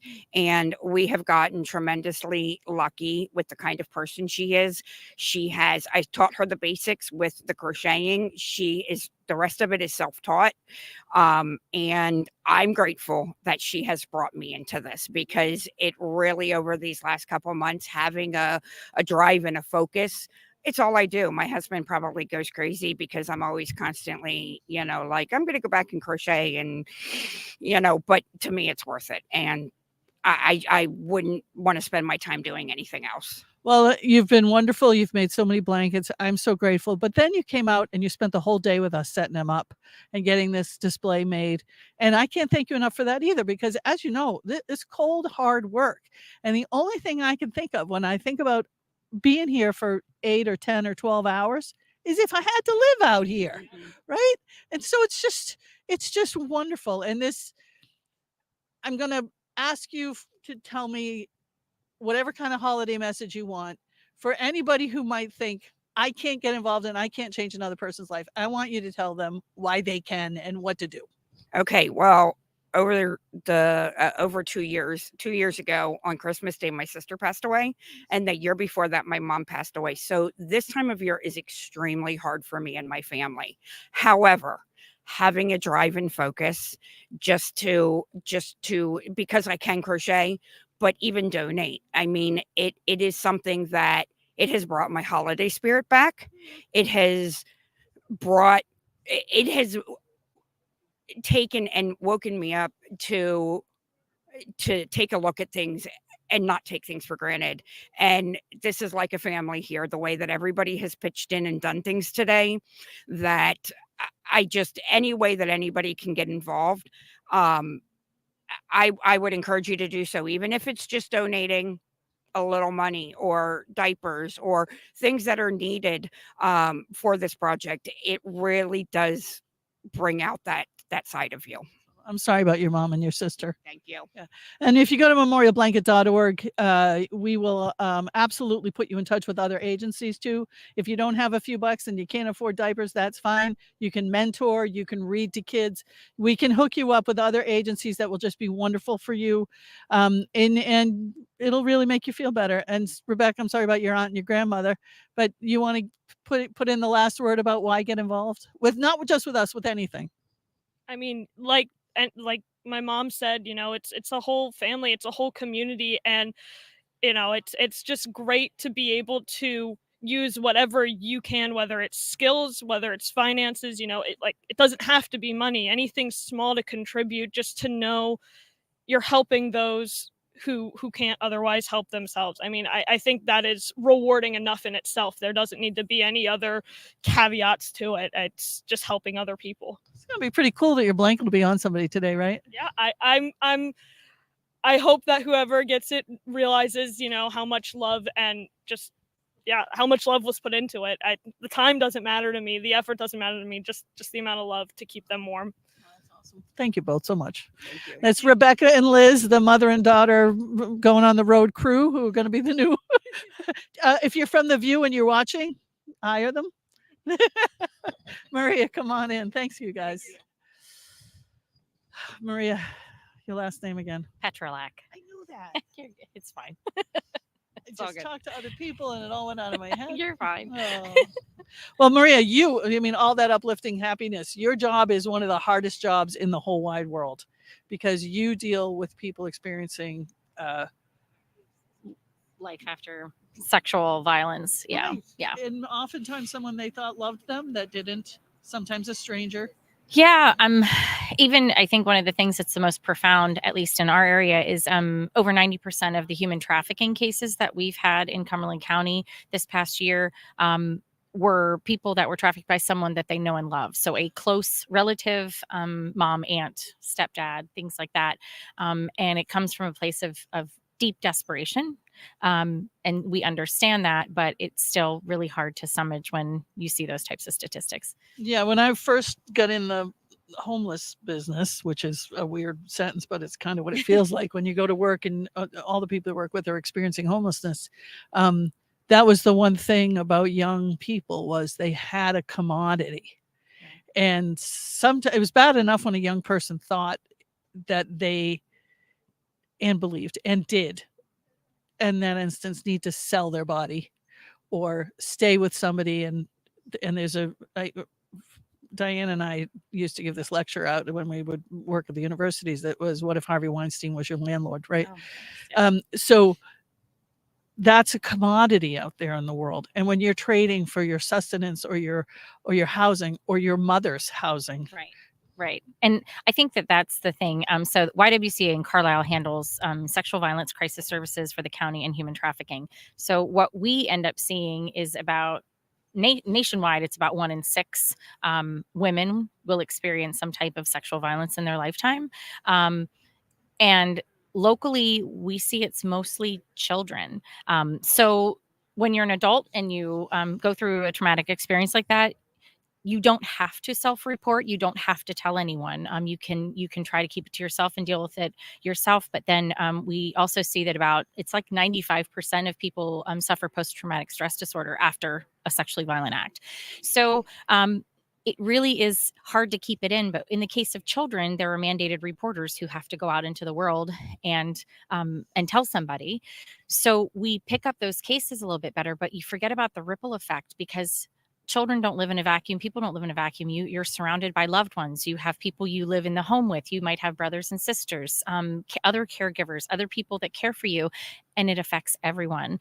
And that emotional burden and that mental burden travels throughout that entire circle of family and circle of connection. So it's really challenging. Do you find that there's a great deal of disbelief on the part of the general public that there's even a human trafficking problem? I mean, this is one of those issues people don't want to think about. So I remember when the whole Jerry Sandusky thing happened, right? And everybody was like, that's not true. There absolutely is. And in some ways, at least locally, there's been a disservice done to us, because we see a lot of movies and a lot of really grandiose versions of people being kidnapped from malls and street corners and things like that. That's not what we see locally. Primarily, we see people that are going into a trafficking situation as sort of like a business exchange, or they're being trafficked by people they know and love. And so that makes it really difficult to swallow, because it would be easier to believe that there's some monster who's just grabbing people off the street and, forcing them into this world. It's a lot deeper and a lot harder to undo the effects of when it's somebody that you love who is putting you in those positions. Do you find that there's a lot of self-blame, that people say, I shouldn't have gone there, I shouldn't have? Yes. And that is one of the things that I know our counselors, I'm not a counselor advocate. That is not my role at the YW, but I so value the people that are, because there definitely is a lot of self-doubt. There definitely is lingering effects that are largely emotional, psychological. There can be financial implications to an assault. And I think that, we sometimes forget that just like the grief process, when you undergo something traumatic, it doesn't have an end date. It travels with you the rest of your existence, and you can find tools and tricks to make it slightly easier to live with on a day in, day out basis, but it never goes away. So this is one of those things that people don't want to even think about, so you don't reach out to you maybe to help. Yes. So we want them to think about it, and we want them to know it needs help. So how do they do that? We have a 1-800, well, it's a 1-888 number, but there are national sexual violence crisis hotline numbers throughout the country.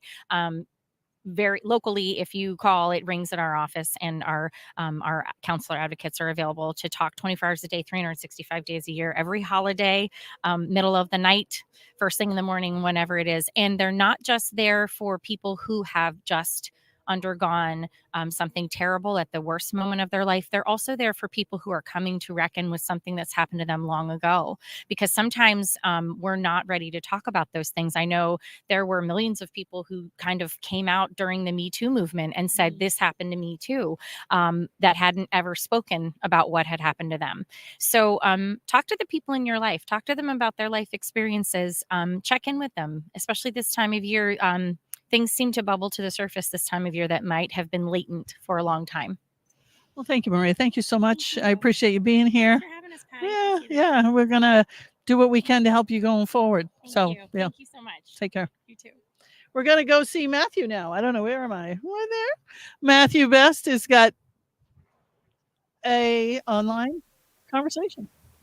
I do. Yes, I do. Thank you very much, Pat. And with me now, and I can see I look just fabulous. It's amazing. The cold adds a little extra, right? Sure does. Now I'm very excited to have Scott Schull with Safe Harbor. Welcome, Scott. Hi, Matthew. How are you? Cold. Not gonna lie. It's a beautiful day in the neighborhood. But actually having a great time. That's right. Actually having a wonderful time. We're very blessed to have some great, as far as the weather goes. Besides the cold, it's not rainy, it's not snowy. It's right. It's good to be out here. We've had some wonderful folks, and we have you now too as well. Oh, another boy. Wonderful person doing some great things. And so, why don't you tell us a little bit about Safe Harbor? Sure. So we are a small nonprofit organization in Cumberland County that provides housing and supportive services for homeless and nearly homeless individuals and families in our communities. We have emergency shelter programs, short term, meant to be 90 days. It's running more like 9 months. And then we have long-term emergency shelter meant to be a year. It's running a year and a half or more, depending. And the reason it's taking so long is those folks are basically frozen in place because the people in front of them are frozen and the people in front of them are frozen. And that's because there's not enough affordable housing available in our communities. And we can talk a little bit more about that. But we also, in addition to emergency shelter, have permanent supportive housing, low income housing, and we are about 30% of the way to completion of building 40 new units of affordable housing through a low income housing tax credit project here in Cumberland County. It will be mostly families, majority being 2-bedroom units and 3-bedroom units with a few 1-bedroom units. And those will be ready no later than November 1st coming up. So that's great. I did want to ask you about that project. And maybe you can tell a little bit more about like where it is and what does that housing look like for those Sure. folks? So it's called Harbor Village. It's located in South Middleton Township, but it's really within eyesight distance of borough property. If for those who know Carlisle well, if you know where Carlisle United Methodist Church built their new church a few years ago, adjacent to that is 63 plus acres being developed. We purchased 5 of those acres. We're building 6 residential buildings, a mix of townhouses and apartments, and a community center on those 5 acres. Again, it'll be 22 bedroom, 16 3-bedroom, and 4 single bedroom units. We have 8 HUD Section 8 vouchers attached to the project already. We certainly will accept more. We also have 2 of the units that are reserved for folks who are dealing with mental health or intellectual development disability issues, and 1 for hearing impaired or vision impaired individuals. So, and it's for folks who are at 60% of the area median income and below. So it will be income based, but it is designed for those folks who are at the lower end of the socioeconomic scale, who are looking for workforce affordable housing. Again, there's not enough of that in Cumberland County, and that's why folks are stuck in place right now. Yeah, and I'm glad you're talking about that. The affordable housing is a huge issue in Cumberland County because of the growth that's happening there. But as far as the housing growth goes, oftentimes it's what would you call it? It's kind of like the higher end housing that's being developed. And so then what happens with folks who are not making those kind of high end wages? Like where do those folks go? What do they do? Yeah, unfortunately, they don't have anywhere to go. And if you think of it like this, so you start with your permanent housing, homes that people have or that are being built. To give you an idea, in November in Cumberland County, there were 214 residential properties sold at an average sale price of $312. So $322,312 is the average sale price in November. And get these stats from the Greater Harrisburg Area Realtors Association. So at over $300,000 for houses that are being sold in Cumberland County, that's a significant amount of money. But then that puts pressure on the rental market. And so folks who can't even afford that look to rental. They might be able to afford rental. The fair market value, according to HUD in Cumberland County right now, the fair market rental should be about $1,272 for a 2-bedroom unit. In areas, Mechanicsburg, Hampton Township, East Pennsburg Township, those areas that are closer to the state capital, those rents are running anywhere from $1,400 to $1,800 for a 2-bedroom. And we're members of an organization called the National Low Income Housing Coalition.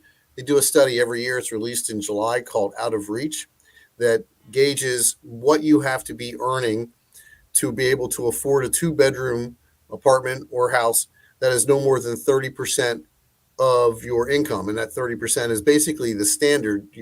Anybody overpaying more than 30% of their income for housing is considered to be housing burdened. So for the Harrisburg, Carlisle metro service area that we're in, you have to be making $23.62 an hour to afford a 2-bedroom unit in Harrisburg, Cumberland County area. That's a significant amount of money. Even when you look at, Sheetz and Rudders and Walmart and those kind of jobs that are at 16, 17, maybe 18, even if you're working in a warehouse that's paying 24 or 25, that's you might be able just to barely make it. And those who are underemployed, they're not making the new level of minimum wage. They're making the old level or certainly less than $15 an hour, or they're not working 40 hours a week. They're really not going to be able to afford it. Right. So, and the pressure on the housing market, again, with rents over the last year, we've gotten so many phone calls where it's the same script, if you will. My landlord said they will renew my lease, but rent is going up $100, $200, $300 a month. I had one lady, and I felt so badly, $400 a month was the increase in her rent when the landlord walked in and said, "Here you go." And I had some person in the community who shall remain nameless who was like, "Well, I mean, what were they paying before? They were probably paying way below market rate." I said, "Doesn't matter what they were paying before. You tell me any bill you have that goes up $400 a month and tell me how you're going to react to paying it." Right. Because I'm imagining that her income didn't go up $400. Well, definitely not. Definitely not. Right. Right. So I know I don't have a whole lot of time left. So, Scott, are there particular things that Safe Harbor can utilize and need from folks, and how do people go about supporting the work that you're doing? Oh, sure. Well, if our website, safeharbor.org, and we spell harbor with the European spelling, so there's a U in there. So it's HARBOUR, safeharbor.org. And if you go to our website and look under the support tab, we maintain a running list of our needs there. So and we update it about every month to 6 weeks. So you can look there. But I mean, we always need pretty much the basics. Linens, so that's sheets, blankets, comforters, towels, washcloths, pillows, pillowcases. We need the personal care items of soap, shampoo, conditioner, toothbrush, toothpaste, shaving needs, all of those things. And we do have a very small food bank to supplement what our folks get from everywhere else. So non-perishable food items, canned goods, box meals. We always can use any of that. We are in the middle of our annual campaign. So if somebody wants to make a monetary donation, they can do that on our website as well. Because as I've told many people, we have a lot of groups who come to us and say, well, we want to do a room, or we want to upgrade this, or we want to upgrade that. And I say, that's wonderful. That's really great. I know you want to see something for the money that you want to donate to us. But if I could be honest for a moment, if I don't keep the lights on, if I don't have the heat on, if the water is not running, your updated room is not going to count. So we still need that monetary support to keep the lights on and keep the heat on as well. Right. Well, thank you very much, Scott. I appreciate you being on the podcast and being a part of what we're doing here. Well, thanks for having me. You guys are doing a great job every year with this project. Please pass my best along to Pat as well, and keep up the good work. All right. Thanks, Scott. Thanks, everybody. Pass it back over to Pat. Foundation, and I have to tell you about the lovely Lutherans. The Evangelical Lutheran Church of America has helped me year in and year out with all of this stuff, because about 10 years ago I met Matthew Best. My life has been delightful. Not quite 8. It's like 8, but it's been a long time. Okay. Yeah. What am I? I just got off the. I know. Well, I didn't expect you so quickly. So I ran. So calls and I haul. That's the honest to God truth. Yeah, which is pretty wonderful. But Matthew calls and I haul. Yeah, that's right. Absolutely. Yeah. And we work very symbiotically. But I just wanted to make one little commercial. Okay. Because the Charles Bruce Foundation helps people. Yes. Yes, it does. We are an arts organization that's geared towards social justice issues. Yes. So we're going to just tell you a couple of things. If you go to charlesbrucefoundation.org, there's a whole pile of really nice books you can buy. Yes. And I have read many of them. She's not lying. She's not just a bunch of them are little kid books, and this is the perfect time to be doing that. Great gifts for last minute type of things. They're fabulous. It's kind of like public broadcasting. You make a donation, you get a book for a premium.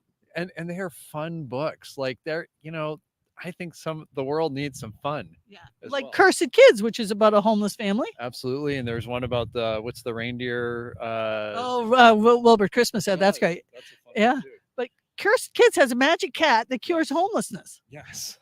So that's what we're talking about. Right. Absolutely. Yep. And should I get really gratuitous now? Yeah. All right. Absolutely. So the most gratuitous thing. We don't make any money off of it. No, so. We make nothing. We make nothing. But the money that we make from the books that are sold all over the Charles Bruce Foundation helps people, like the people that these blankets help. Yes. But Matthew and I wrote a book together. Yes, along with several other folks as well. We just 8 people we were either friends with or didn't know. Yes, but we got to know them really well. So the title of the book is called American Roulette, and it is a novel. It's a murder mystery. It is. Well, that's a nice way to put it. Yes. Well, it is a murder mystery. And really, it's about a mass shooting. And unfortunately, mass shootings are not fiction, but they're really difficult to talk about for folks. And something I remember that you had said is that the beauty of fiction is that it allows people to talk about something really difficult because it's not dealing with actual people who have not died. There's no family members. And we get to know characters, and then we get to see the humanity in the situation. We get to see the humanity of the people, and it's no longer a debate about an abstract issue. It's about the humanity in there. And it's a murder mystery. And it's and the important thing to know is it's a really good book, which I can say and he can say, because I only wrote 12,000 words of it and you only wrote 10,000 words of it. Something like that. Yeah, and everybody else wrote 80,000 words of it. And they're really good. And we've And gotten some incredible reviews from incredible people, both endorsement quotes for the book, and then you can go online and you can see some of the reviews. I think we've had almost all 5-star reviews. I think they all are. But AmericanRoulette.wtf if you want to learn more about the book and those reviews. But reason I'm telling you this is every penny that you spend on that book that would be a royalty to one of the authors goes to end gun violence. So that's what happens when you go to the Charles Bruce Foundation website, charlesbrucefoundation.org or .com. We have both of them. Go there, pick out a nice book for a kid, pick out a nice murder mystery for you.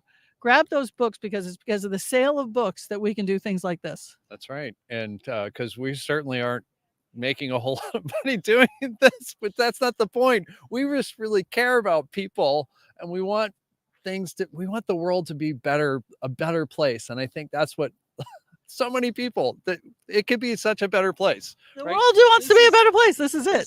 This is an example. This gives us an example of, I mean, think about this. All of these blankets are made by people who have no idea who the blankets are going to. That says something. It gives me, I don't have a whole lot of faith in humanity as a whole. Let me just put it that way. But I have a lot of faith in individuals. And all of these blankets give me a sense of hope. And they give me a sense of, this is what love looks like. And it's a beautiful thing. And this is how the world gets to be a better place. And the world is a wonderful place. And we're just, yeah. Okay, so I'm leaving because you have an interview to do. Okay, well then that's bye. All right. Wonderful. Come on in. Welcome, ladies. Hi.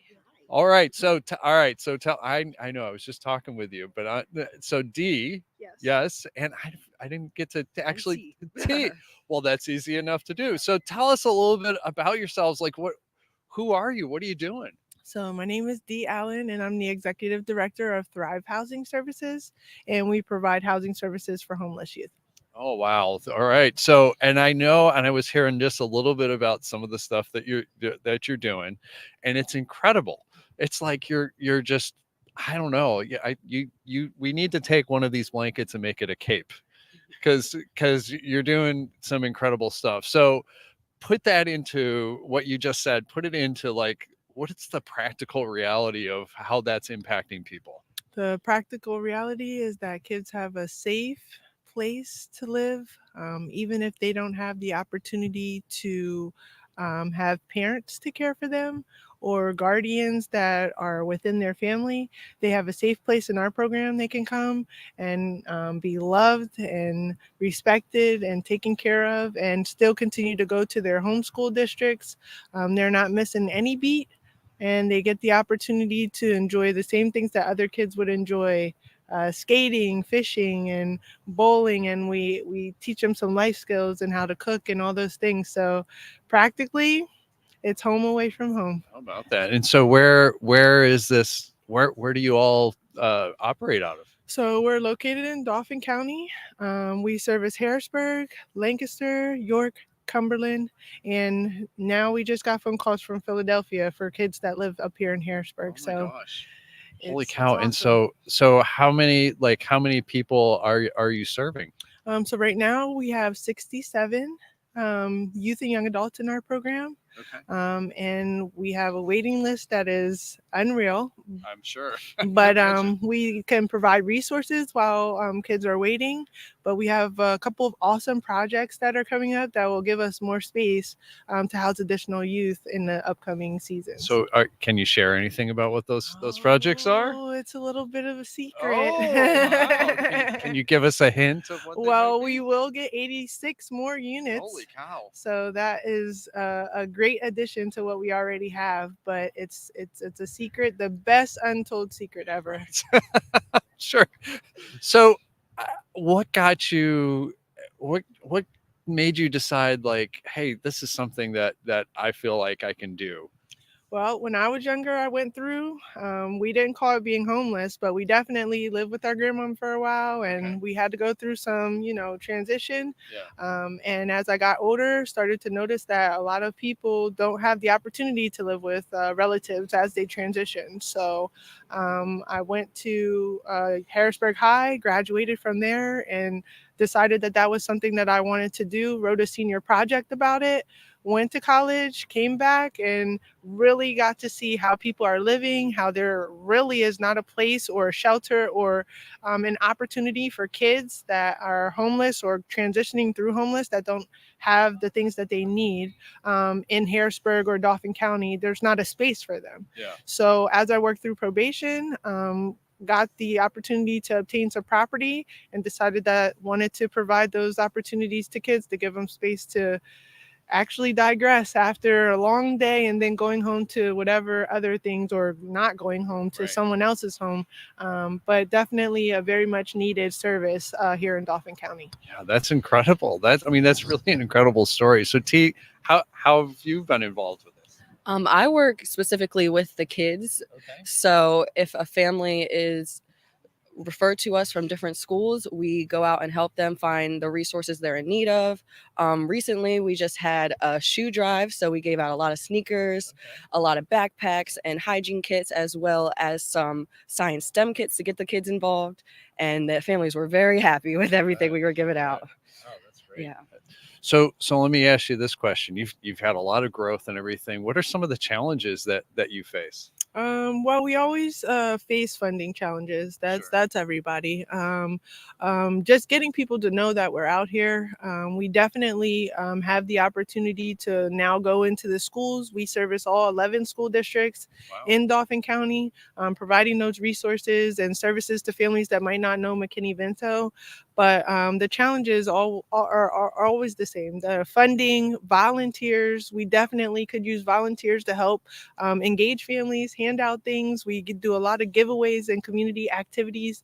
So definitely capacity is one of the things that we could use in volunteers, in funding, and just being able to sustain the housing and be able to service people with dignity and respect, giving them what they deserve, to just come off the street and be loved and taken care of.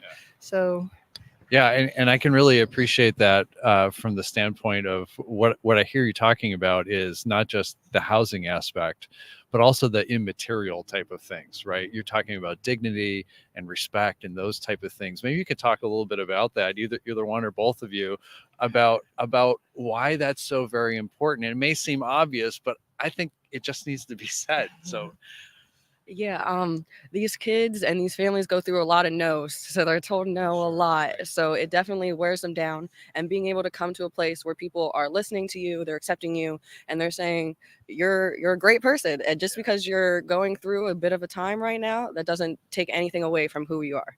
So being able to be surrounded by love and just having someone who's always there for you is very helpful to them.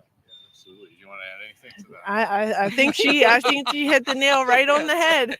Absolutely. Good. So I just got to ask, the name of your organization is Thrive. So what's the story behind that? I mean, it's a great name. We so in 2014, when we started to develop the program, we had a lot of kids that were in the program.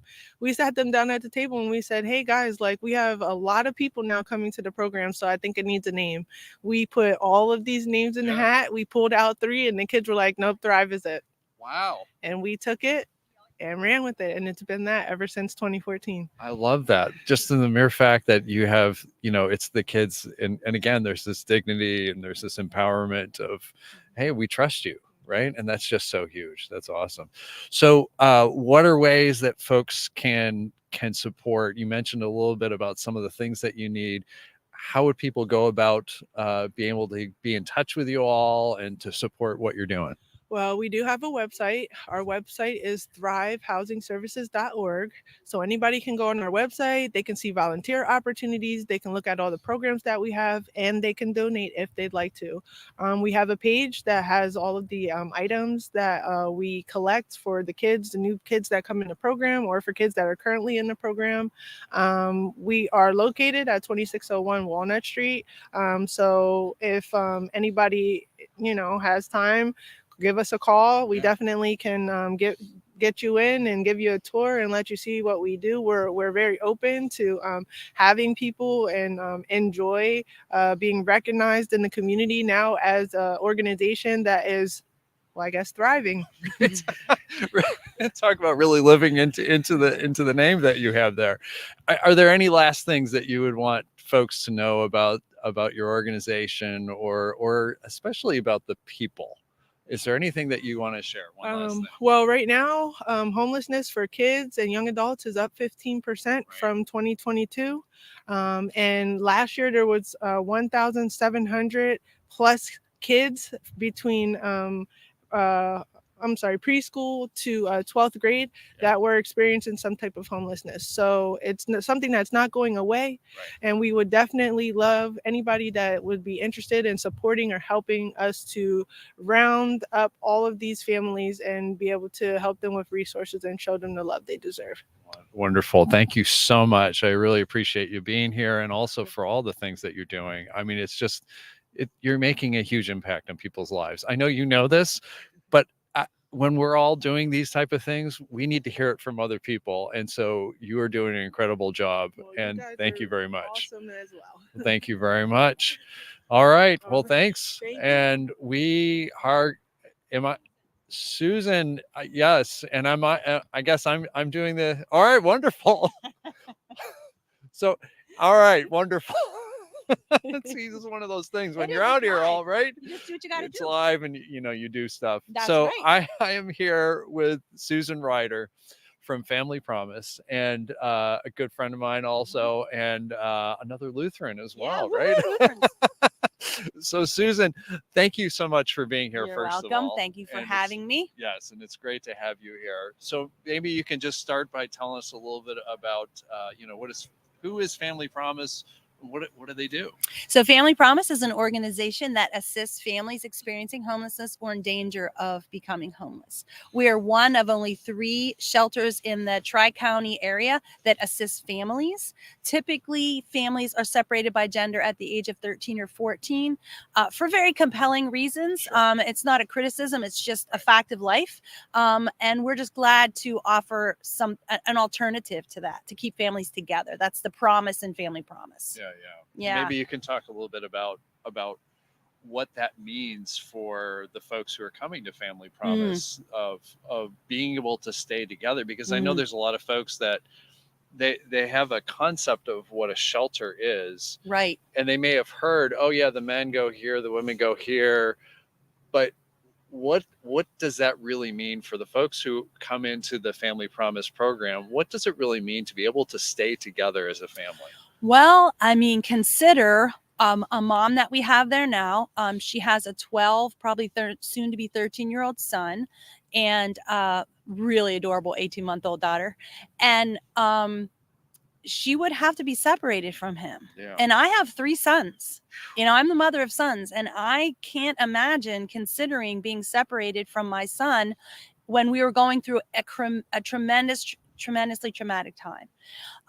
So it means everything to them. Yeah. This is the most traumatic and challenging time of their life and complicated time of their life. And it's really great that moms and dads can be together, that they can be with their children as they're trying to figure things out. I mean, there's a lot of details that people are trying to figure out. And if you're not together while you're trying to do that, it makes it, all the more challenging. Right. Yeah. Yeah, absolutely. So you all have a day center. We do. And what happens at that day center? The day center is like the hub. So that's where everybody takes care of business. We have laundry, showers. That's where folks keep their belongings. That's where they participate in their programs. All of them, families have goals. So of course their goal is housing, but to go from homelessness to housing, there's usually a few steps. Just a few. Exactly. And all of those steps are going to be different. depending on the person. Right. So we have a case manager that works with them and helps them figure it out.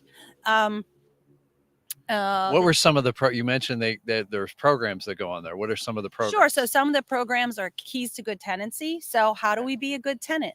A financial class, and it's leaving my head, but it's about making a budget. And there's things to just help them. Some families come and they just don't have even the necessary paperwork to get things done. Like when you move, you lose stuff. Right. So like birth certificates or social security cards. And so sometimes we have to help them with that. Yeah. We have had people get their driver's license while they're with us.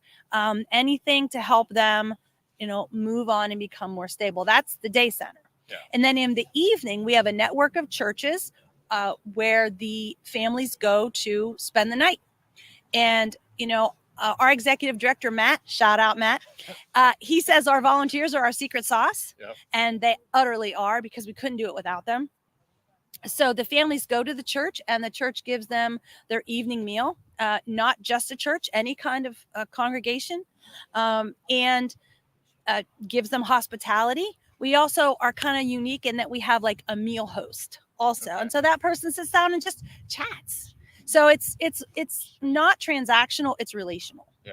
And that is for our families. Many of them don't have a large support system. Yeah. And so to sort of feel all of these people who are driving them back and forth to the day center, who are providing a meal for them and a place to stay, to know that those people care about them, it really matters. Yeah. And we've had our family say that these folks at the congregation treat them like family. Yeah. And they haven't always had that.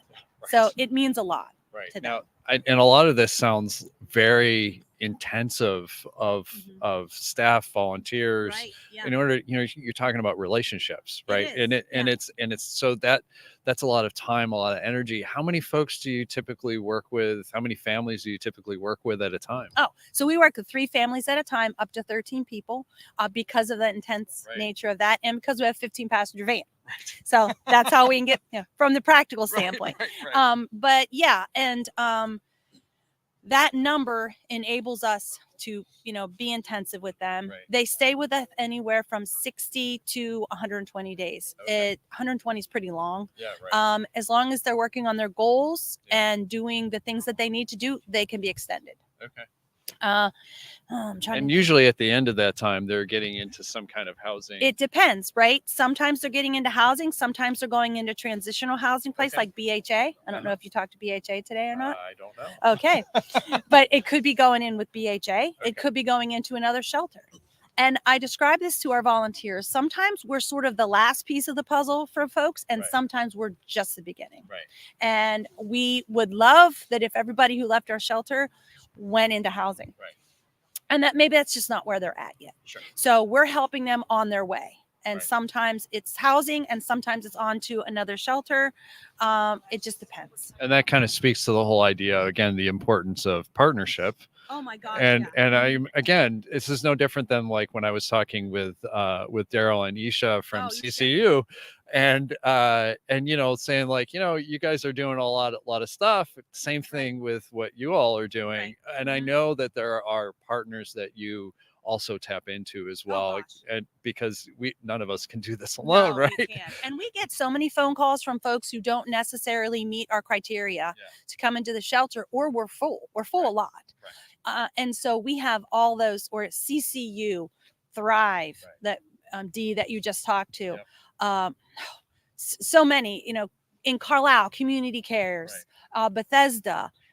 And so if we can help them, we try to give them some information. For if it's domestic violence, we'll send them to domestic violence. So the collaboration is amazing, and it's really really satisfying to be somewhere where we collaborate with each other and call each other.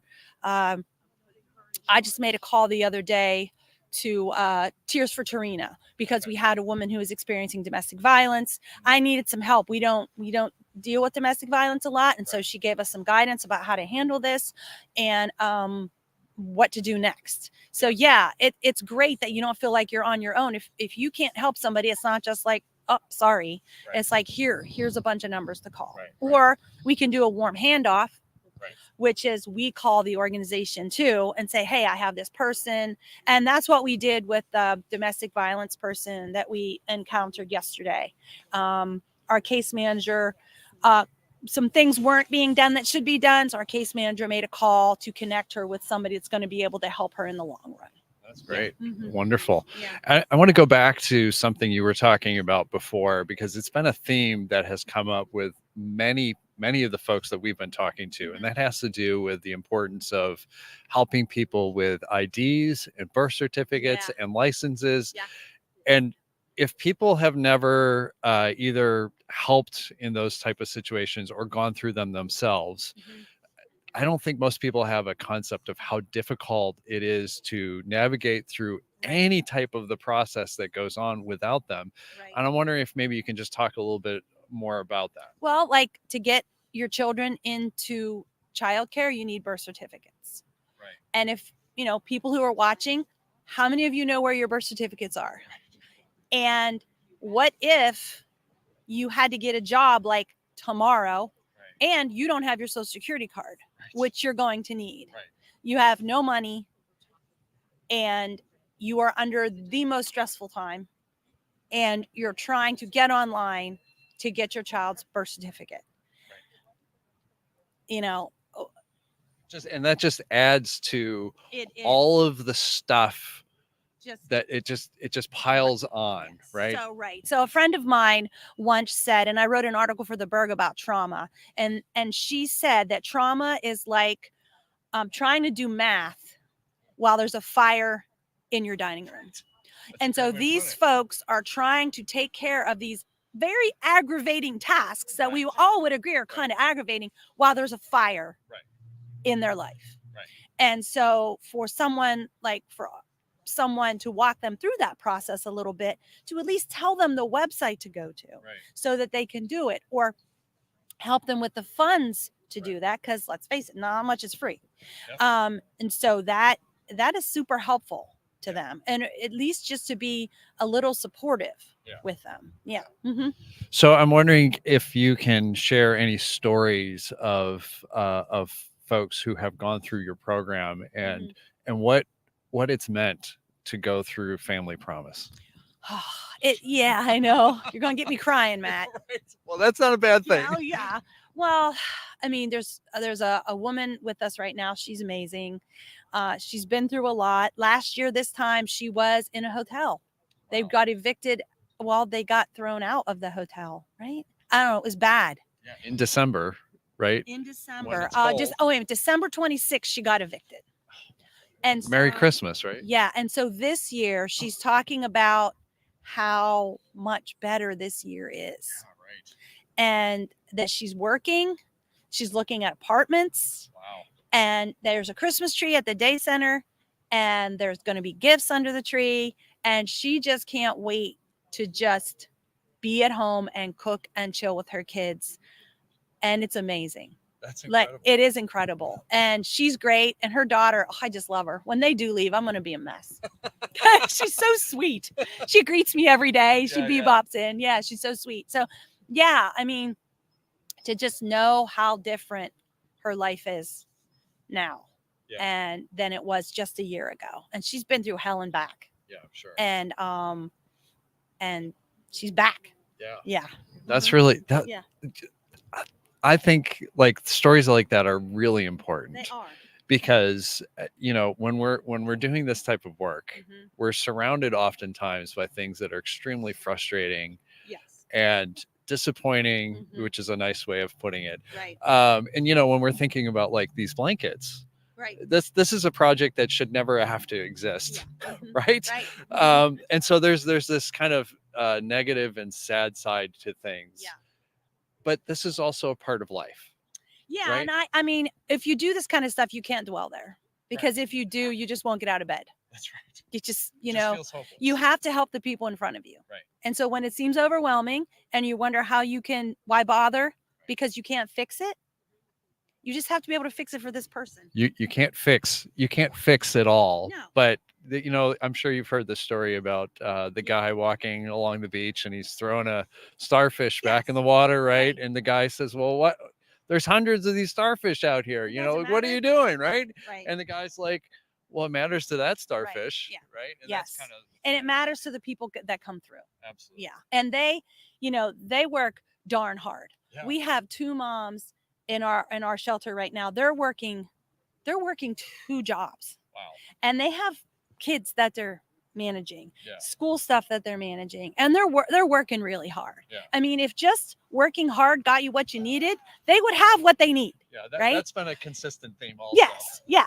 And so they're working really hard. Yeah. And I'm always ask them how they are, because I couldn't do it. Right. It's I couldn't. exhausting. Yeah, it's I can't humbling. imagine. It is utterly humbling to watch these Right. people do this. Right. Because I don't think I could do it. I remember having conversations with different folks about the idea that, there's the scapegoated statement of, well, these people are lazy or this, that, and the other thing. And Right. having worked with folks, Right. that like poverty is a full-time job Yeah. just to survive. Yes. Because Mhm. you got to figure out, where am I going to sleep, or where's my Right. next meal, or Right. figuring out all the paperwork, Mhm. or the stress that comes with the family situation, Right. or again, just piles on and on and on and on. Mhm. And it's just exhausting. And then it's kind of like, well, no wonder people can't plan for the future. Right. They're trying to survive. Right. And that's where I think it's like case management is really important, because people in survival mode if you're trying to tread water, you can't perfect your backstroke, right? And so what we can help with is to be a steadying force. Just like, hey, let's sit down, we're going to think about this, because you're here, you don't have to go anywhere. Like, you're here for a certain period of time. Right. And so you don't have to worry about where you're going to be. Now you're moving from church to church each week. Yeah. But you know where you're going to be. Right. You're going to have food, because there's going to be a meal. You don't have to worry about those things. So how can we think through a little bit to the future? Right. And that's where, like, a lot of these organizations can be helpful to folks, to just be this steadying force to just help them think it through. Great. Well, Susan, thank you again. And what would be the best way for folks to reach out if they would like to support? And definitely, please do. Yes. What would be the best way for them to do The that? best way would be our website, is that? www.familypromisehcr.org. And the HCR is really important, because there's 200 affiliates all over the country. Right. You might end up in New Jersey, which is fine. But it's Not that New gonna be Jersey is helpful. bad, but No, nothing against New Jersey. And you can, and if someone needs help, that's the page to go to. And we have a need help tab. We also have some programs, I forgot to mention, that help with divert people from homelessness. So car repair help, so people can keep their jobs, rental help, to help people with first and last month's rent to get into an apartment if they're in a hotel and they can't save. So those are programs that people can avail themselves also. Right. Yep. All right. Well, thank you very much, Susan. Appreciate it. And I am going to turn it over to Pat.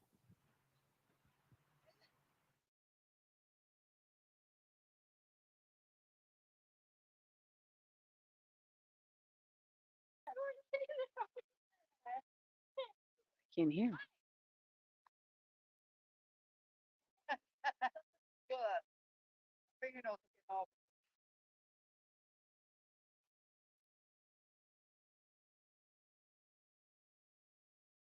Supposed to be able to hear her. They're in the show, it says. Everyone can see.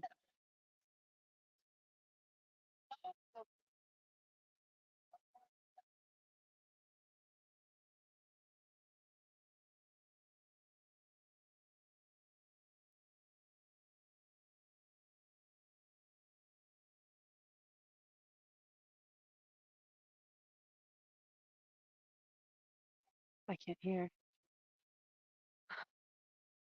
I can't hear you.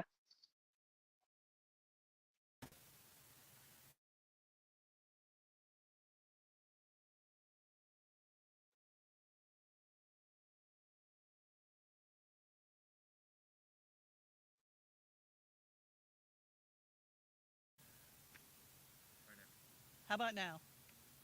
Yes, ma'am. Oh, yay! Yay! So Sandy, Hi. uh, can you write too, like your sister? Can you Can I write the way write? she can write? Yeah. Oh She's no. such a great writer. Aw, She's I'm such a so good glad. writer. Yeah. I'm She's so wonderful. glad. She's going to come sit right next to me. Come on. Oh, hi, Sue. Okay, so we Hi, both share the Sissy. headphones. Oh, that makes my heart happy. Hi. Can you hear me?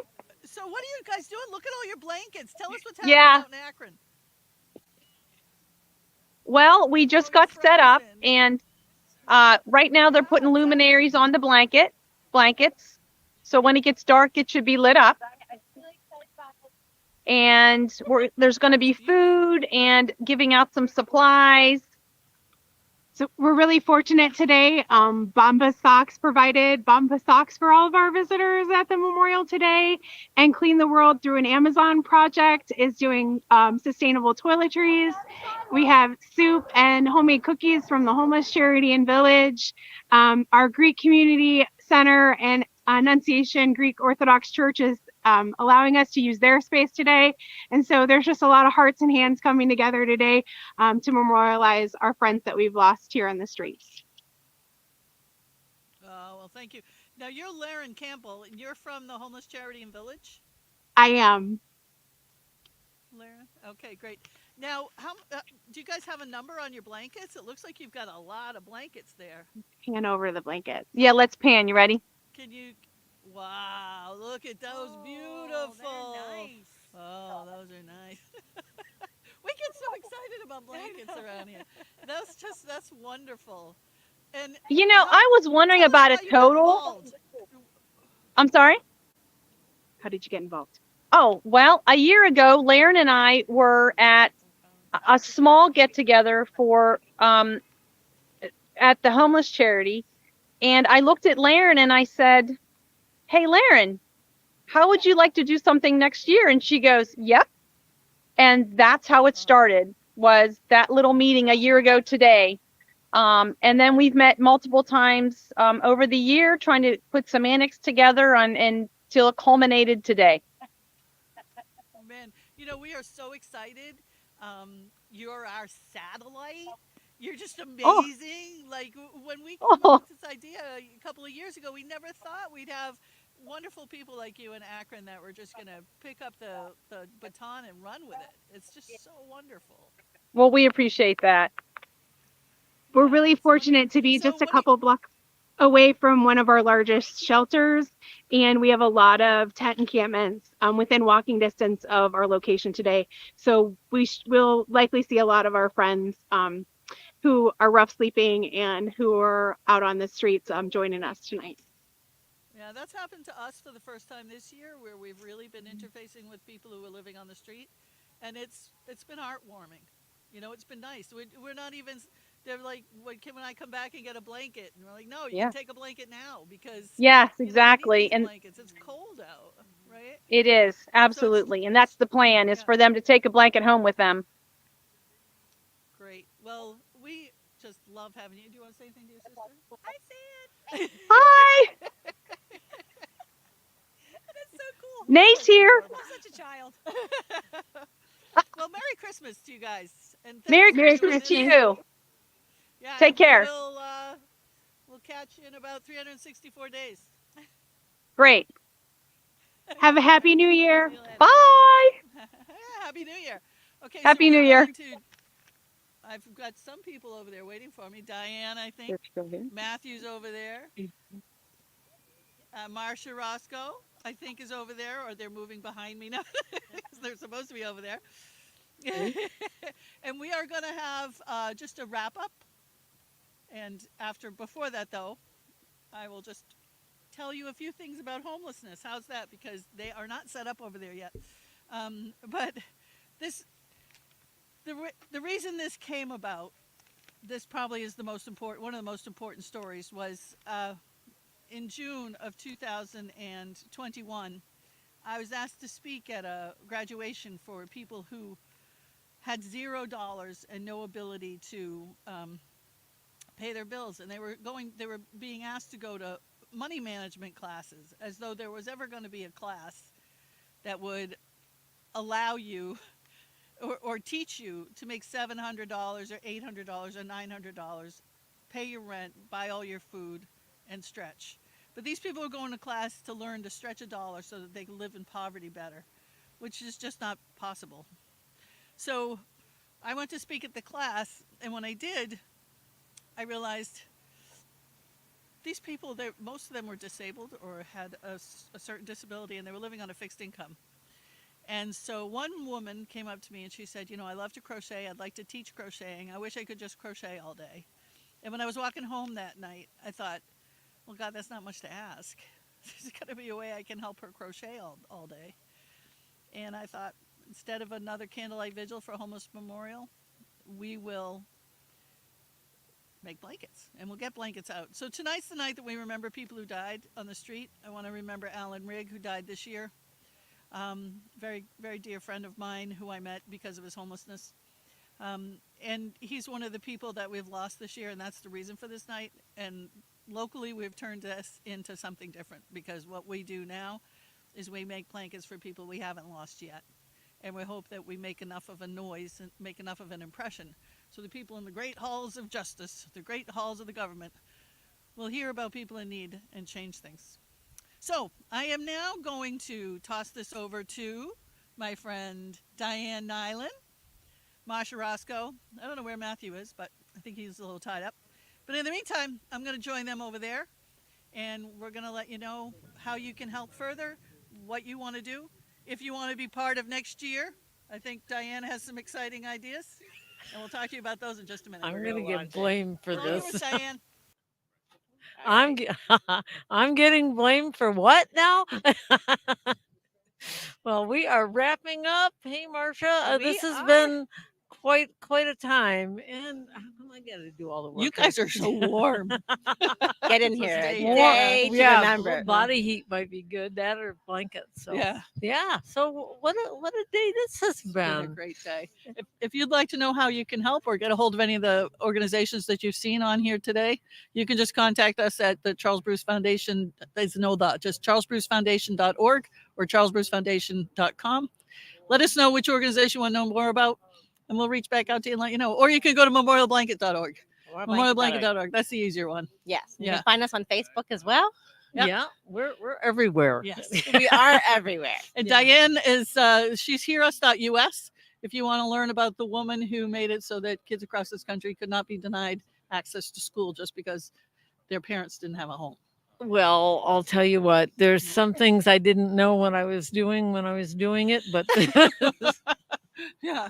yeah, there was like that. 30 years ago. Yeah. Yeah. So it's been a deal, and this has been a joy to be together and see these blankets and talk to people and listen to people. And what's your favorite part, Marsha?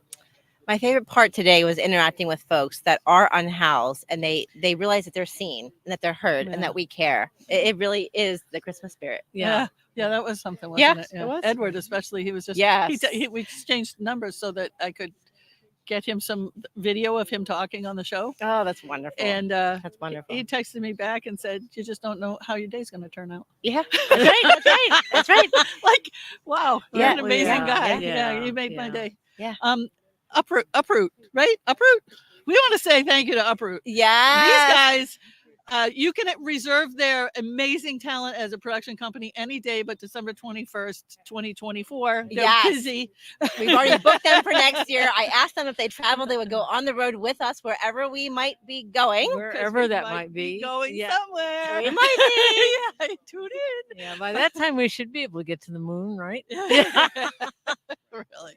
But Uproot, you guys have been so great. Yes. Do you want to run around the camera and Yes, wave? look at yes. You made this all possible. Thanks for having us, guys. Yes. We got Kevin over here. How can they get in touch with you? Yeah, If they want you to do something, how can they get in touch with you? Uproot Creative Services. Give us a Google search. Uprootcs.com will get you there. We're based in Harrisburg, but we'll travel wherever. Okay, awesome. Good. We love video, so Yeah. it was a pleasure being here. All right. Wonderful. Yeah. Wonderful. Thank you. All right. So hey, have yourself a merry little Christmas Merry or Christmas. Kwanzaa or whatever else you celebrated. And about 5:15, if you can get 5:15. down here fast enough, there's going to be a multi-denominational blessing of these blankets before we fold them up to get them into the hands of people in need. If you made a blanket, we love you. Thank you. Awesome Thank work. you. Yeah. Bye.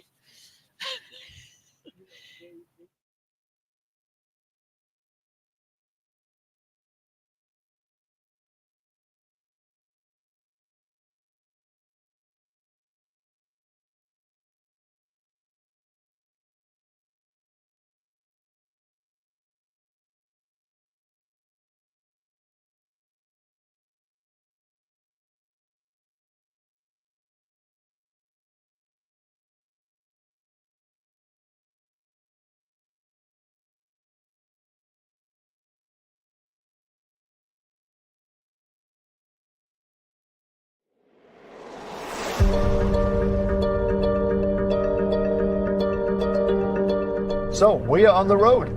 Yeah, we've begun our journey to discover the solutions to homelessness.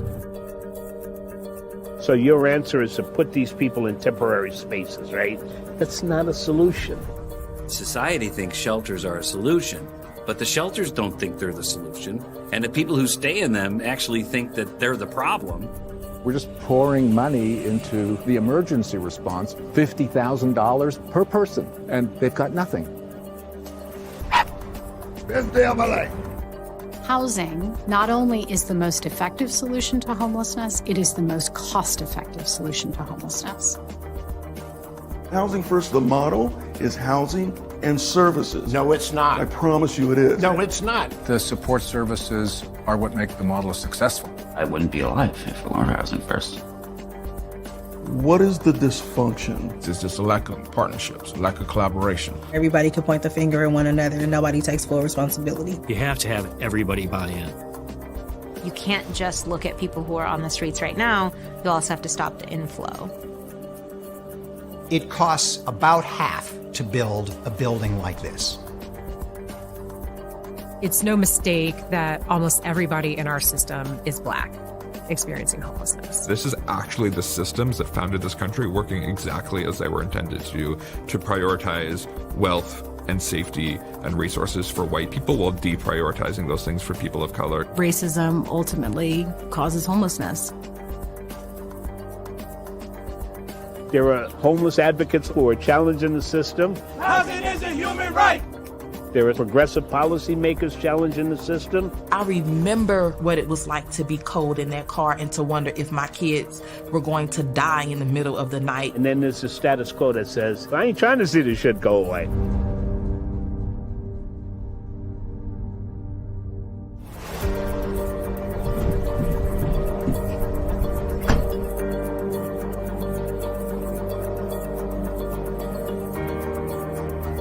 You get the public on board, we're going to solve it. The power of film. Power of film. I'm so glad I'm not here no more, man. God.